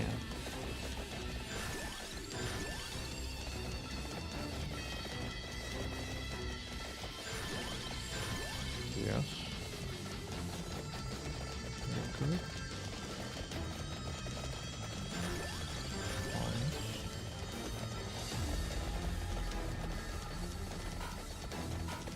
Like in some way I think I'm taking my game inspirations from this game. Because it's obviously graphically very much a low level thing. Yeah, it's very much enjoyable. Like you don't get any kind of attack animations just about.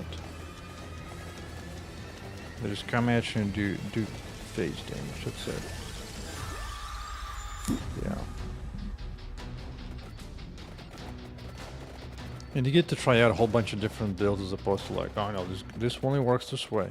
Like Diablo 4 looks amazing, but anytime you play as a caster, they'll limit your ability to cast so hard. Like everything is on cooldown, everything takes an insane amount of mana. And almost nothing gives you any significant mana boost in any way. It is so annoying. Like, what am I building? Let's do more AoE.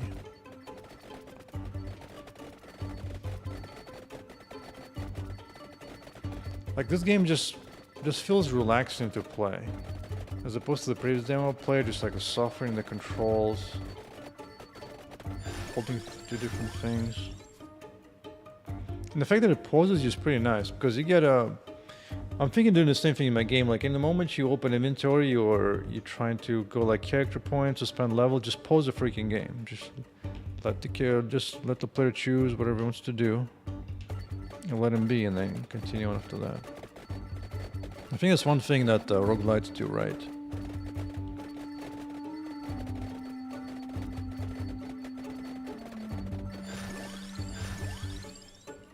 Because I'm only adding a little bit of complexity, not a whole lot.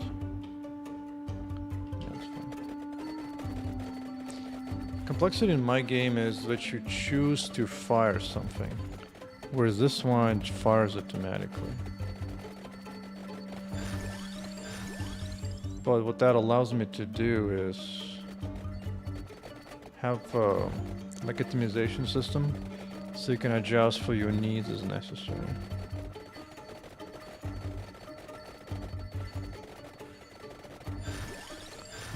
Oh my, I'm gonna get this maximum right away.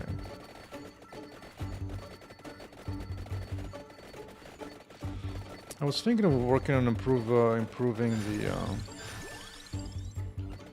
the world generation I have so far, but maybe it's fine to keep it as this to limit what I want. Yeah, hybrid attack and manual attack, yeah. That sounds interesting.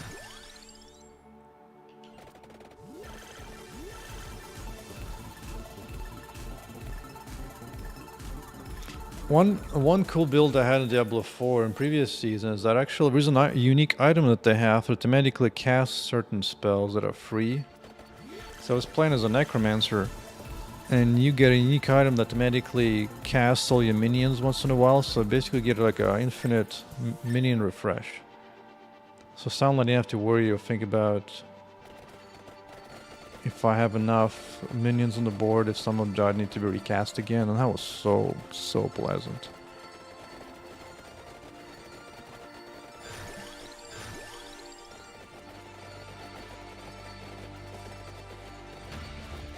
Yeah. Like I still cast spells occasionally, but just kind of me walking around with like a group of 15 minions in that game, and they were just crushing everything. I think got to level 90 with that necromancer.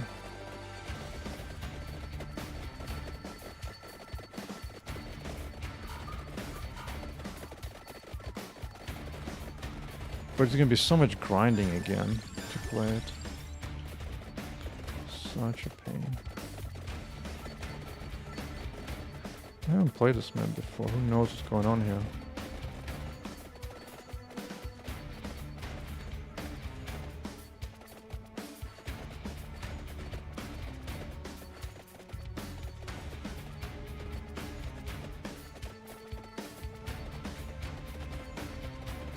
But maybe the fact it's grinding, it's not so much that it's grinding itself, because this game is grindy as well, right? You just do levels, the same maps over and over again, pretty much.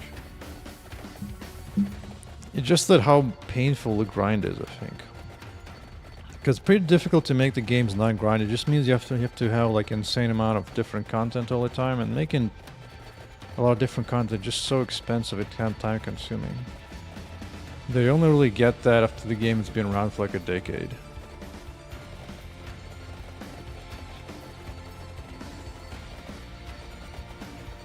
Uh-oh. Well, big robots coming in. Oh, Jesus. Good thing I brought Jen. That was painful. Hell yeah. Max out onion. Or garlic, rather. Only have 2 attacks left over. I think I want to go with like a automatic pickup of everything. So I'm gonna go for Nova and XP gain.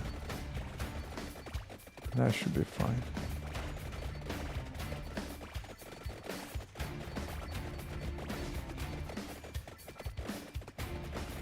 I think the grind is like both the player input controls need to be smooth and non-punishing. Like the game, just like, oh, we took a gun out, alright, we're gonna punish you by making you like 3 times slower.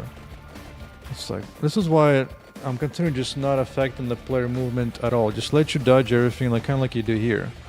Like, it's pretty rare that you get movement control in this game. There's like one particular enemy here and there, but overall it's pretty rare to have that. This big dude is annoying. I probably should take him out.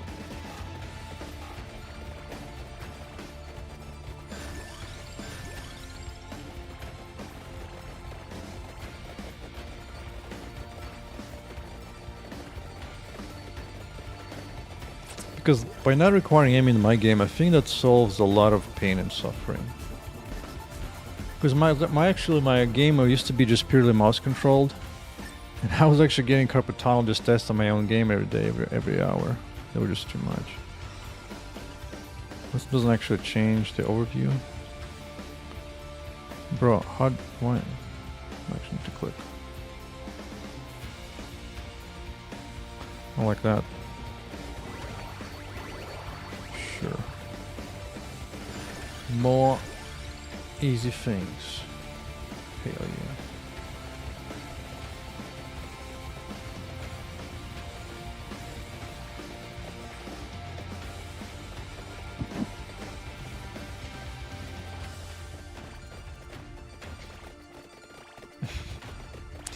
Yeah, that's another thing. I think it comes from the game design theory. I've always disagreed with that approach because they have like particular academic approach to game design that specific game design theories have made, and no state like at what particular speed progression needs everything have. Like if you're balancing something, you need to like only balance in certain particular portions numerically, and so on. I don't know if, because it kind of makes sense, like if at least when the game is like free to play, but then and they expect you to buy something. In that case, I want to keep you in the game longer, so they're just gonna make you grind just to make you play longer. That usually happens. So yeah, in that case, yeah, they'll make you grind and give you only tiny rewards for everything. Let's see.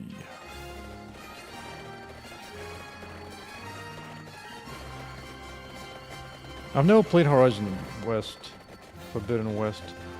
Is that a free to? I thought it's like you pay for something. I know it's run up. I thought it's like a survival, or is more like a Monster Hunter. You know what? I'm just going somewhere, but I don't know if I'm actually going somewhere. Where's the map? Oh, there's no map. That I know of. Okay. Full price game, yeah. Is that a Monster Hunter or is it a survival game though? Like we like build things or something? Because when I was a few clips I saw, it seemed like it was Monster Hunter.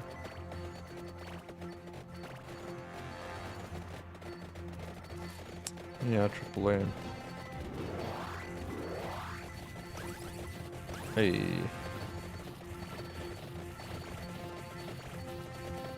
Oh, is it RPG and not just a Monster Hunter? Okay. Huh.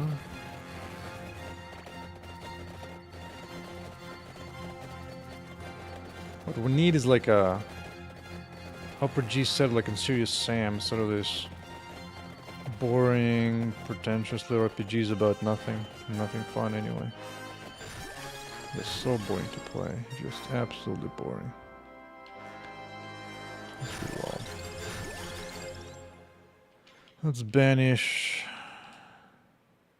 Son of mine.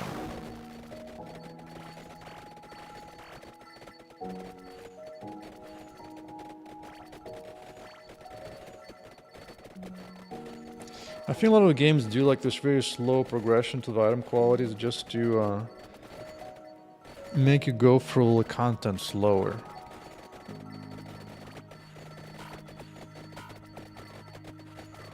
Because the most expensive part of video games is actually the content. Like the framework and fundamentals, it usually takes the least amount of time. Just the content of adding different animations, different bad guys. Like I'll be working on enemies and it's gonna be consuming. Even if you make like simplistic models, still requires some rigging, some basic animations, implementing new types of weapons, if any.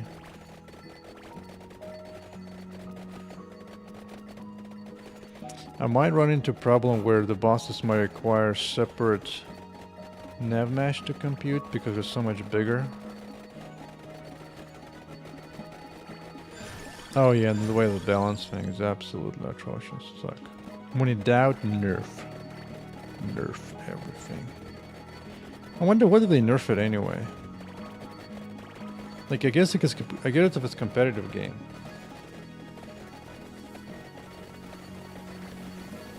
Maybe.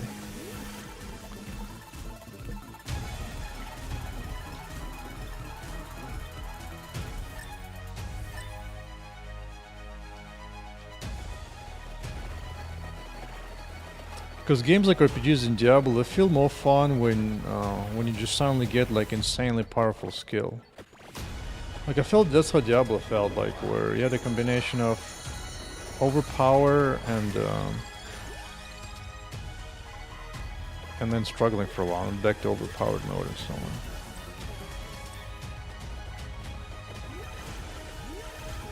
Is this map like 15 minutes long, I think? It seems to be progressing quickly. We usually don't get this one so fast.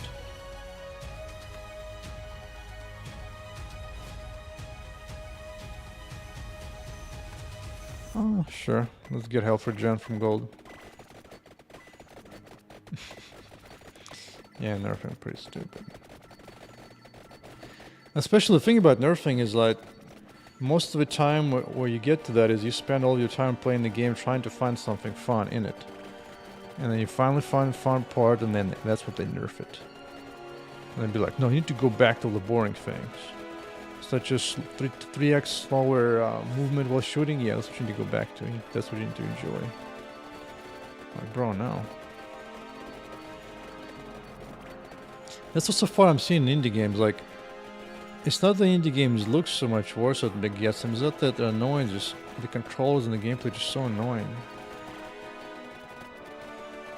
It's like, why?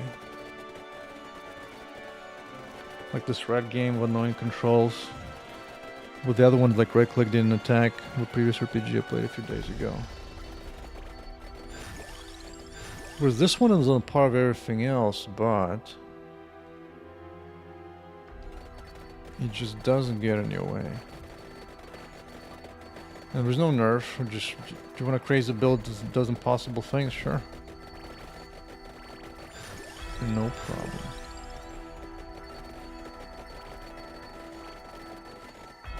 I think you need to spend a couple upgrade experience crown in a moment.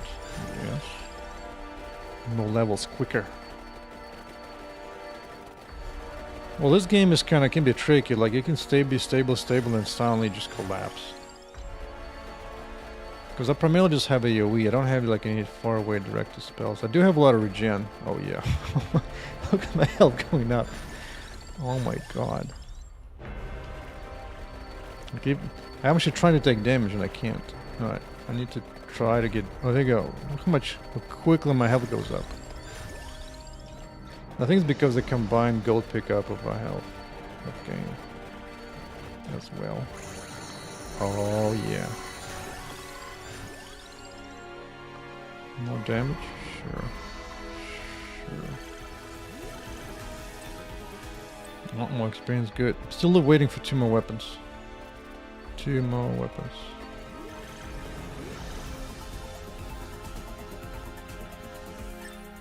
And more health. Hey, pentagram. Perfect. I think it just destroyed something good though. That's gonna be annoying. Ooh. What is this? Oh.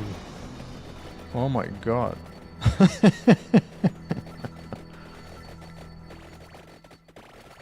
You know, this was more fun than anything I've done in Diablo 4 for a long ass time. Just the fact that the giant switch and just giant train just goes for half your screen, destroys a bunch of things, that was fun. Yeah, may have been. Luckily I was able to dodge it. Yeah.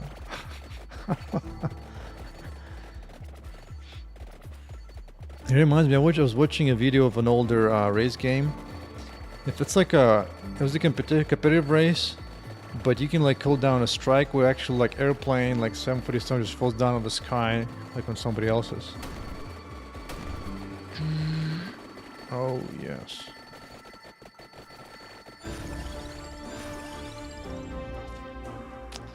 I don't want any of this.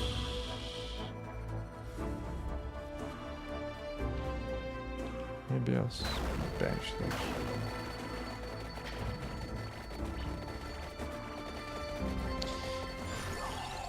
Now I can certainly go for higher enemy count in my game, but I'll definitely need to keep my my robot simplified.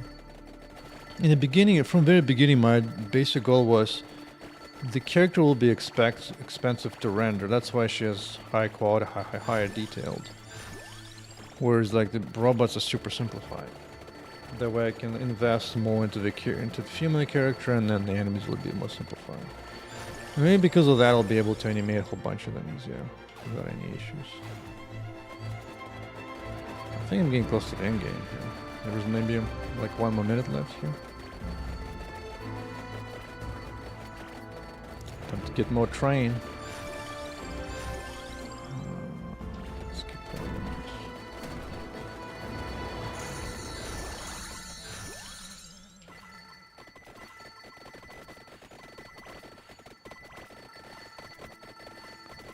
I'd love to upgrade the pentagram, but this might be tough.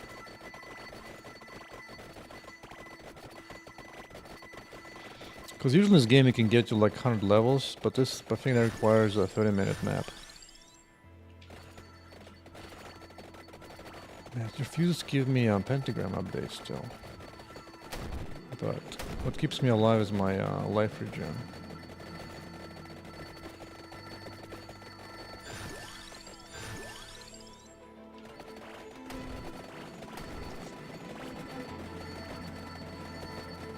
I'm kind of worried to run my game release build because my machine is a monster. So sure, release build will run fine in mine here, but otherwise it could be an issue. So I'll just stick to debug as much as I can.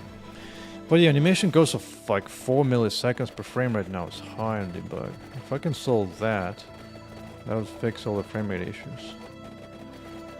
I might have to push a lot of that into GPU.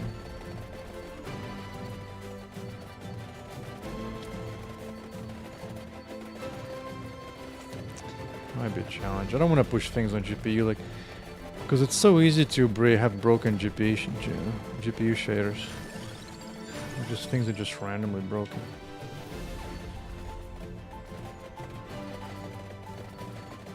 I'll have to see if I can somehow I need to put all those animation outside of that ECS update call into a single function call, and then profile it and see how I can improve it.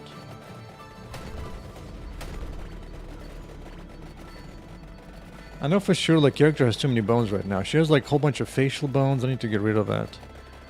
I think there's like over like 200 bones right now on that character. That must be why like it costs so much.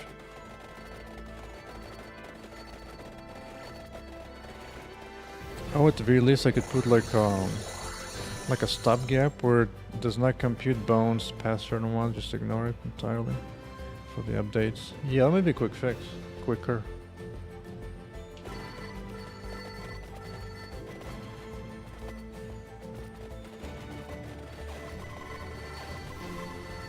Hey, he's another big dude.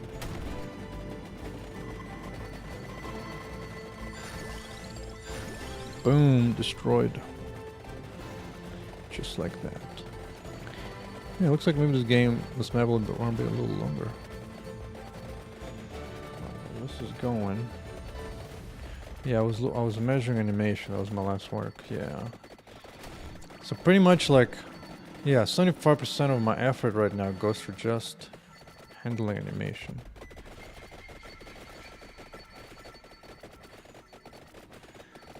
At the very least, I could actually put that on a thread. I think. Like worst case, keep animation behind by 1 frame. So like for example, while render is running or something, I could run that.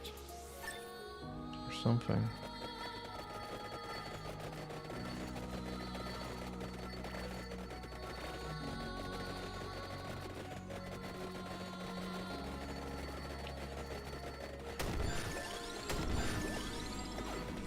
I think it'll be easier. That'll be easier to do than just do this whole shader thing business.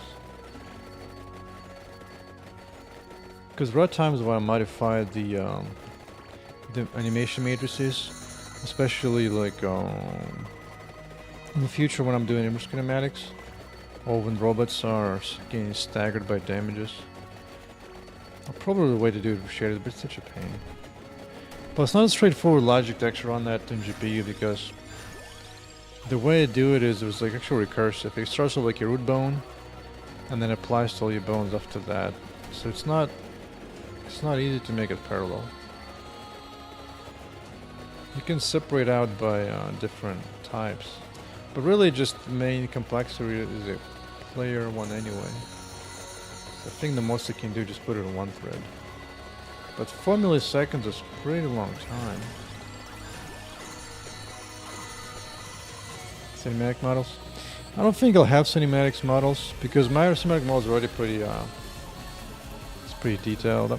Plus I don't think I'll have time to do cinematics and all that. Maximum chest, hell yes. Oh, I get that upgrade. Oh yes.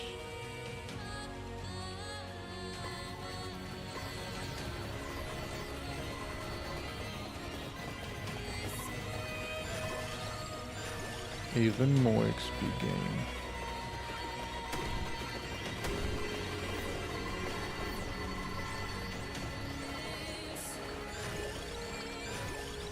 Oh, I forgot I can merge it with this dude. Yeah.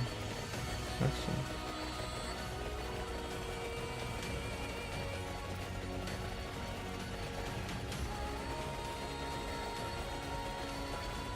I mean, it's really tempting to make a roguelite as well.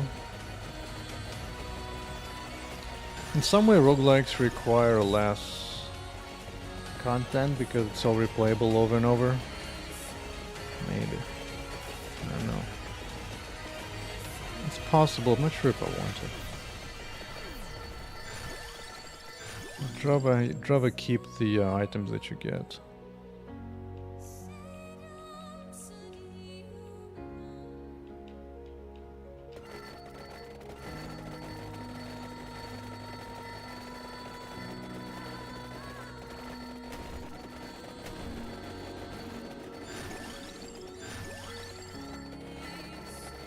Oh, big boys are here and they're doing damage.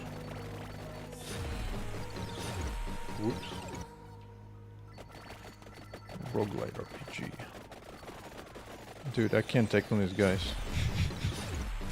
I guess this might be the last wave. At least I unlocked a few things.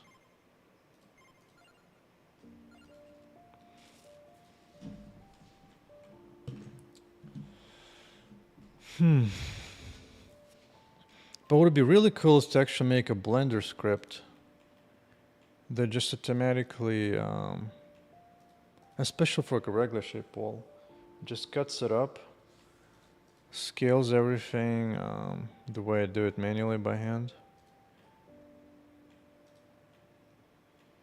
and then bakes every ambient occlusion maps as necessary into UVs. I bet I can ask ChatGPT to probably make just about all of that. That would save a ton of time. A ton of time. But yeah, that's a high cost for animation. For sure. So, but what I can do is I can move this whole call out.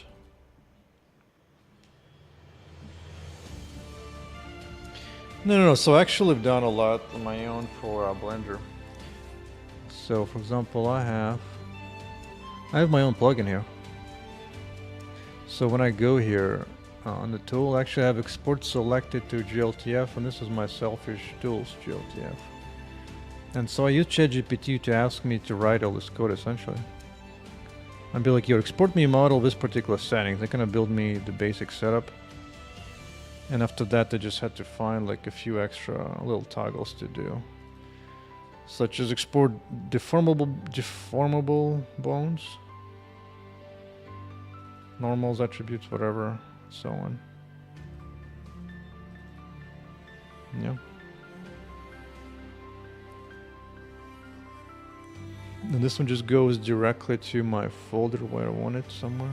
I forget where. Yeah. All that was just pure ChatGPT. Because ChatGPT already processed whatever little examples that it has, and it combines them all together, and it's pretty great. Pretty great.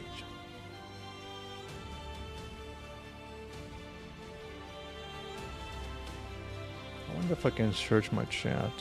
Probably not. Probably not.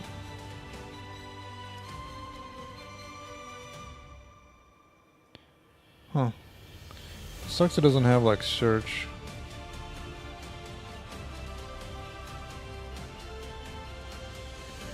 It doesn't go that far, doesn't look like it.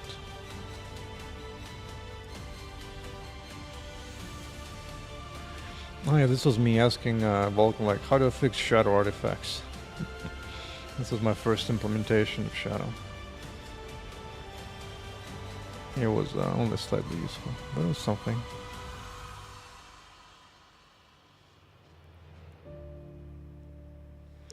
But I do remember like asking like Blender Python script that applies cell fracture, then scales each resulting mesh using individual origins as an example.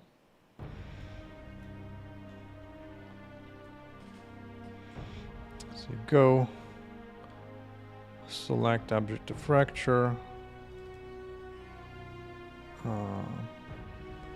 to object mode, manipulate fractured pieces, the original object, supposedly, scale each one, origin of mass, see, it's that easy, boom.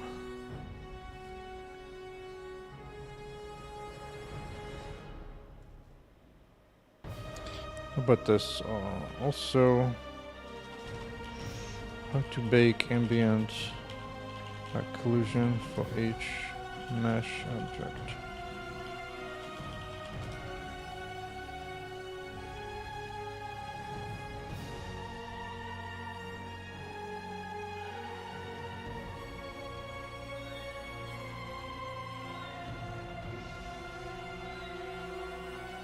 Look at that, you can switch into the right renderer, which is what I do manually.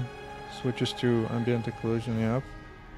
For each one, make sure it has UV. Oh, it actually computes UV using Smart Project. I would switch to a different type. What is it? I use Smart UV. Oh yeah, that's one I use, Smart UV Project, yeah. This is perfect.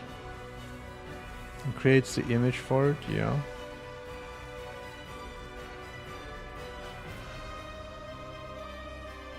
I might need to do a little manipulation because right now I like to put all of them in one UV.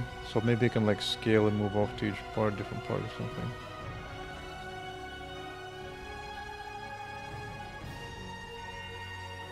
Right, and then it says bake.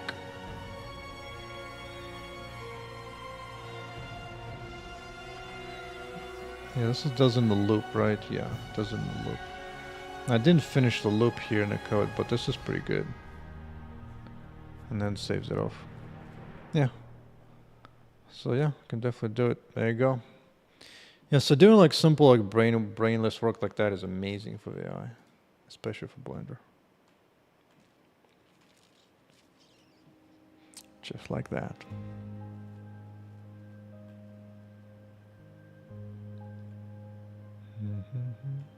Just that I need to have each part on like on a separate portion of UV, but even that was pretty good.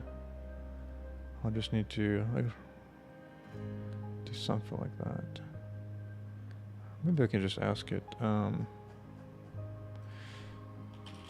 For each resulting object, combine UVs so they don't overlap. Can use the same baked IO texture.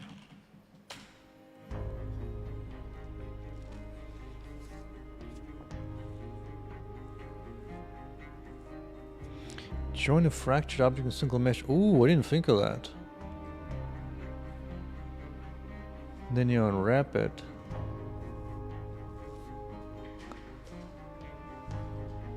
And then you separate it back out. Ooh, not bad.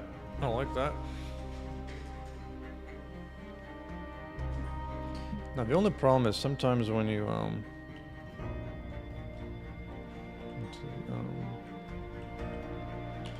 the problem is sometimes when you join it. Oh, fuck, I have to join.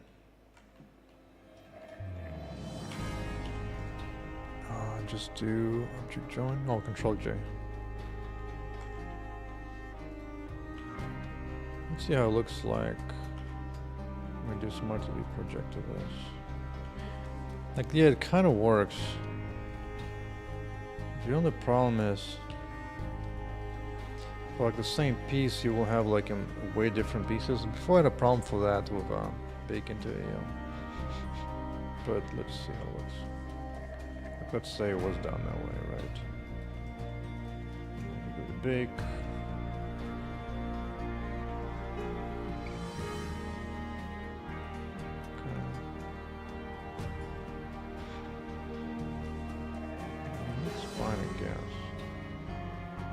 How do I just break it up?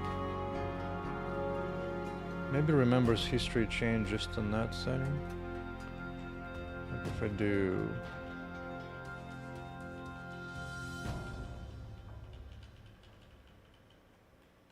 okay.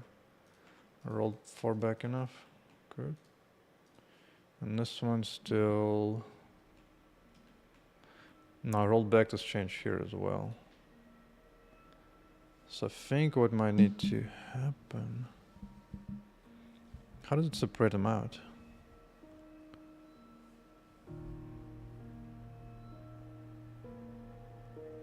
Separate a combined object back into individual pieces. Separate objects. Okay. Show me is implemented.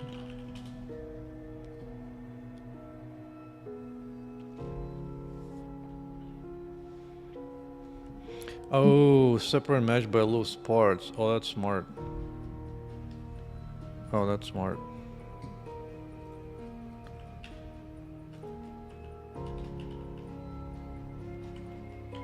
Let's see, Control J.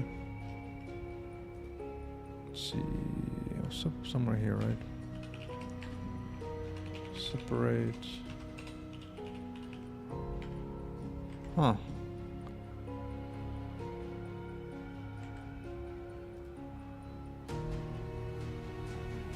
Oh, did it say? Oh, it needed to be here, right?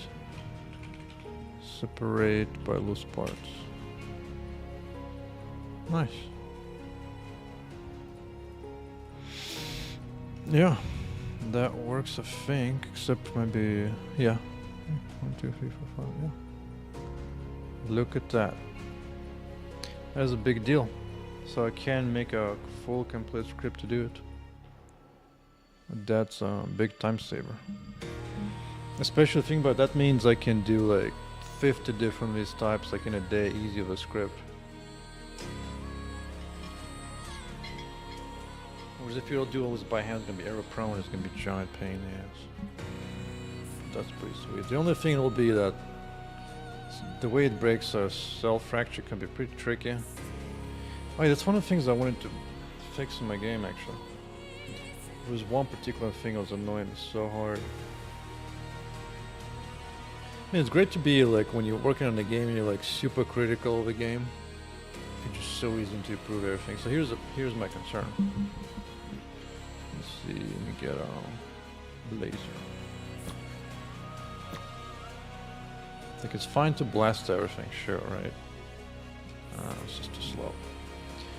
Let's put everything into laser. Okay, there you go. The problem is you get these leftover chunks that just don't go away and you just can't shoot them down. It just barely misses. Let's see if I can aim it the right way. I just want to see how close is it. Because I was thinking I can do... What I can do is do like a shape cast check. But even so, it's kinda... It's gonna be a pretty wide shape to check for, but I think it might be okay.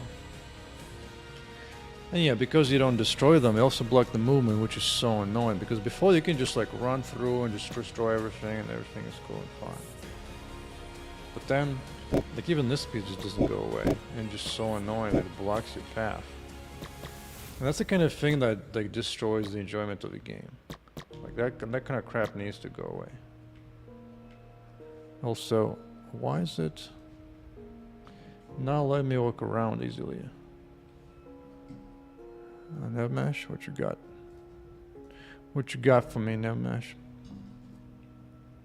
Nevmesh seems fine, but sometimes it just gets stuck. No, like it's... Now it goes around fine. Like it's fine to get stuck like on a big piece of wall. I'm okay with that. But like I'm definitely already solved the problems just like slightly grazing the wall.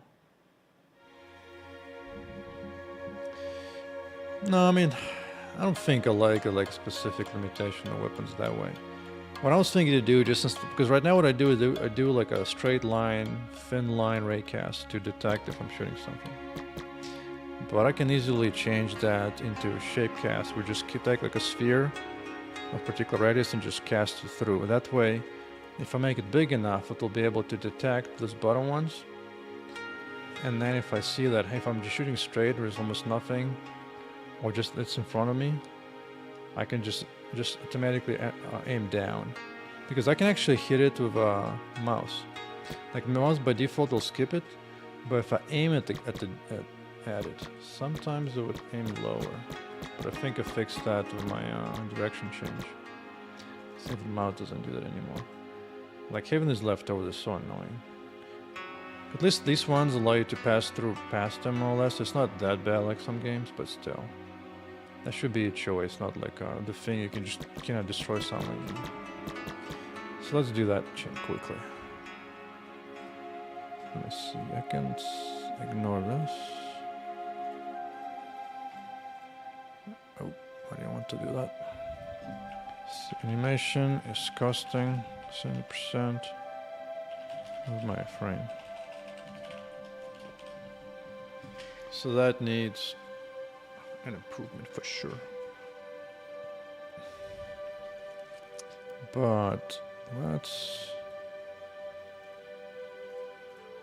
fix this problem.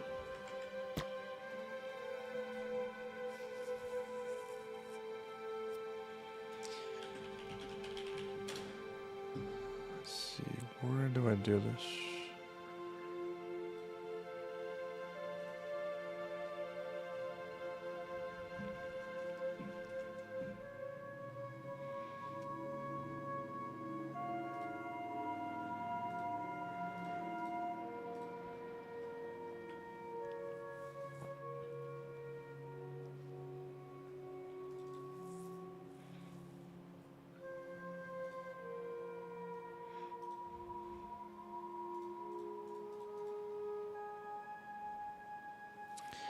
I think this is what I do now. Where if there's like no valid target. Actually, no, I don't.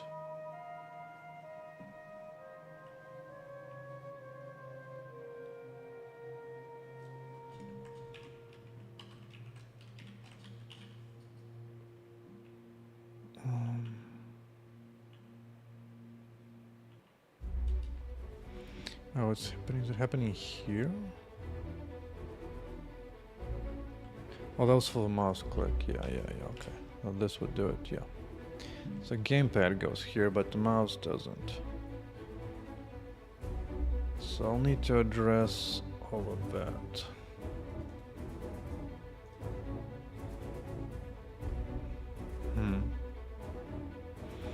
Now the problem is I've changed my logic to look for a valid target first, and then I rely on that target. Otherwise I just... Actually, I think this is where I can do it. Because here I figure out in what direction I'm really shooting. And I just kind of do some distance. And that's where it goes. But here... Yeah, in this case it doesn't have any entity to shoot at. But I think you can change that.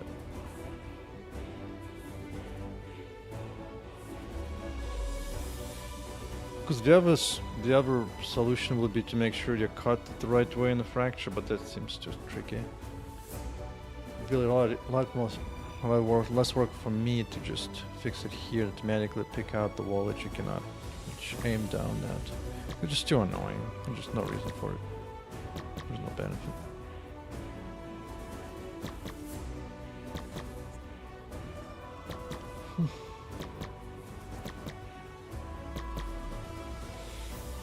I also need to do something about this jump between laser. Like the moment you put the laser on the object, it swings that way. It can look sometimes odd. I don't know what to do about that yet. Because here it points at the ground, and then I cast up a little bit to shoot at that height of whatever's standing there. But if I detect an object, it goes directly over that height.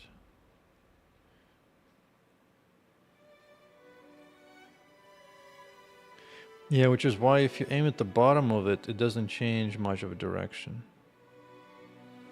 Whereas if you jump to the top, then it becomes a bigger difference mathematically. But anyway.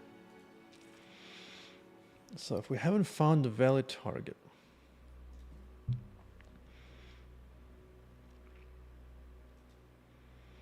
so I have an idea of what kind of location I might shoot at. Fine.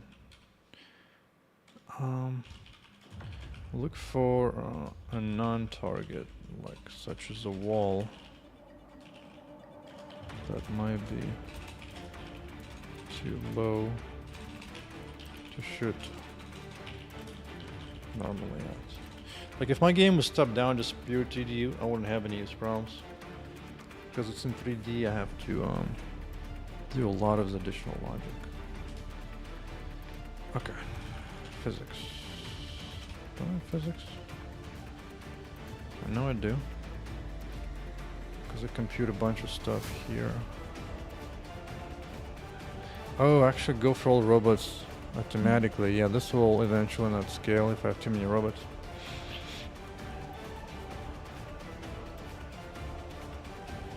Yeah, I do have physics.